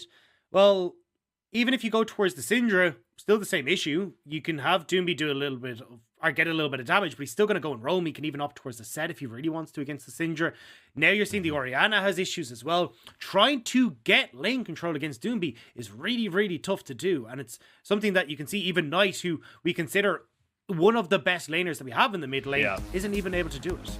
I mean, he's winning the lane. It's just transitioning that elsewhere. Top esports going to be on the blue side, so maybe they can find something off of the back of that. Certainly a priority jungle would be great for them. But I'm consulting my crystal ball, Dagda, and I'm trying to figure out what Knight's going to play. I think he's got to go for a curveball here. I think he's got to pull something out. Maybe like the Akali or something. That could change things. He has played the Rise. Yeah, true. This could be something that maybe he just goes to, hey, look, you're going to go roam. I'm just going to go match you. Especially with top esports on the blue side, they can try and take this Pantheon away and have a little bit more pressure for Karsa. Karsa was actually one of the first people we saw pilot the Pantheon right the way back into Demacia Championship. So it's not something that he's averse to, and definitely something he can have a big impact on. Yeah, I mean, he was playing Pantheon last year as well, but obviously the items have changed slightly since then. It's not really the same conversation. The Pantheon comes on in. As you rightly said, that's going to go into the pocket of Karsa. Over to FPX, though. Kai'Sa's available. It's probably just going to be Kai'Sa, right? You feel like Kai'Sa probably Rel, just get that I for imagine. LWX. Yeah, Kid Rel is just risen as the number one support right now. And it's kind of Rel funny is because Riven? like, I thought Rel was Rel. What? Go away, you. I mean, we saw like Leona had like a whole bunch of games. Alistair was doing really, really good. But then teams were just like, hang on a second, Rel's busted. And even on 11.3, she's getting buffed as well. So let's just put the practice in on her. She has a 64% win rate over 25 games. So why not just take a really strong support for yourself, pair it with Crisp in the bottom lane, and even if you want to, leave this jungle just for the next rotation. Well, they say, no, Dagda, we want to take our jungle right now. Bo, he's picking for himself. He doesn't want to mess with the trades. He's got to get in the zone after the draft. Over to the side of top esports, though, what would you like to see? Right now, if they're bot lane, I think you take either the Senna or something along these lines. The bottom lane, thank you very much, Jackie Love, for making me look good. I was going to say the support. I actually wanted to see a strong support paired with it. Knight going towards the Syndra now means that, at least on DoomB's side, you just take your counter pick here for DoomB. You go, cool, I don't have to lock in anything blind, and then you can be in a really good spot. But it actually looks like they're going to go towards the support instead and just say, look, DoomB's got a champion Ocean. We don't really care. He'll find something out of his back pocket that'll work against the Syndra. I think that's the big thing, right? Is it's like, what? I mean, you can ban who you like. DoomB's still going to have a chance to play. He's still going to find a way to get out of that mid lane and get onto the map. Now, the ban's going towards draw once again, which is what we saw in game number 1. This Alistair taken away. Set has been banned. Rel's already been picked. Maybe a Leona ban could completely remove draw from the game. Yeah, I think Leona's great. I think Rumble on the opposite side for top esports is going to be the plan. Just trying to get anything that can just shrug off the damage the Syndra wants to do, and anything that's really good in those roam scenarios as well. Looking at FPX though, they're still over on. There is the argument as well to start banning the top laner, but Looks like actually we completely forgot Seraphine, who's just risen so much in priority. And especially when you got the Senna there as well, can work very well. So they're just going to get rid of that Seraphine. Probably take a Leona here for Zhuo. And for 369 as a blind top pick, he's gone towards the Gnar a lot in his games. But that's going to be actually banned by Top Esports. So now I don't know. We'll have to see what 369 is going to take. Because imagine you go your mid laner here and just leave that counter pick for Nuguri. Well, hang on. Just before we get too excited, we got a Kled coming in. It could be for doing me. It's possible that Nuguri takes that either. So I don't want to say too much about the Kled. I would expect that to be doing me, though. It is one of the old classics for doing me. Now to Top Esports, as they've got to get themselves a support in the top lane. Yeah, there is the opportunity if they wanted to go towards this Camille. You've got the support from Sen in the bot lane with the ult. Hey, you got Pantheon as well, who can dive that really easily. So at least now you've got a strong potential dive in this top lane that you can play around. Try and have 369 plays this counter pick, or sorry, is this Camille split push on the top lane. And even, okay, sure. This is the last pick I expected from Zhuo. Yu Yanja is here. The Tom Kench Senna once again. All right, well, I hate Tom Kench Senna. This is so boring. It just means that Top Esports is like, screw bot lane. We're all in on top. We are just going to camp the hell out of 369 and make sure Nuguri's not having a good time. But Nuguri, kind of reading this, has gone, right, if yous are going to dive me and yous are going to jump in on top of me, I'm just going to take this Kennen in the top lane, have that ultimate, probably opt in towards an early stopwatch and see if he can survive these top lane plays. With Bo having that semi-global as his own, can try and help out in that top lane. Nuguri definitely an exceptionally proficient Kennen player. This is one of the picks that certainly at Worlds was a highlight pick for him. But one advantage of this bottom lane for Top Esports is that while the plays are happening on the top side with Caster and 369, Jakilov can always get involved with that railgun, just blast off the shadows towards the top side, get some shields, maybe even get a kill from the opposite side of the map.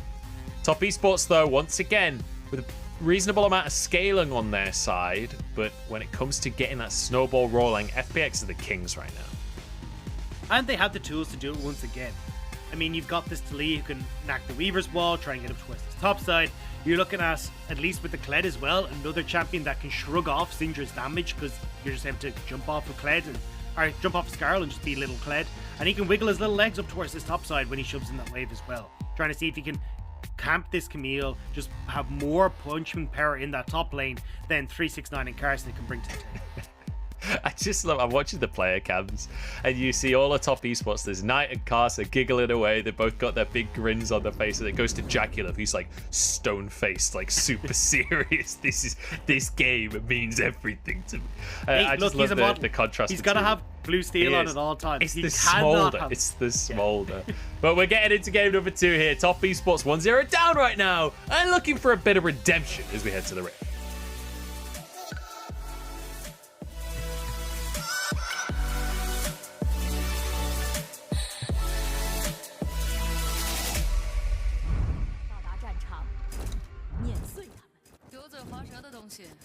I just love when we see Top Esports playing. It feels like nothing can break these guys' spirits. They're 1-0 down, and honestly, game 1 was incredibly one-sided. Top Esports, they need these wins. They need to climb up the standings. Right now, they're in 8th place. This is the summer champion. This was the theoretical favorite of the world champion, right? That everyone was so excited for before Worlds started. Now they're in 8th in the LPL. They didn't have a good Worlds run. Like, after all of that, you've still got Caster and Knight just giggling away as they head into the game. There's still that confidence. There's still that self-belief that this team just seems to have limitless amounts of. They're going to need it here as well. Certainly from Karsa, I want to see him getting aggressive towards this top side. I like the starting point from here. Going to be clearing out the Raptors by himself, into red, and then in towards that top side. So we'll be there to try and help out 369. 369, though, has opted for that Ignite. We've seen this a lot coming through. Means that you are a lot more vulnerable if we end up seeing Bo and Doomby trying to make that counter play on towards the Camille. JackieLove being real aggressive, but he's knocked up and punished for it. Halo Blades on the Kai'Sa means that they win the 2v2. JackieLove flashes out. He's deathless in the lane so far, but LWX wants to ruin that statistic. Get over Trying to here. get in range. The Q comes in. Flash on cooldown. He's trying to close the gap. One more auto would do the trick, but he can't quite get in range. JackieLove gets a heal, so the auto isn't enough. Kai'Sa arrives, and JackieLove survives! They managed to survive JackieLove. I don't know what Guardian Angel is looking after him, but the fact he Kai'Sa. managed to escape away from that on 2 HP with Kai'Sa there to support him. My God, that was so close.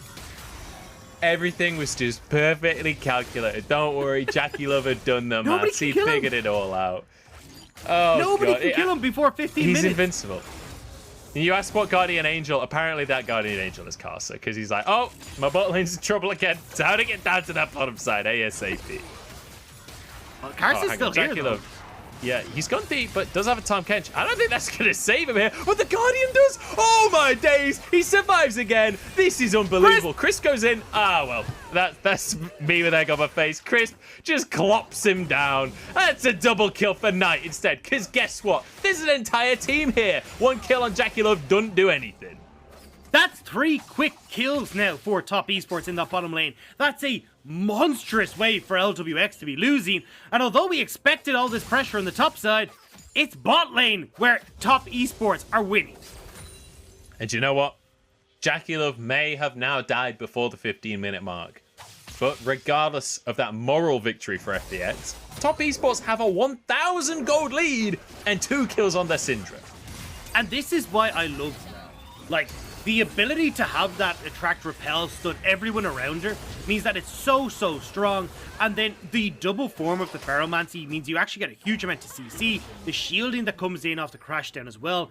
She's just so potent in these early skirmishes. Now though, Bo, level 4 in behind Top Esports. JackieLove, you've got too aggressive, mate. You've bitten off more than you can chew. They are 2v4. JackieLove, there's no way to survive this one. And I think Dro might fall alongside him. B just going to be hacking away as he chases him down, but they don't actually go for this one. Nuguri now caught by Kai'Sa. The rest of the squad could move up, but Knight, I think, staying in the mid lane here, doesn't want to chase too far. And Kai'Sa decides to leave that one out as well. In the meantime, though, 369 could push out this top wave, maybe crash a few minions. He still have the TP for Nuguri though, so he'll be able to get up there in time. Won't lose out on too much. But again, these haymakers are starting. 2 kills now for FPX and Kai'Sa stopped the recall, so actually this wave will crash on the top side. 369 gets to just push this one in for free. Nuguri couldn't actually recall in time. the chase is on though. Kai'Sa is in the wrong side of the jungle. TP towards top lane. All right, this is what I wanted, Dagda. This is the fight night that I booked tickets for. In they go, odds to a B, knocking him back with the stun from Knight. They back away in the end. I got way too excited for something that didn't happen. I mean, look, the thought was there, all right? You know, you saw him wobble a little bit, thought, oh, maybe he's going to go down. Maybe we get the knockout, but no. He manages to escape away from that. Very good job from Top Esports, though, to kind of congregate around that, because that was dicey for Kai'Sa. If FPX been able to find him, they get the kill. A lot of goal going back and over towards like Bo or Doomby, and even a bit more control over this mid lane for Doomby would be a disaster for 369. Ooh. That is huge from Knight. Managing to dismount Doomby right as Knight is getting close to hitting level 6. That means Doomby just has to get underneath his tower and fully respect this Syndra. I like that he's sticking around though. Like, this is actually smart. Knight just wasted all of his mana to try and clear out the wave. So Doomby knows he gets to farm this for free. He's going to get a really solid back. Like, he should have the Iron Spike whip, assuming he's going towards the Gore Drinker like most Kleds and like most of the time Doomby does. And it makes it very difficult now for Knight to try and get control of this lane, because that AoE clear does a lot of work against the minions. Even though it was nerfed on 11.2, it helps so much with that clear. All right, 369 is in trouble. Nuguri's level 6. Bo's coming in as well. The stun onto 369. There's the flick back and an easy kill for Bo. That was just beautifully orchestrated by FPX. Top Esports look to answer on the bottom side with the dragon. And this is the problem. I mean, Kai'Sa hasn't actually been playing towards 369, and he has no flash. He's gone for this Ignite, and if you're not going aggressive and having a little bit of support come in from your jungler, you are very vulnerable to these plays underneath your tower. So Kill going to Bo, 2 turret plates going to Nuguri. Nuguri has already got that Seeker's Arm card. He's real good. He's in a fantastic spot right now, and you are struggling as 3-6. Yeah, and you know, we looked at the draft and we're like, they're definitely going to dive top. Total opposite game plan here for Top Esports. And now that bottom lane that we're talking about is in trouble. Duo, 1 HP, flashes out to safety. And thank God he's got a center alongside him, because any other AD carrier, I think he just goes down. Yeah, very, very close to it. Like, under the tower, a lot of bursts from LWX. It does mean, though, it shuts down any sort of plays that could come in on the bottom side. The cross-map plays is what you always look out for. You see Bo going in towards the top lane, and the Karsa, even with the wave that was underneath the tower, now can't set up a play because Joe isn't able to reset aggro. He's too low, so they just forego any sort of bot lane play. Yeah, and I want to quickly point something out when it comes to summoner spells. Obviously, we saw Knight recalling back to lane earlier on. Duan B has held on to that teleport. He could have teleported back to lane on his most recent recall, but he's holding that because he's on Kled. If he can get behind the bottom lane here with a TP, if he can get behind Jackie Love and Troll, or get behind 369, either one works, there is a huge amount of potential to make plays around the map. And that is exactly what we know Duan B for. Top Esports are the ones making the plays on these objectives. Dragon did go just over to Top Esports. Now FPX on this top side as well, realizing that Karsa has started this up at 369, but not really in a position to contest. Crisp is here, but he's on a ward, and Duan B about to get knocked off of his lizard, but he slinks away underneath his mid lane tower. This will be the Herald taken by Top Esports. Nicely done. And I think the important thing to take into account here is the fact that Top Esports, while they haven't got any towers or anything just yet, they've got that first Herald, they got the first Drake for themselves as well. Gold is dead even. The big thing we talk about with FPX is that they snowball these advantages. They get leads early and snowball it into a win. Top Esports doing a really good job to match them this early game. Watch the bottom lane though. Yes, you've got the wave pushed in, but Bo is trying to move into a position. They know that this is going to creep back out. They're clearing out those wards. I don't know if that spotted Bo. Looks like he's not convinced it didn't anyway. He's going to back away. Yeah, I didn't see any pings on the minimap from Top Esports, but I think it was close enough that they're like, all right, let's not risk it, because we know, like, Top Esports, if it did spot, would definitely punish that potential play. So I think correct decision from FPX. So let's look at where we're at, right? Because we're just coming up to 10 minutes. You got 369, who's 10 CS behind, a bunch of turret plates in this top side as well. And if this matchup is allowed to just stay in this kind of isolated 1v1, Nuguri's just going to continue to farm gold away from 369. So I want to see Karsa now, with the ultimate, with this Rift Herald as well, make a play on this top side to try and get that lane back in their favor. TP down bot side. Duo's going to try and save Jackie. Root comes in, and Bo's actually taking a tower shot here. He's in trouble himself. Duo has a stopwatch to keep himself alive for now. Eats Jackie Love to keep him alive. He's on 1 HP. Inside Tom Kench's belly. Kicked out, goes underneath the tower. Duan B finishes that kill, but he sacrifices himself as Karsa gets a double, and 369's behind everybody to make it 4 kills. Gorgeous timing from Top Esports. No TP available on Nuguri. It's seconds away from being up. And Top Esports use that minute difference to get 5 people into that bottom lane and turn around the play from FPX. Beautiful job. I'm surprised they didn't drop the Herald in that bottom lane. That could have easily finished the tower off. But let's take another look at the fight, because Duo, I feel like he baited this beautifully. Just not quite getting hit by the crash down means he's able to waddle his way out. And it could have been a very different story, because if you go for that stopwatch further away from the tower, well then Duan B isn't in an awkward spot here where he's tanking up several of these turret shots. It's as well LWX is in a little bit of a safer position because you can turn on towards 369 when he comes out. But well played by Joe to just about get away from that and draw FPX further out of their comfort zone. Very nicely done. And now Top Esports still with the Herald. It's starting to run out of time, so they've got to figure out a lane to get that in. But with Drake coming up in 40 seconds, they can also just use that to grab priority in a lane to set them up for this Drake. I still think you need to try and use this elsewhere. I mean, look at the size of Knight. 3 kills, Luden's Tempest complete. Same when you look at Carson. 3 kills, Gore Drinker. He's in a fantastic spot. I mean, he's got the Gore Drinker ahead of Doomby, who's in trouble. Doomby gonna get caught in the Hextech ultimatum. This is surely gonna be a kill. Unleash power available, but Carson kills him before the orbs even come in. 369 is low, but that's a beautiful scat of the week. Nuggery denied entry into the arena for Fight Night here because there's a dive about to happen on the bottom side of the map. Crisp and LWX are well aware of the situation.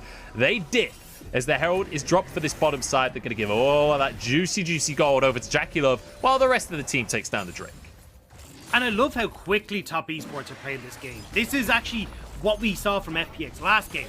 One play turned into a bunch of turrets, objectives, goals. Now we're seeing the same. Bot lane turret gone, dragon gone, mid picks happening, and suddenly that gold that was relatively even has now shifted 2,000 gold in favor of Top Esports. With the composition that can work very well around these objectives as well, especially from like the likes of Knight and Jackie Love, FPX are going to have their work cut out for them to bring these fights back. But the good news for them is they've got Nuggery, they've got Doomby, these big team fighting bruisers that can do so much work. Yeah, that was going to be my next question is like, what is the next thing for FPX? How do they pull themselves back into this one? Because with a 2,000 gold lead, with 2 Drakes back to back, and scaling carries in all 3 lanes here from Top Esports, it's feeling real good for them. So it feels like this Kled, you do have to have a couple of items before you can really influence the fights in the way that we've seen Doomby do in the past. Yeah, and he's been struggling a little bit as well because he hasn't got this early influx of gold. You can see there, he still hasn't completed that core drink. Waiting for it now, just going to be completed in the base. But that's the thing, is that you already had this complete on Carson for so damn long. And now he's trying to get a little bit more pressure, actually, looks like, on this top side. Yeah, 369 spotted bow out, so he'll be able to hop away with the hookshot walls jump, whatever it's called. Karsa is grouped up with the rest of the squad in the mid lane, though. The next Herald is spawning in just under a minute's time, and you can see Top Esports immediately rotating everybody up towards that half of the map, because that's the next thing on the old checklist to win a game of League of Legends. Yeah, and with Mythics completed across the board, FPX aren't really in a position to try and fight this. Like, no Gale Force coming through from FPX, Bo just completed that Luden's Tempest there. They're so far behind with these early objectives. Aren't really working out for them. They need to wait for, honestly, their second items, try and stop the bleed, and maybe then when you got like Gore Drinker, Sterix, you've got Zonyas and the Rocket Belt completed for Nuggery, LWX has got that Collector picked up, then you can look to get these big wombo combo fights, but at this stage they're just not really there quite yet. And I feel like I set myself bad expectations for this series here today, Doctor, because we looked at the stats and it was like, okay, these guys are going to fight all day, every day. But actually, both of these teams are very intelligent teams and play intelligently sometimes. Got to put that caveat, this is the LPL. The caveat. And when it's an important game like this, because this is the kind of game that could determine seeding for playoffs. Like, we could easily end up with these two teams fighting for seeding in, like, you know, third, second, fourth kind of positioning. So you do have to expect that these two teams will play intelligently and won't just fight for the sake of fighting, just for our entertainment. 369, however, is going to prove me wrong as he tries to begin a 2 versus 1 here. The ult from Duo denied by Crisp. In comes LWX for the 2v2 onto Duo and Jackie Love. It's going to be LWX to get the first kill. Crisp goes down to answer for his crimes, and now LWX flashing out over the wall. There are no flashes to follow, and it's a beautiful 2v2 now doing B in a 1v1 with 369. Just about has the damage, and the Kled comes up clutch. And it's a nice play from FPX. They managed to get that kill on the bottom side. They do trade, though, 2 for 3, but look at the top side as well. They are getting these kills as well, so up in kills, up in turrets, up in everything from that trade, and this is what we wanted to see from FPX. This is not a squad that would just roll over and let opponents drive by them with the victory. They will fight them every step of the way. I just want to point out something on the scoreboard here, that Joel right now is 0-0-6, and that's an important stat line because it shows a huge upgrade in the offseason for Top Esports, because Yuyanja would have been 0-6-0 instead. I mean, you're not wrong, it's just harsh, alright? But as you can see here, Chris, amazing on this rel, managed to stop Joel there with his own ultimate. And then in this bottom lane, Bo does get focused down, but Doomby picks up one. And although 369 tries his darndest, gets very, very close to picking off Doomby here, Doomby is able to close it out. And the big thing for Doomby as well is this is some much needed goal back in his pocket. He was very far behind in terms of Syndra, in terms of the game state as well. You can see it from the CS. He's now well further along that road towards the Sterix, and is now going to be a bigger threat when he completes that for these upcoming fights. But sitting right now, 13 seconds on Dragon. You've got flashes burnt galore on FPX's side.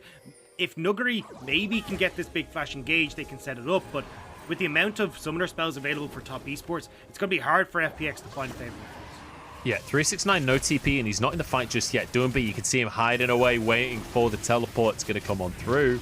Top esports surely got to respect this one. Carson moves into the pit, though. He wants this Infernal Soul point. Has to use the Aegis Assault, and he gets the Dragon against all odds, and he jumps out the other side of the pit. LPX on the back of the fight, trying to take down Carson as Nuggery is across everybody. Stuns across the team, and Top esports are scattered to the wind. Knight trying to escape, but there is no escape. When FPX want a fight win, FPX take themselves to 5-man clean ace. And Nuggery once again, the flash in, the big shockwave to get onto top esports. And it is gorgeous play from FPX, shutting down top esports. And although the Dragon went the way of top esports, it gives the opportunity now for FPX to take down some of these structures, get some gold back in their favor. But honestly, they've got a timer now. 5 minutes until that Elder Soul is up, and when Kars is making smite steals like this, you've got to be careful as FPX. Now, you can see here, Doomby, great job to zone away top esports, but with Crisp coming over the wall, Nuggery with this great engage as well to follow up on Crisp. There's nowhere to go. And despite the fact that so many flashes have been burnt in those previous skirmishes, FPX are so capable of closing the gap with the amount of mobility that they have in this game. It's so beautiful to see, and like, I can't avoid just saying this one. Nuggery is absolutely miles ahead of 369 in this series. He got MVP in game number 1, and just look at the scoreboard now in game number 2. He made the play that won that fight for FPX, and look at the CS differential. 50 CS in favor of Nuggery. He's constantly had his teleport available for these plays. Like, it just feels like Nuggery, he's in a class of his own. I mean, world class. I mean, this guy's a world champion for a reason. And he might actually catch out Knight here.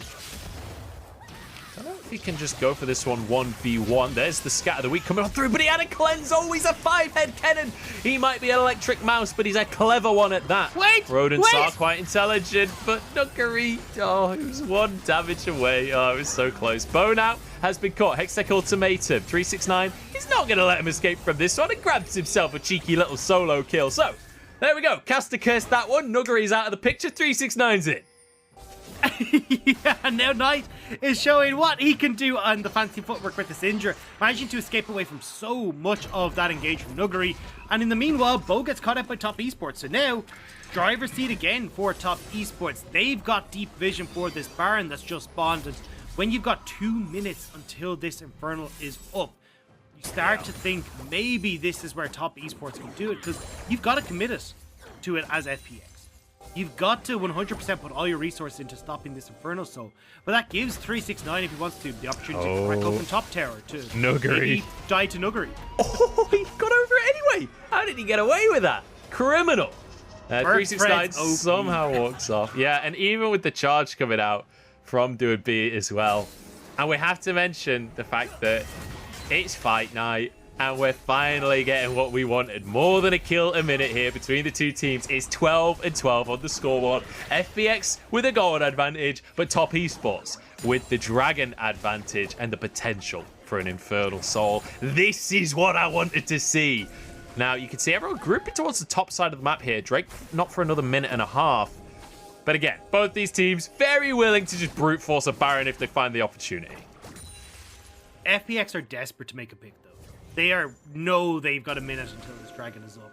And if they can get someone on top esports down, they can maybe pick Baron before it starts. Maybe they can get full control over Botside River for Dragon. It's all about trying to just lessen the pressure that's on both sides of the map right now. And before this next Drake fight starts, because it's up in a minute here, I want to quickly visit the inventories that we're seeing across the board here, because Karsa is on 2 items. He is a big tanky Pantheon with that Sterix. But also, Jackie Love has a Rage Blade. That is such a ridiculously huge power spike for Senna. Consider that a late game AD carry at this stage. Jackie Love's going to be huge, but so is the double TPs available on top esports. Like you can see here, they're realizing, hang on a second, 369, you can play towards topside here with Knight.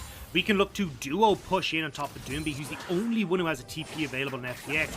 Potentially here, alongside Karsa, they can go for a dive. They may even just give up this dragon. It's the first one for FPX and look towards inhibitors topside instead.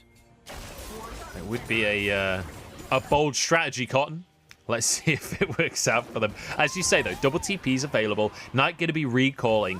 He's got a needlessly large rod in. I think he might be able to finish his second item on the recall here. As Jackie Love, he is not afraid of Crisp. My God, the damage he is doing is already disgusting. In comes Knight. He's got a Seraph's Embrace for himself as Karsa has been found.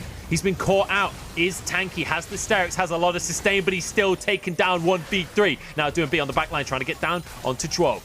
Top Esports retreating from this one, and FPX have to consider whether they want to go for this Drake and leave the Baron open. Doing B dismounted. The Top Esports know that they can threaten here. Nuguri moves into the mid lane as FPX will have to settle for a tier 1 mid. Karsa up in 15 seconds. Wait a second, Bo. Where did 369 go? He's pulled out a magic trick. Here comes Nuguri into the play, and FPX out of nowhere blow everybody up. Knight now suddenly alone, has to pull off the 1v5, and he's going to try and make it happen onto Chris. Bo comes out the other side and he gets outskilled, but he's got a Zonya. He outskills the outskill button, and FPX are gifted a Baron. Top Esports tried to do everything and they lose it all.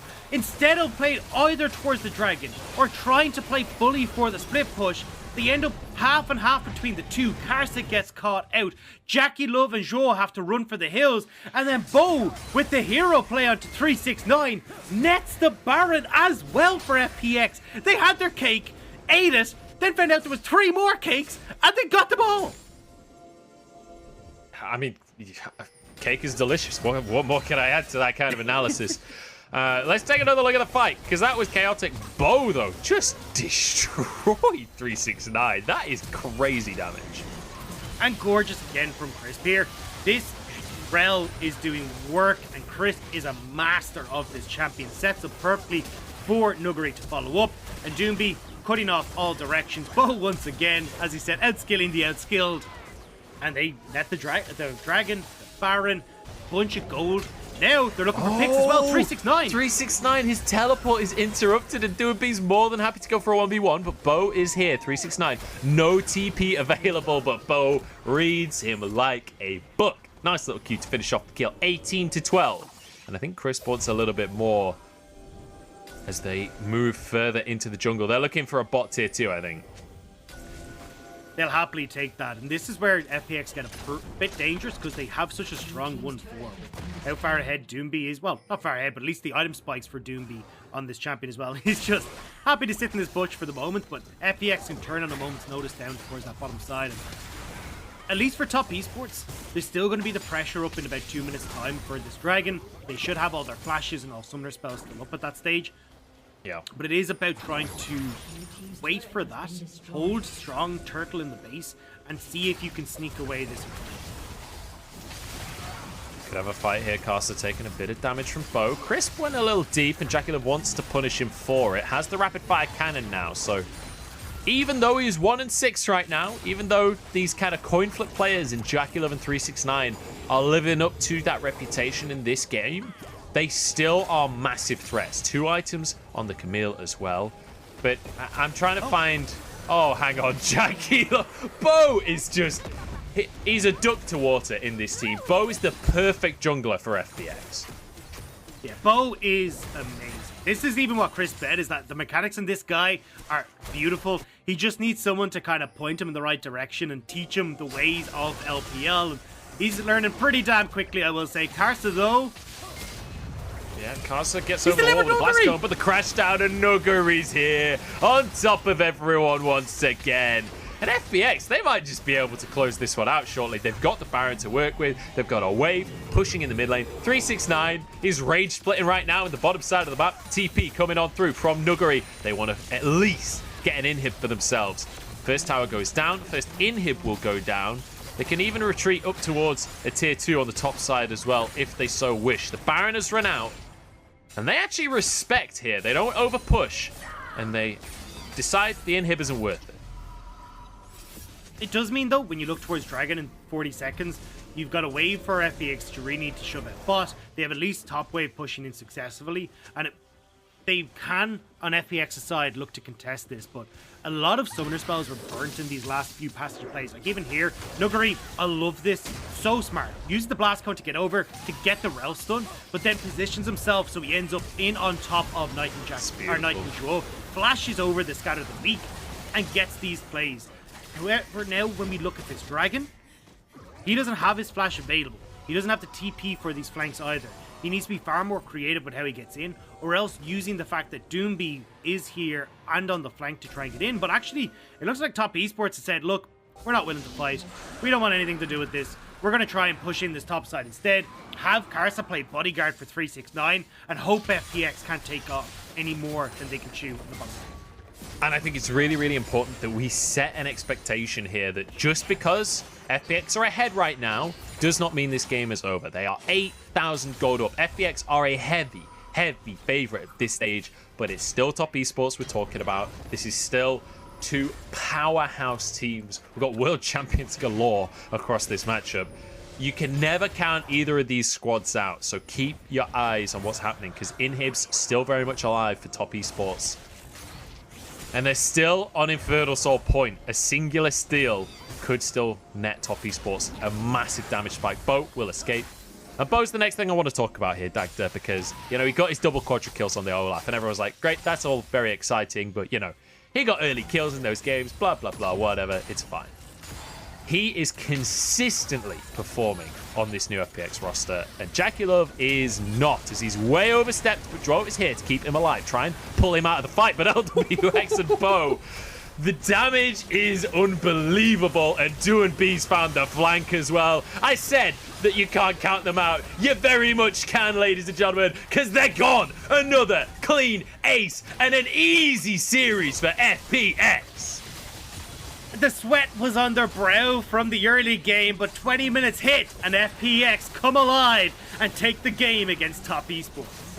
Jackie I Love CS is maybe the new username because he stepped into the mid lane for a wave and it just was not worth it. It cost him the game. Was the caster minion worth it, Jackie Love? I don't think it was. 2-0 as FPX maintained their position as the second place team in the LPL. Yeah, Jackie Love getting taunted as water boy by the Gatorade of FPX as they're able to take him down and get the kill for themselves. But what a performance from him. Like, genuine. This was a team that we kind of look at as, okay, well, they tend to snowball their game. They almost always just get this massive lead by the 15-minute mark and they run away with it. This game was one that they had to work for that victory. It wasn't handed to them on a silver platter.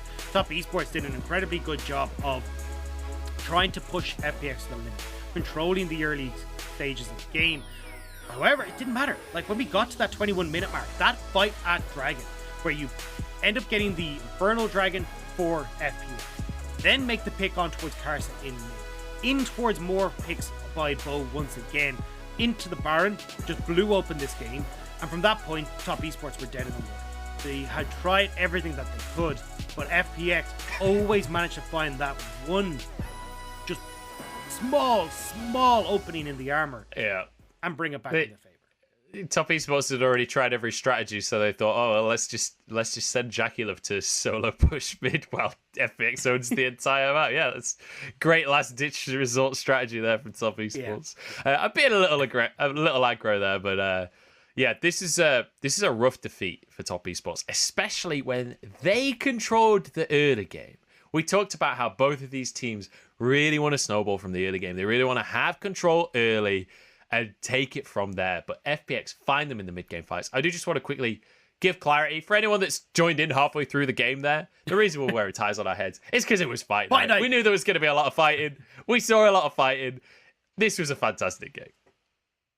Fantastic series as well. But I do have to say that Top Esports got the early lead, right? We saw them playing around this bottom side. Fantastic. Double kill coming into favor of Knight. You're up there. Jackie Love got a kill for himself. You're up there.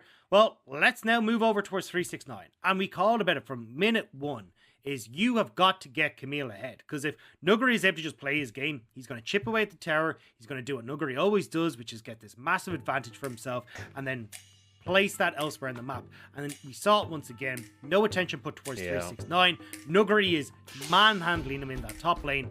And then the Kennen came into these team fights. And every single time Nuguri pressed that R button, there was about 4 people there. Like, it just didn't matter. Like, he was hitting multiple people every single time and tearing through them. Honestly, one of the crazy things about this series is that we saw Nuguri versus 369. Nuguri having a significant advantage in both games, but also the difference towards like AD carries, right? Jackie Love looking really inconsistent in this series. Karsa getting straight up out jungled by Bo. Bo is the rookie on this FPX squad, and he's looking like one of the all-star players. If you just watched this, if this was your first ever FPX game and you were told some of these players are world champions and some aren't, who's the world champions? Bo would be one of the people that you'd say after watching that game. He's looking exceptional. Yeah, and I will give the caveat there that Karsa definitely had a different role to play, as Karsa always does on Top Esports, where he is playing a much more defensive kind of, let's control the jungle. But when Bo is just unleashed, he's uncontrollable. Like, you are just able to run away with this game as the FPX rookie, getting these multiple kills onto the Taliyah, predicting where people are going to move. Like, Taliyah requires setup in a lot of situations to get that seismic shove. Bo didn't care. Nah. He was just like, cool, you've selected Taliyah for me. That's all the setup I need. Thank you very much. I'm going to run away with this game now. And I love watching him against the likes of 369 and these guys where you know that these are mechanically strong players. Like, you know Knight. You know what he's capable of. Same when you look at Jackie Love. And this guy's just come in and smoked them all. Yeah, honestly, Bo looks amazing. Nuguri as well. Yeah. This is one of those games where it's really difficult to call who MVP is going to be, kind of similar to game number 1, because so many players on FPX are popping off. And it's like that performance from LWX this game, I feel like is a standout performance as an AD carry on the Kaiser. Did exactly what he needed to do, did a ton of damage, everything else. I don't think he's going to get MVP. Like, you have to go so far above and beyond to get MVP on this FPX roster because the talent that you're surrounded by is just so insanely high. Every single player looking amazing. I'd say the weakest player this game was maybe Doing B, who looked great. So it's like, how do you fight against this? I don't know what the answer is. This is the thing. Like, Crisp is playing some of the best League of Legends. Like, he actually looks like 2019 Crisp again. Yeah. Nuguri is coming off the World Championship and doesn't understand that there's supposed to be a World Champion slump. You're supposed to look bad after winning the World Championship. That's how it goes. It's been the rule for about 4 years and he just hasn't read it apparently. You're looking at Doomby, who, although a little bit of a slower paced game this time against the Syndra, is still playing absolutely out of his mind, consistently finding these perfect roams. And it feels like the whole team has now rallied around Bo as well to just set him up. So you've got a carry jungler who's playing out of his mind, a supportive mid laner who's delighted to have a carry jungler that can work around, that he can work with or around him. Yep. And you've got Nuguri, who's the king of weak side.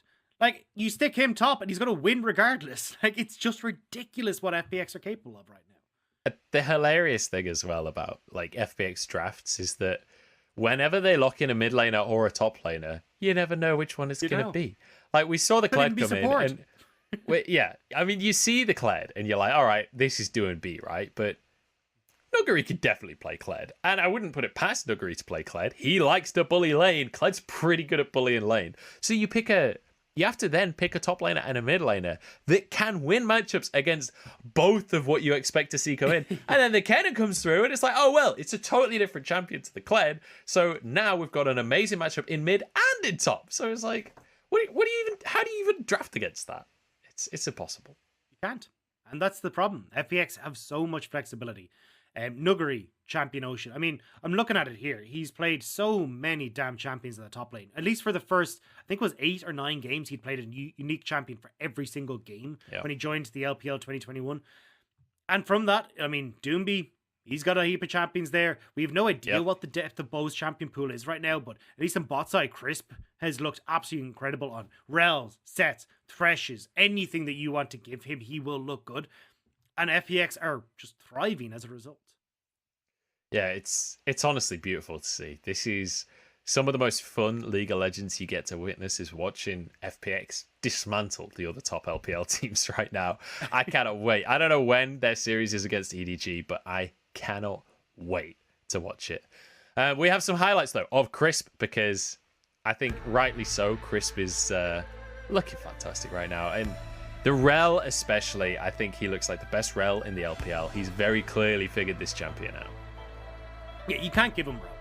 He's just way too strong. Even if you end up in a reasonably poor matchup in the bot lane, he just roams and gets a whole bunch of kills with Bo. Like, this guy is just so smart about how he plays the map. And in team fights, he's a monster on this pick. Like, look here. This is where you kind of see the difference. Is like most Rels would try and just go for the crash down. Instead, flashes in, get the magnet field, guarantee the knockup. Like, it's these little decision makings in the heat of the moment that make him such a good support. And honestly, it's hard, as you said, draft against FPX, because you don't want to give Twisted Fate, you don't want to give Rumble, you don't want to give Rel, you don't want to give half the bloody champion pool over to this team. Yeah, they just play too many champions and they're so damn good at every single one of them. Every other team is like, all right, it's the start of spring, let's warm into this. And FPX are like, all right, time to win ourselves some games. We are basically halfway through this split, though, and you can see that Crisp is racking up those MVPs already. He's got 3 for himself, and I expect many, many more if he can continue to grab Rel for himself. I'm not going to be surprised if we see a lot of more MVP performances coming out from this guy, especially on champions like the Rel. But the interesting thing for me is now, like, we're looking at our top of the table, because FPX still firmly in second place. They're now 7-1. And they still have to go up against EDG, who are 7-0. So I can't wait. They still are hot in the heels of EDG, who are 7-0. So I can't wait to see how this one's going to pan out. That one's going to be nuts. We're going to head over to the stage. Wendy is standing by with our MVP, Crisp, to have a little bit of a winner's interview. So let's see what he has to say. Hi guys, welcome to the interview, and now we have our best support, Crisp, with us. So first of all, congratulations on today's 2-0 victory. Are you satisfied with your performance today? 那首先恭喜你们今天干净利落2-0结束掉了比赛，对自己今天的表现还满意吗？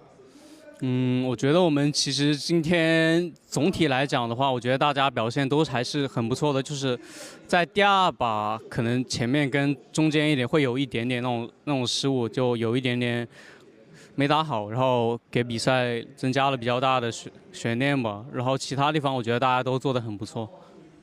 I feel generally all of us performed so good, but I think in game 2, from the early and mid game, we made some mistakes here and there, so that may drag the whole team to a late time to get the victory. But generally, I feel I'm very satisfied with my performance today. And my next question is in game 1. We feel like from the very first level 1 invasion until the pressure the opponent's team given to the lanes, to the bot lanes, we feel like the top esports, they try to restrain your roaming. So how do you handle with the pressure they give from the very early time? 那其实感觉第一局从一级团的一个入侵，然后包括他们线上给你们的压力，就感觉他好像一直对面想限制你的一个游走。那在那种前期比较有大压力的情况下，你是怎么去处理前期的一个节奏的呢？就如果他们给下路很大压力的话，就首先保证打好自己下路的对线的情况，然后再去考虑一下有没有机会就是帮忙到队友。就算我前面就是被他们限制得很惨，我觉得也没关系，因为他们限制我的话，那我的队友肯定会打得很舒服。If they give a lot of pressure to me, the first thing in my head is I want to make sure that I can have a very good laning phase. Then I will try to find more opportunities to help my other teammates. And also at that time, if they try to give me the pressure, that means all my other teammates, they can have a very good situation to grab some leads. And also in game 2, it's really intense and the whole game goes back and forth. So from which time mark do you think like FunPlus can just grab the win for the game 2。那感觉第2局其实是打得很有来有回，也很焦灼嘛一度。所以说，从哪个时间点开始，你觉得你们是对胜利十拿9稳的呢？第2把的话，其实就是那一波，就是他们塔姆跟塞纳开车想去抓我们下路的科列那一波的时候，就是那一波我们打赢了，我就感觉就赢的机会会很大，因为我觉得我们团战是占取一个有利的地位的。In game 2, the opponents Sina as well as Tom can try to use the ultimate to catch our mid laner doing B. At that time, we feel like we are able to grab the win from that point of time because our composition got some benefits and we are stronger than the opponent's team in the team fights. So from that time, we feel like we can grab the win easily. And also my next question, your Ryle can always perform so good and so dominant in the Summoner's Rift. So do you think this champion is the strongest one in the current meta? And also for Ryle, this champion got super low ban rate. So could we know the reason for that? 那其实你的瑞尔也是表现得非常的亮眼嘛。那你觉得瑞尔会不会是在这个版本就是最强的一个辅助英雄的选择呢？而且我们看到比较有趣的是，其实他的ban率是很低的。那你觉得原因会是什么呢？我觉得这个英雄是一个就是很全面的英雄吧，就是我觉得如果你用的比较不错的话，熟练度较高的话，我觉得他是能承担很多种角色的英雄。然后他的 counter 英雄我觉得也不是很多，只有1-2个，但是那些英雄在其他地方出的话可能就不太好出，因为你需要搭配阵容。然后我觉得这个英雄ban率不高的原因的话，我觉得可能就是因为有的队伍用的话可能会觉得会用起来比较笨吧，要比较把握好技能的释放。I feel like Rell for this champion is a well-rounded champion, and also I think she's quite strong in the current meta. But she don't have so many like counter champions that can face against her. Even those champions can be selected, they may not be that fit in the composition. And in terms of the reason for the very low ban rate, I feel that for some teams they may feel like Rell this champion is too tanky, or they don't think it's a very good champion to choose because it's really needs a skill shot to be so precise in the games. And also my last question is, in the previous interview, Doingby have told us like he really want you and Bo to help the mid lane more. So do you have any response to his request? 那其实最后一个问题也是在之前硬币哥也在采访中说，希望你和博能野辅联动，多帮一下中路。对他的这一个想法，你有怎么样一个回应吗？帮中路的话，只要是就去中路能杀到人的话，就肯定会去的。只要我跟打野的情况是 OK 的，就肯定会去的。If we can get the kills in the mid lanes, definitely we will try to help him in the mid lanes. If that situation will happen, I believe that the Bo and me, the two of us, will come to the mid lanes. So congratulations again. 再次恭喜，新年快乐 ！And see you guys tomorrow. Bye bye.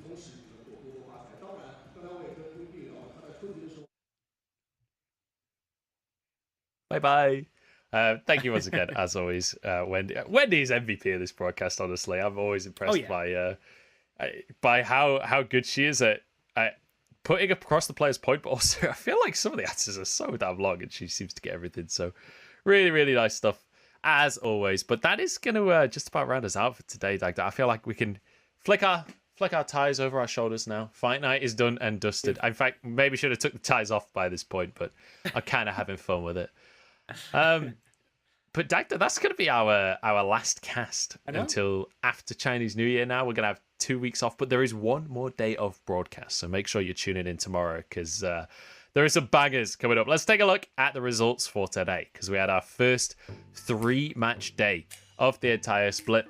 It was OMG taking a 2-1 over BLG to start the day off. A surprising performance out from OMG as well. It was nice to see them getting themselves a win on the board. JDG 2-0 over WE and looking good doing it. WE feeling like they've really fallen off kilter a little bit. And then FPX showing us a masterclass of League of Legends to round out the day.